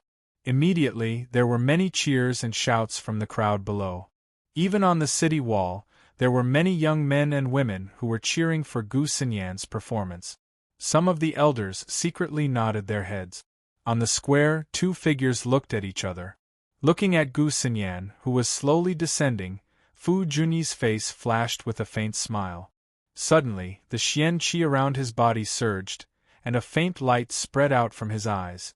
Gu Xinyan's beautiful face slightly moved, as if she felt something. Then, she focused and her Xian Qi surged, and the surrounding atmosphere suddenly became tense. As the 2 stood, everyone's gazes were fixed on them. The atmosphere was tense and gradually heated up. The long-awaited battle between the 2 empires' peak younger generation was finally about to begin. Gu Xinyan moved. In her beautiful eyes light bloomed. The hand seals in her hands began to change and condense. As the hand seals changed, the energy of heaven and earth suddenly fluctuated rapidly from the surrounding air. "You want to arrange a charm array? It's not that easy," Fu Junyi shouted coldly. The corner of his mouth twitched slightly. His clothes fluttered, and his figure swept out like a ghost. He quickly appeared in front of Gu Xinyan. With a wave of his hand, runes surged and Xian Qi spread out in all directions, covering the sky. Like a violent flood, it swept towards Gu Xinyan, preventing her from arranging the charm array. Gu Xinyan's beautiful face slightly changed. The mighty energy was crushed. The opponent's speed was amazing. She had to give up on arranging the charm array, and her figure quickly avoided the attack. At the same time, Gu Xinyan's body was wrapped in a Xian Qi light shield. She waved her delicate hand and turned it into a palm print. Vast pressure spread out, and swept towards Fu Junyi. Fu Junyi's eyes were sharp. His figure was like lightning, and he leaned back at a 45-degree angle. Just as he avoided Gu Xinyan's attack, he clenched his hand into a fist. Wrapped in a mysterious talisman, he swept it towards Gu Xinyan's shoulder and back. In a short time, the two of them had caused an uproar in the square. Their figures intertwined like lightning, and both were as fast as lightning. Their attacks crisscrossed, and they rarely collided. However, it was often this kind of fight that was more dangerous. Bang, bang, bang. Once the two of them collided head-on, their powerful Xian Qi would shake the sky and shatter the runes. Low muffled sounds could be heard from time to time. There was no doubt that the two of them were extraordinary. Neither of them was weak. They were one of the top existences among their peers. Many of the old people on the city tower sighed and were shocked. Gu Xinyan knew her advantage, so she had been seizing the opportunity to arrange the charm array. She wanted to display the strength of a talisman and martial artist. However, Fu Junyi was not stupid. He was extremely smart, and he knew the principle of fighting in one go. He did not allow Gu Xinyan to arrange the charm array. His continuous attacks were launched, and he tightly entangled Gu Xinyan. Gu Xinyan's graceful figure fluttered in the air. Under the fierce attacks of her opponent, she did not change her expression or panic. This kind of exciting fight was evenly matched. The surrounding onlookers were unable to take their eyes off her. Occasionally, there would be onlookers cheering for Gu Xinyan. Their voices were monstrous. Martial Marquis Peak Profound Realm. It seems that she has improved a lot in the Heavenly Martial Seal realm. Du Xiaofu looked at the fight in the square, and he was quite moved. Compared to the Heavenly Martial Assembly, Gu Xinyan had improved a lot. However, watching Fu Junyi made Du Xiaofu frown. Although Fu Junyi had been continuously attacking, he had not used his full strength. It was enough to see that there was something else nearby. He might have left something behind. What do you think of the fight between the two of them? Unknowingly, Guo Xiaofeng, Ghost Child, and Wu Kei were standing behind Du Xiaofu's seat. I can't see it. The two of them have not used their full strength. However, if Gu Xinyan does not have time to arrange the charm array, she will be suppressed. Du Xiaofu hesitated for a moment, and then replied to the three people behind him. Swish, as Du Xiaofu's voice fell, Gu Xinyan's delicate body under her red clothes was like a willow tree. Her delicate hands moved slightly, and a cloud of runes appeared in front of her. The cloud of runes swept across the sky, and runes fluctuated in the sky. Under the brilliance, it contained a pressure that could destroy everything. Flowing cloud sky dance. Gu Xinyan shouted. Countless runes surged out of her sleeves, and like a cocoon of light, it suppressed and enveloped Fu Junyi. Fu Junyi's expression changed slightly. His hand seals changed rapidly, and turned into runes that filled the sky. In the end, they condensed into a rune energy ribbon, which stirred up the surrounding air waves and directly collided with the cloud of runes that filled the sky. Swish, there was no loud explosion, and only a terrifying surge of energy swept out, causing the space to tremble. Then, under many shocked gazes, the cloud of runes that filled the sky locked onto Fu Junyi and tightly wrapped around him. Jade's spirit palm, her figure was graceful and tender, and her long black hair was draped over her waist. At this moment, a strange energy fluctuation fluttered behind her head. Gu Xinyan's beautiful figure appeared in front of Fu Junyi. Her delicate hand fiercely shot out a palm print that crushed the sky. Drought palm. The runes on his body soared into the sky. Fu Junyi used all his strength to break free from Gu Xinyan's cloud of runes. In a panic, his palm print collided with Gu Xinyan's. In an instant, the terrifying runes dazzled, and a resplendent rune light burst out. Swish, Gu Xinyan's delicate body was directly pushed back, but she stabilized her body after a few steps. Swish, but at this moment, Fu Junyi's body was directly sent flying, and he stabilized his body after flying for dozens of meters. A trace of blood flowed out from the corner of his mouth. It's time for the 6th watch, and there will be an update, but it will be a little late. Little you will go and have a meal first, and then continue writing. Chapter 450. However, Fu Junyi's body was sent flying. He only stabilized his body after flying for dozens of meters. A trace of blood flowed out from the corner of his mouth. At this moment, Gu Xinyan was looking at Fu Junyi, who seemed to have suffered a loss after being forced back. However, there was not much fluctuation in her beautiful eyes. Her hands began to rapidly form seals. One after another, the energy of heaven and earth rapidly fluctuated in the air. Her long black hair danced behind her head along with the energy fluctuations. This scene was fierce and violent, yet beautiful like a fairy that had walked out of a painting. Fu Junyi steadied his body in the air and looked at Gu Xinyan, who was rapidly forming hand seals. His pale face suddenly flashed with some strange fluctuations. He stamped his foot on the void and his figure shot out like lightning towards Gu Xinyan. At this moment, Gu Xinyan's last seal was finally formed. On her delicate palm, a total of 18 formation flags were formed. Inside the formation flags there was a shocking fluctuation. Pft! At this moment, all the energy in Gu Xinyan's body seemed to have been poured into the 18 formation flags.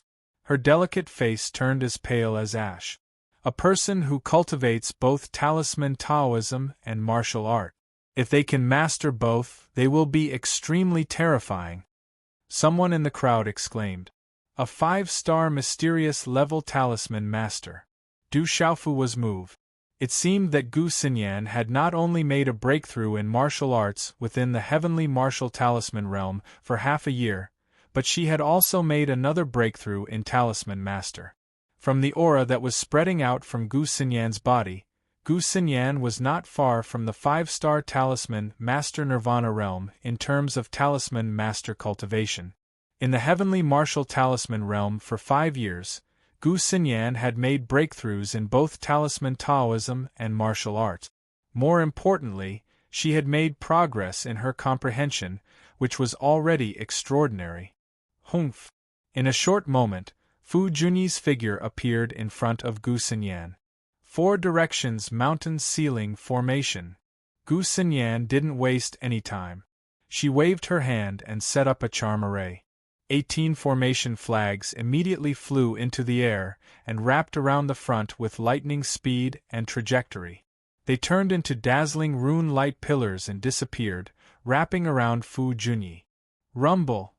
In an instant, dazzling runes spread across the sky, and a powerful rune array appeared in midair.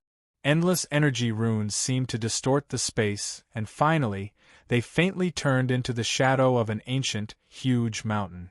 Boom! The mountain descended from the sky, its entire body rippling with mysterious talisman markings.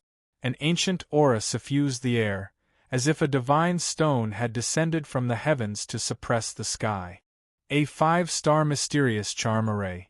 If Fu Junyi from the Tianhu Empire tried to break it by force, he would not be able to do so unless he was at the peak of the martial lord realm. Is that guy from the Tianhu Empire going to lose? Humph! Does the Tianhu Empire really think they can compare to the Stone Dragon Empire? Seeing that Fu Junyi from the Tianhu Empire was wrapped in Gu Xinyan's charm array, everyone was shocked. They waited with bated breath. It seemed that the guy from the Tianhu Empire was going to lose. Something doesn't seem right. At this moment, Du Xiaofu's eyes were fixed on the huge mountain charm array in front of him. Within the terrifying ancient aura, there were some ripples of worry. Not good. In an instant, under Du Xiaofu's worried gaze, a flowing figure rushed out from the huge mountain charm array. It was like a flash of lightning, and suddenly appeared in front of the ashen-faced Gu Xinyan. Crash! Just as the lightning-like figure rushed out, the huge mountain charm array suddenly shattered into dazzling runes that filled the sky. An attack as powerful as thunder ruthlessly struck in front of Gu Xinyan, and heavily swept down. Bang! With a dull thud, Gu Xinyan spat out a mouthful of fresh blood. Her delicate body flew down in a straight line and landed heavily on the square on the ground. How did this happen? How did the guy from the Tianhu Empire break the charm array? What's going on? This scene was too unexpected. Seeing Gu Xinyan being blasted down from midair, the surrounding spectators had yet to recover from their shock. Within the city walls, the North vanquishing prince, the protector king, and other experts looked at Fu Junyi, who was flying low in the sky. Within the Tianhu Empire's lineup, many people had smiles on their faces. I didn't expect him to hide so well. This guy hid too well. He's actually a 5-star spiritual talisman master at the Nirvana realm. At this moment, there was an uproar on the city tower. Many people, including Du Xiaofu, looked at Fu Junyi in shock. At this moment, the aura around Fu Junyi's body was no longer that of a martial lord, but a 5-star Nirvana realm spiritual talisman master. He was also a rarely seen dual cultivator of the martial path and talisman path. In terms of the cultivation of a spiritual talisman master, he had already reached the 5-star Nirvana realm. Martial Dao and talisman master cultivation. I know it too. My strongest strength isn't martial Dao, but talisman Dao and charm arrays. You shouldn't have set up a charm array in front of me. In midair, Fu Junyi looked down at Gu Xinyan, who had stood up. She was already drenched in blood, and her aura was weak. Everything was going according to his plan. With a faint, arrogant smile, he said, "I know you like the back of my hand. Second on the martial ranking of Tianwu Academy, the peak of the younger generation of the Gu clan. Yet, you know nothing about me. You've lost." "I've lost." On Gu Xinyan's delicate face, there was a trace of sadness in her beautiful eyes. Another mouthful of blood flowed down from the corner of her mouth. In the first round, Fu Junyi from the Tianhu Empire wins. He can choose to stay or leave. The Stone Dragon Empire can send a second person. On the city tower, an expert from the Stone Dragon Empire announced the result of the competition. Although his voice was clear, everyone could hear that there was a trace of helplessness in it. The Stone Dragon Empire had lost in the first round on their home ground. The eyes of the spectators dimmed as they had suffered a blow. Stone Dragon Empire's general. As the voice from the city tower faded, a majestic figure suddenly flew down from the city wall. The general's figure stepped on the sky, and an aura that could suppress mountains and rivers spread out from his body. He looked at Fu Junyi, who was in midair, and said, "Send someone else. You might be able to resist me for a while when you're at your peak, but you're no match for me now.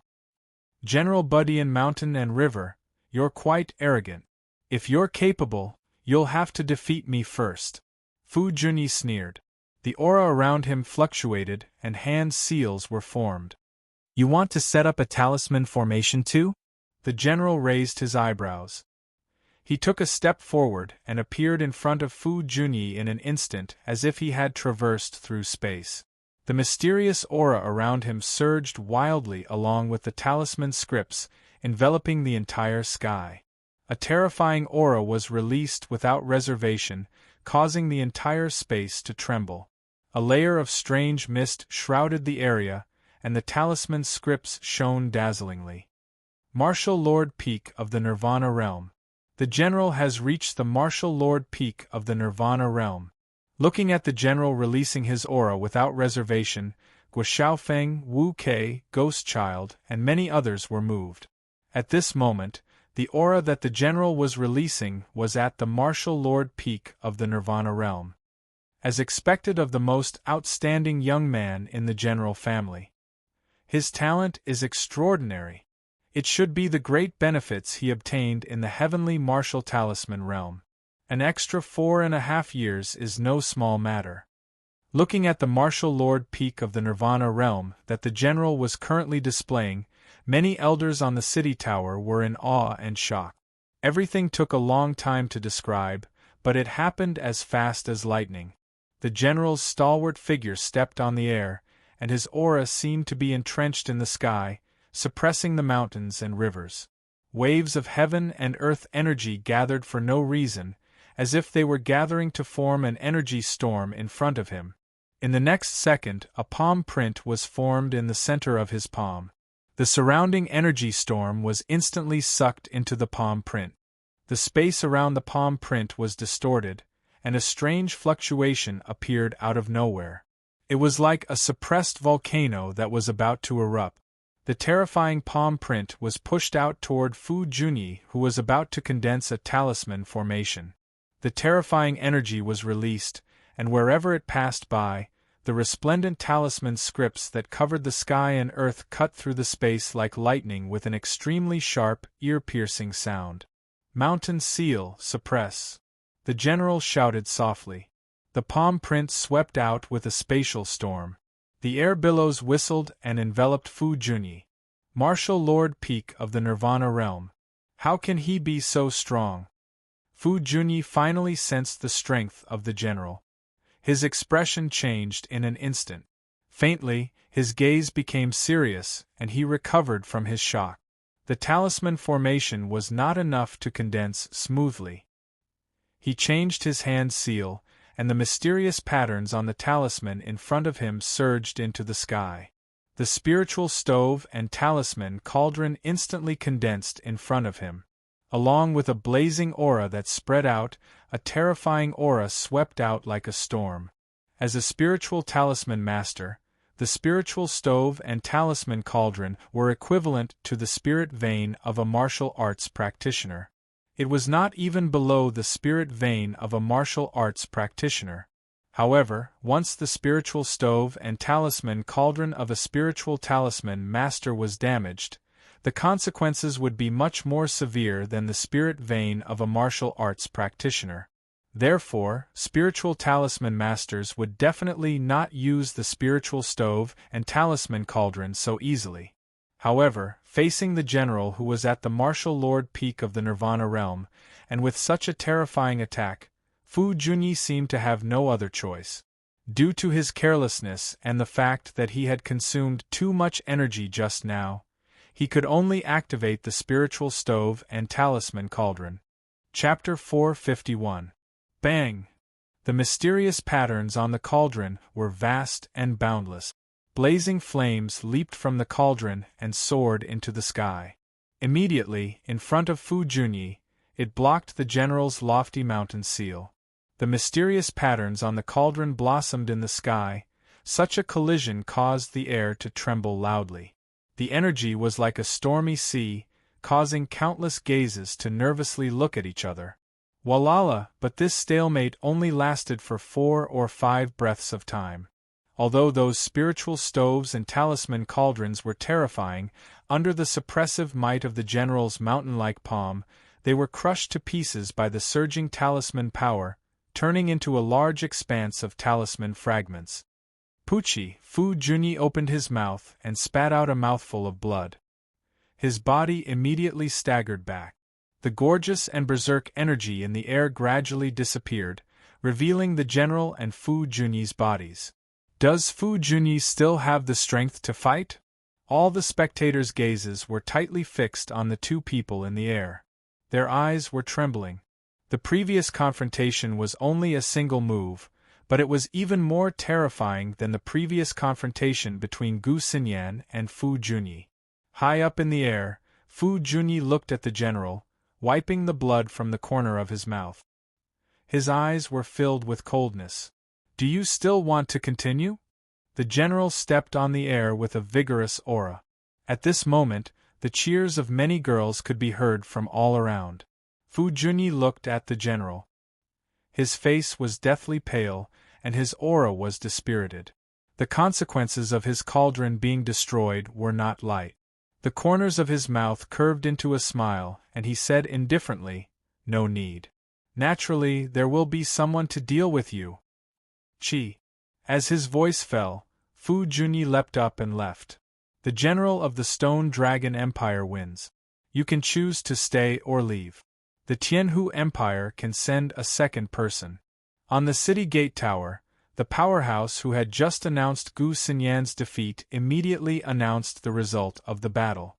This time, His voice rolled and resounded in all directions. Good job, General!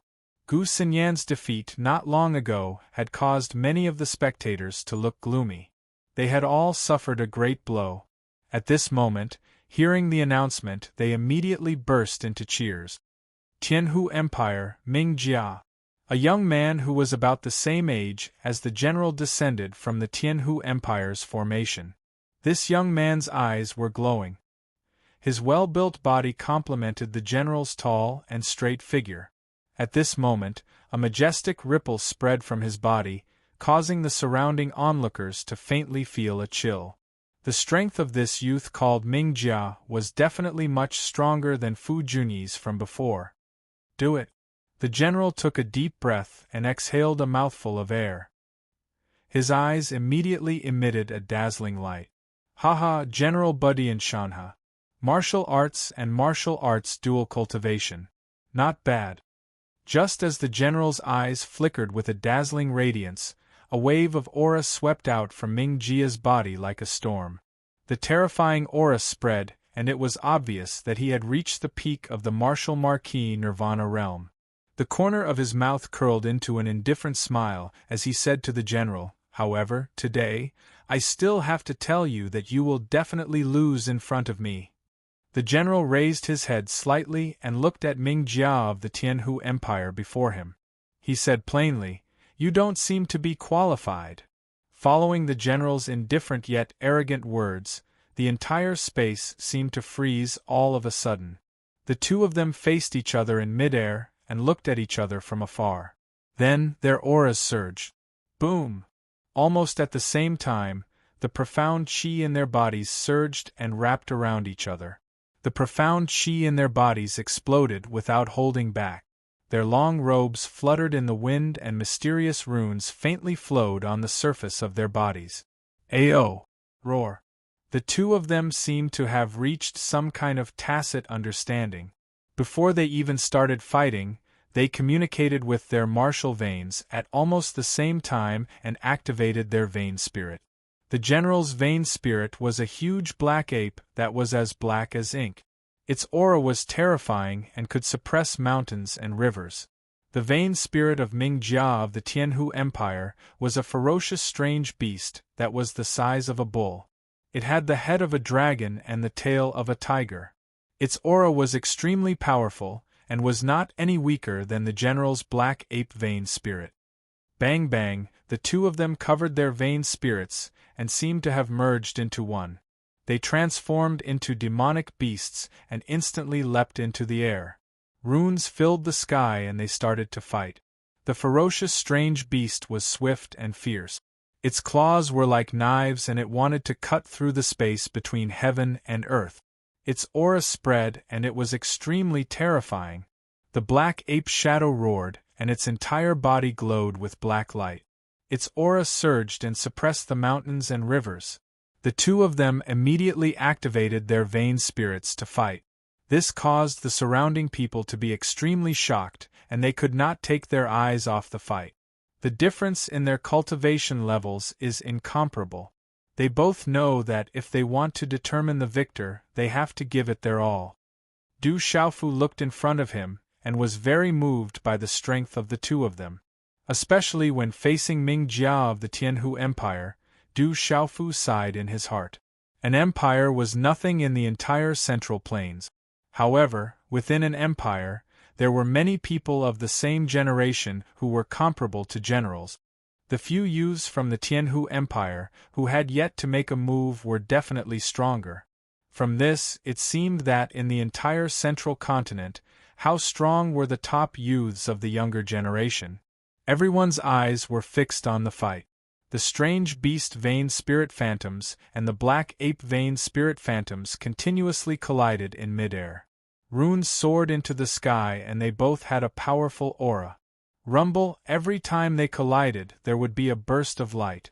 Sparks would fly in all directions and divine light would surge. However, the two of them seemed to be unable to determine the victor. Roar. After being unable to fight for a long time, the strange beast vein spirit phantoms became angry. It spat out runes from its mouth, and its body continued to expand.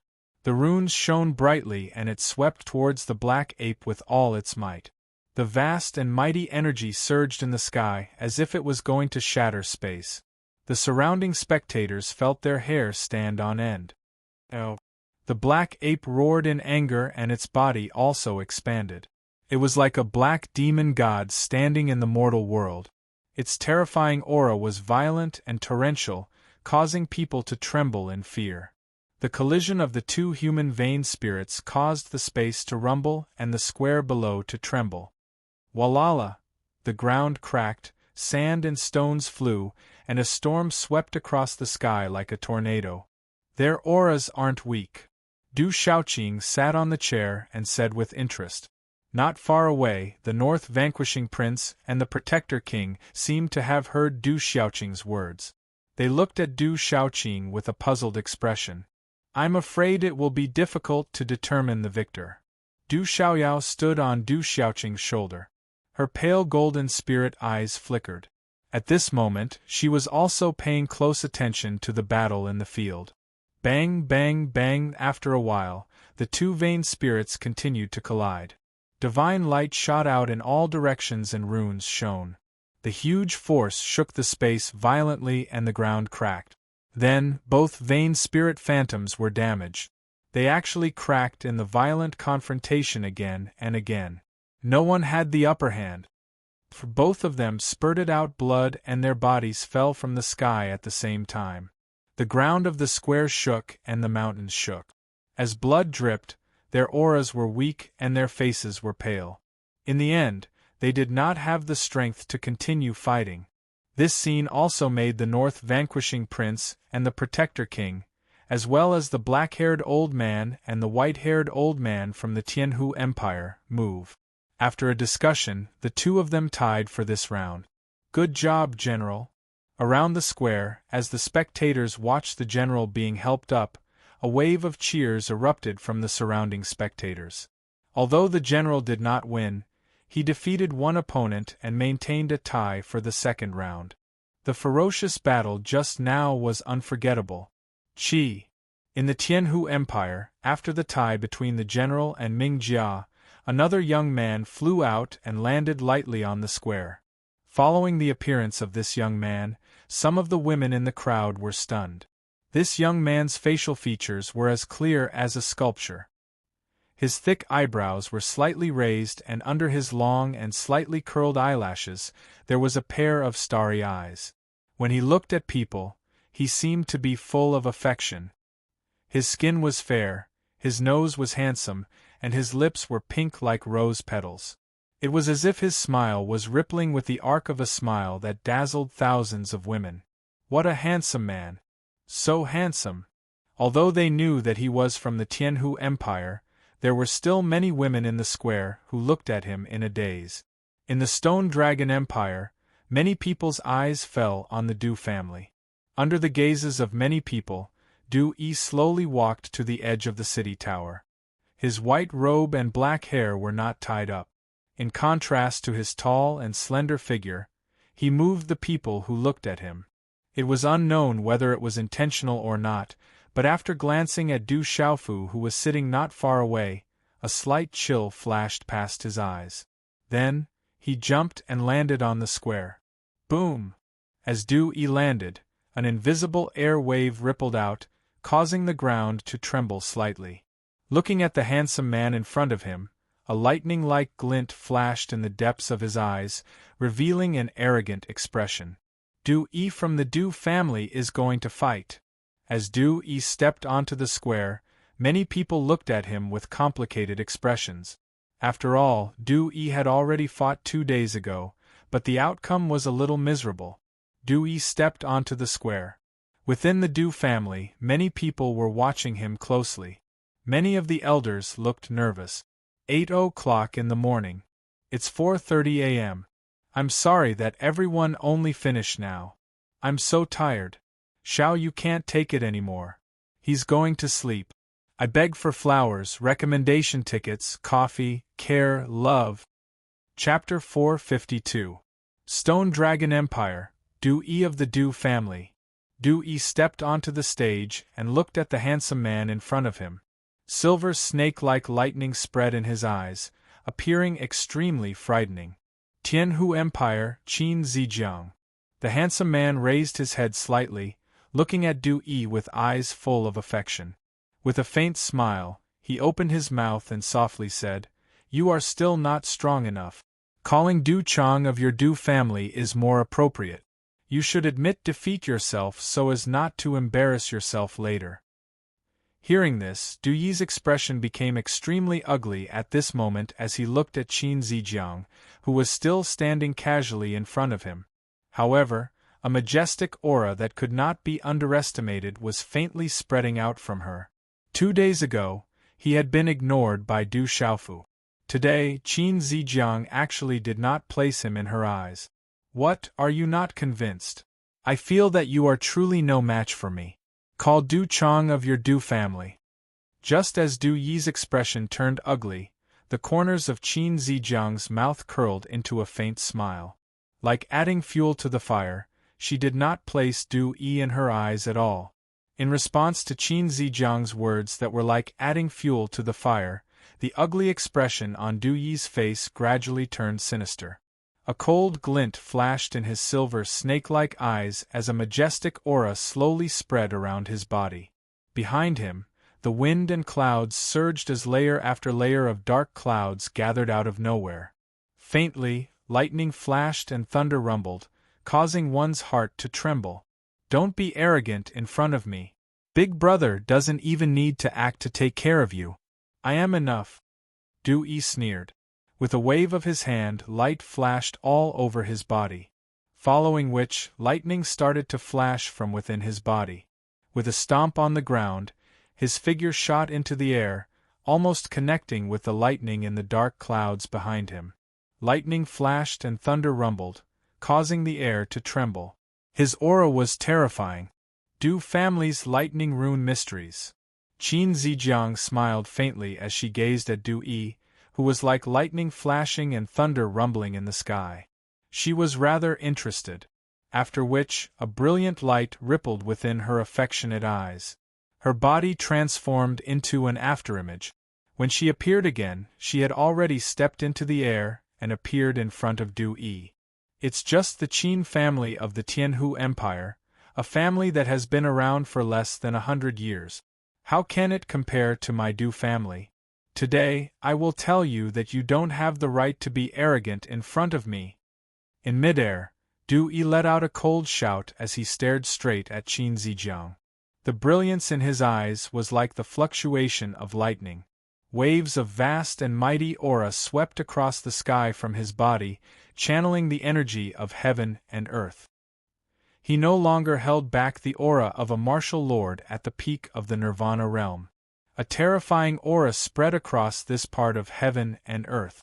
Under the pressure of the aura of lightning and thunder, it caused the celestial chi in the surrounding spectators below to stagnate and solidify. Their bodies trembled and their souls throbbed. Martial Lord Realm, Nirvana Realm, Du Yi from the Du family is indeed extraordinary.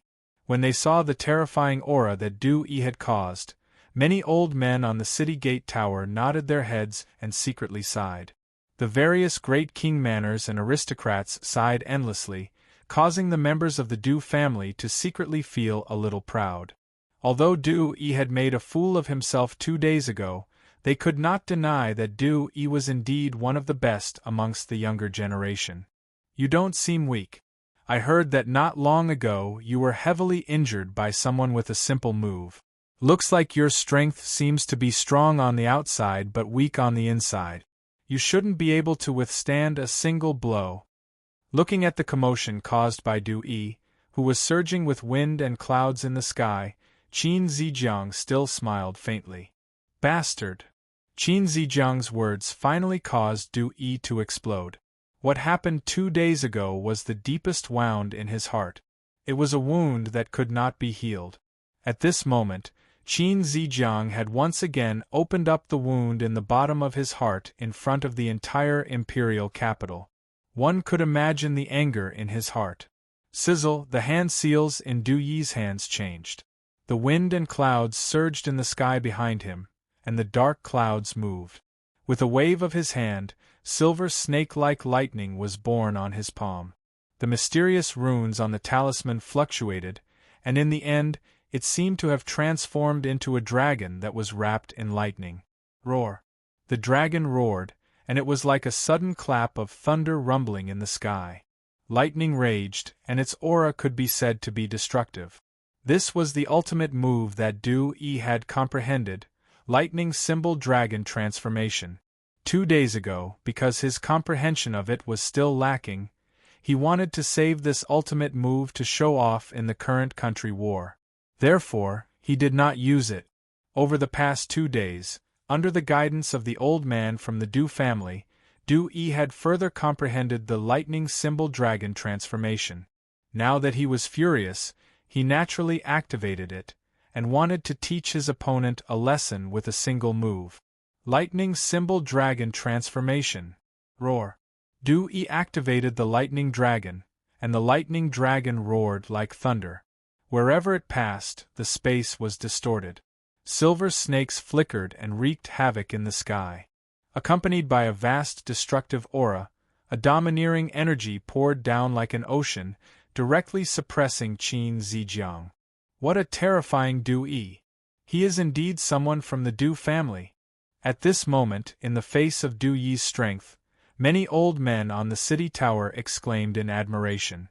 Within the Tianhu Empire there were people who were moved.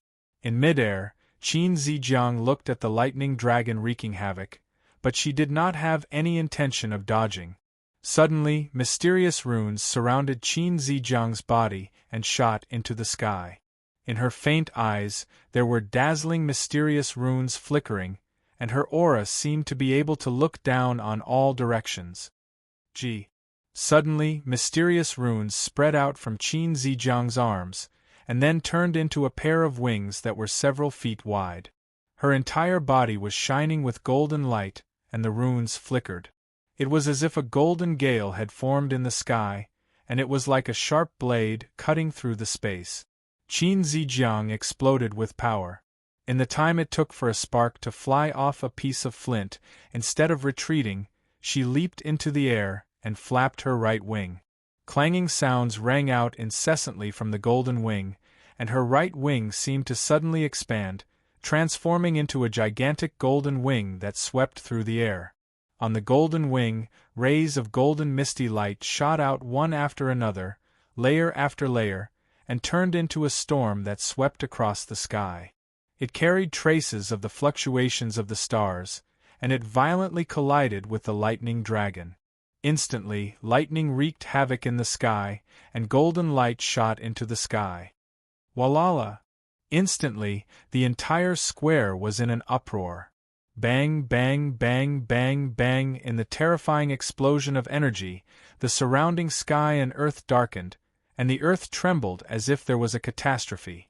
The ground in the square cracked and exploded continuously.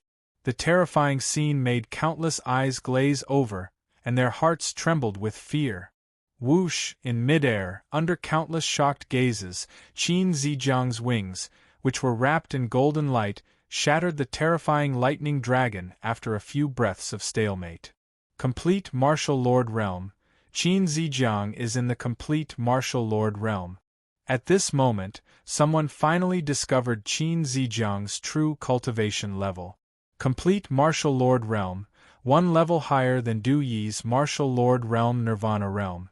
It seemed like there was only one level of difference, but at the martial lord realm, the difference between one level was like a huge chasm. For ordinary people, it was difficult to cross. Moreover, these two people were both people with terrifying talent. One level of difference was one level. Pucci, in an instant, Du Yi spat out a mouthful of blood. His body trembled violently, and his eyes were filled with shock and fear. His hand seals were condensed, as if he was trying to communicate with his martial vein and activate his vein spirit. I told you, you can't even withstand a single blow. Qin Zijiang appeared in front of Du Yi. Her eyes were filled with mysterious runes, and her left wing fell at the same time. Accompanied by the pressure of the runes, her aura looked disdainfully in all directions. With a flap of her wing, she pounced and suppressed Du-yi. Whoosh! Du-yi was unable to resist, and could not take out the time to activate his vain spirit. His body was directly swept by Qin Zijiang, and violently swept down from midair. Like an impact cannon, he fell to the square below, accompanied by a large spray of blood. Bang, bang, bang! The ground trembled violently, and the earth shook. A large area of the hard square exploded, and Du-yi's body was directly inserted into the broken ground. Without a doubt, Du-yi was defeated. Defeated miserably, and not just miserably. On the city gate tower, everyone's eyes were trembling, and their complexions were not too good. Especially those from the Du household, their gazes could only be described as ugly. After that, many of the Du household's gazes turned to Du Xiaofu. In their hearts, if Du Xiaofu had not seriously injured Du-yi 2 days ago, Du-yi would not have lost so miserably today. Although Du-yi seemed to be fine, some of the elders of the Du family were very clear that Du-yi had spent a lot of effort, and a lot of the Du household's terrifying resources. In 2 days, Du-yi was fine, but he had only recovered about 70%. And all of this was caused by Du Xiaofu. I didn't expect Du-yi to lose so miserably. Ghost Child sighed. Although he did not like Du-yi, he also hoped that Du-yi would win from the standpoint of the Stone Dragon Empire. However, the current outcome was somewhat unacceptable to them. Qin Zijiang's wings are very strange. It doesn't look like an ordinary item. Wu Kei frowned, and her expression was rather gloomy. If the news I heard in the past is correct, Qin Zijiang's wings should have come from a golden-winged heavenly goose, at the peak of the Beast King realm. It is said that the Qin family of the Tianhu Empire accidentally obtained the skeleton of a golden-winged heavenly goose. In the end, by chance, they invited a powerful talisman master to refine the golden-winged heavenly goose's wings onto Qin Zijiang's arms.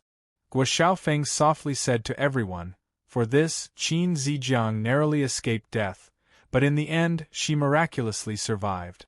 From then on, she became the most dazzling member of the Qin family's younger generation. Last night, I updated until the wee hours of the morning. When I woke up today, it was already afternoon. Xiao Yu continues to write, and thanks everyone for your support.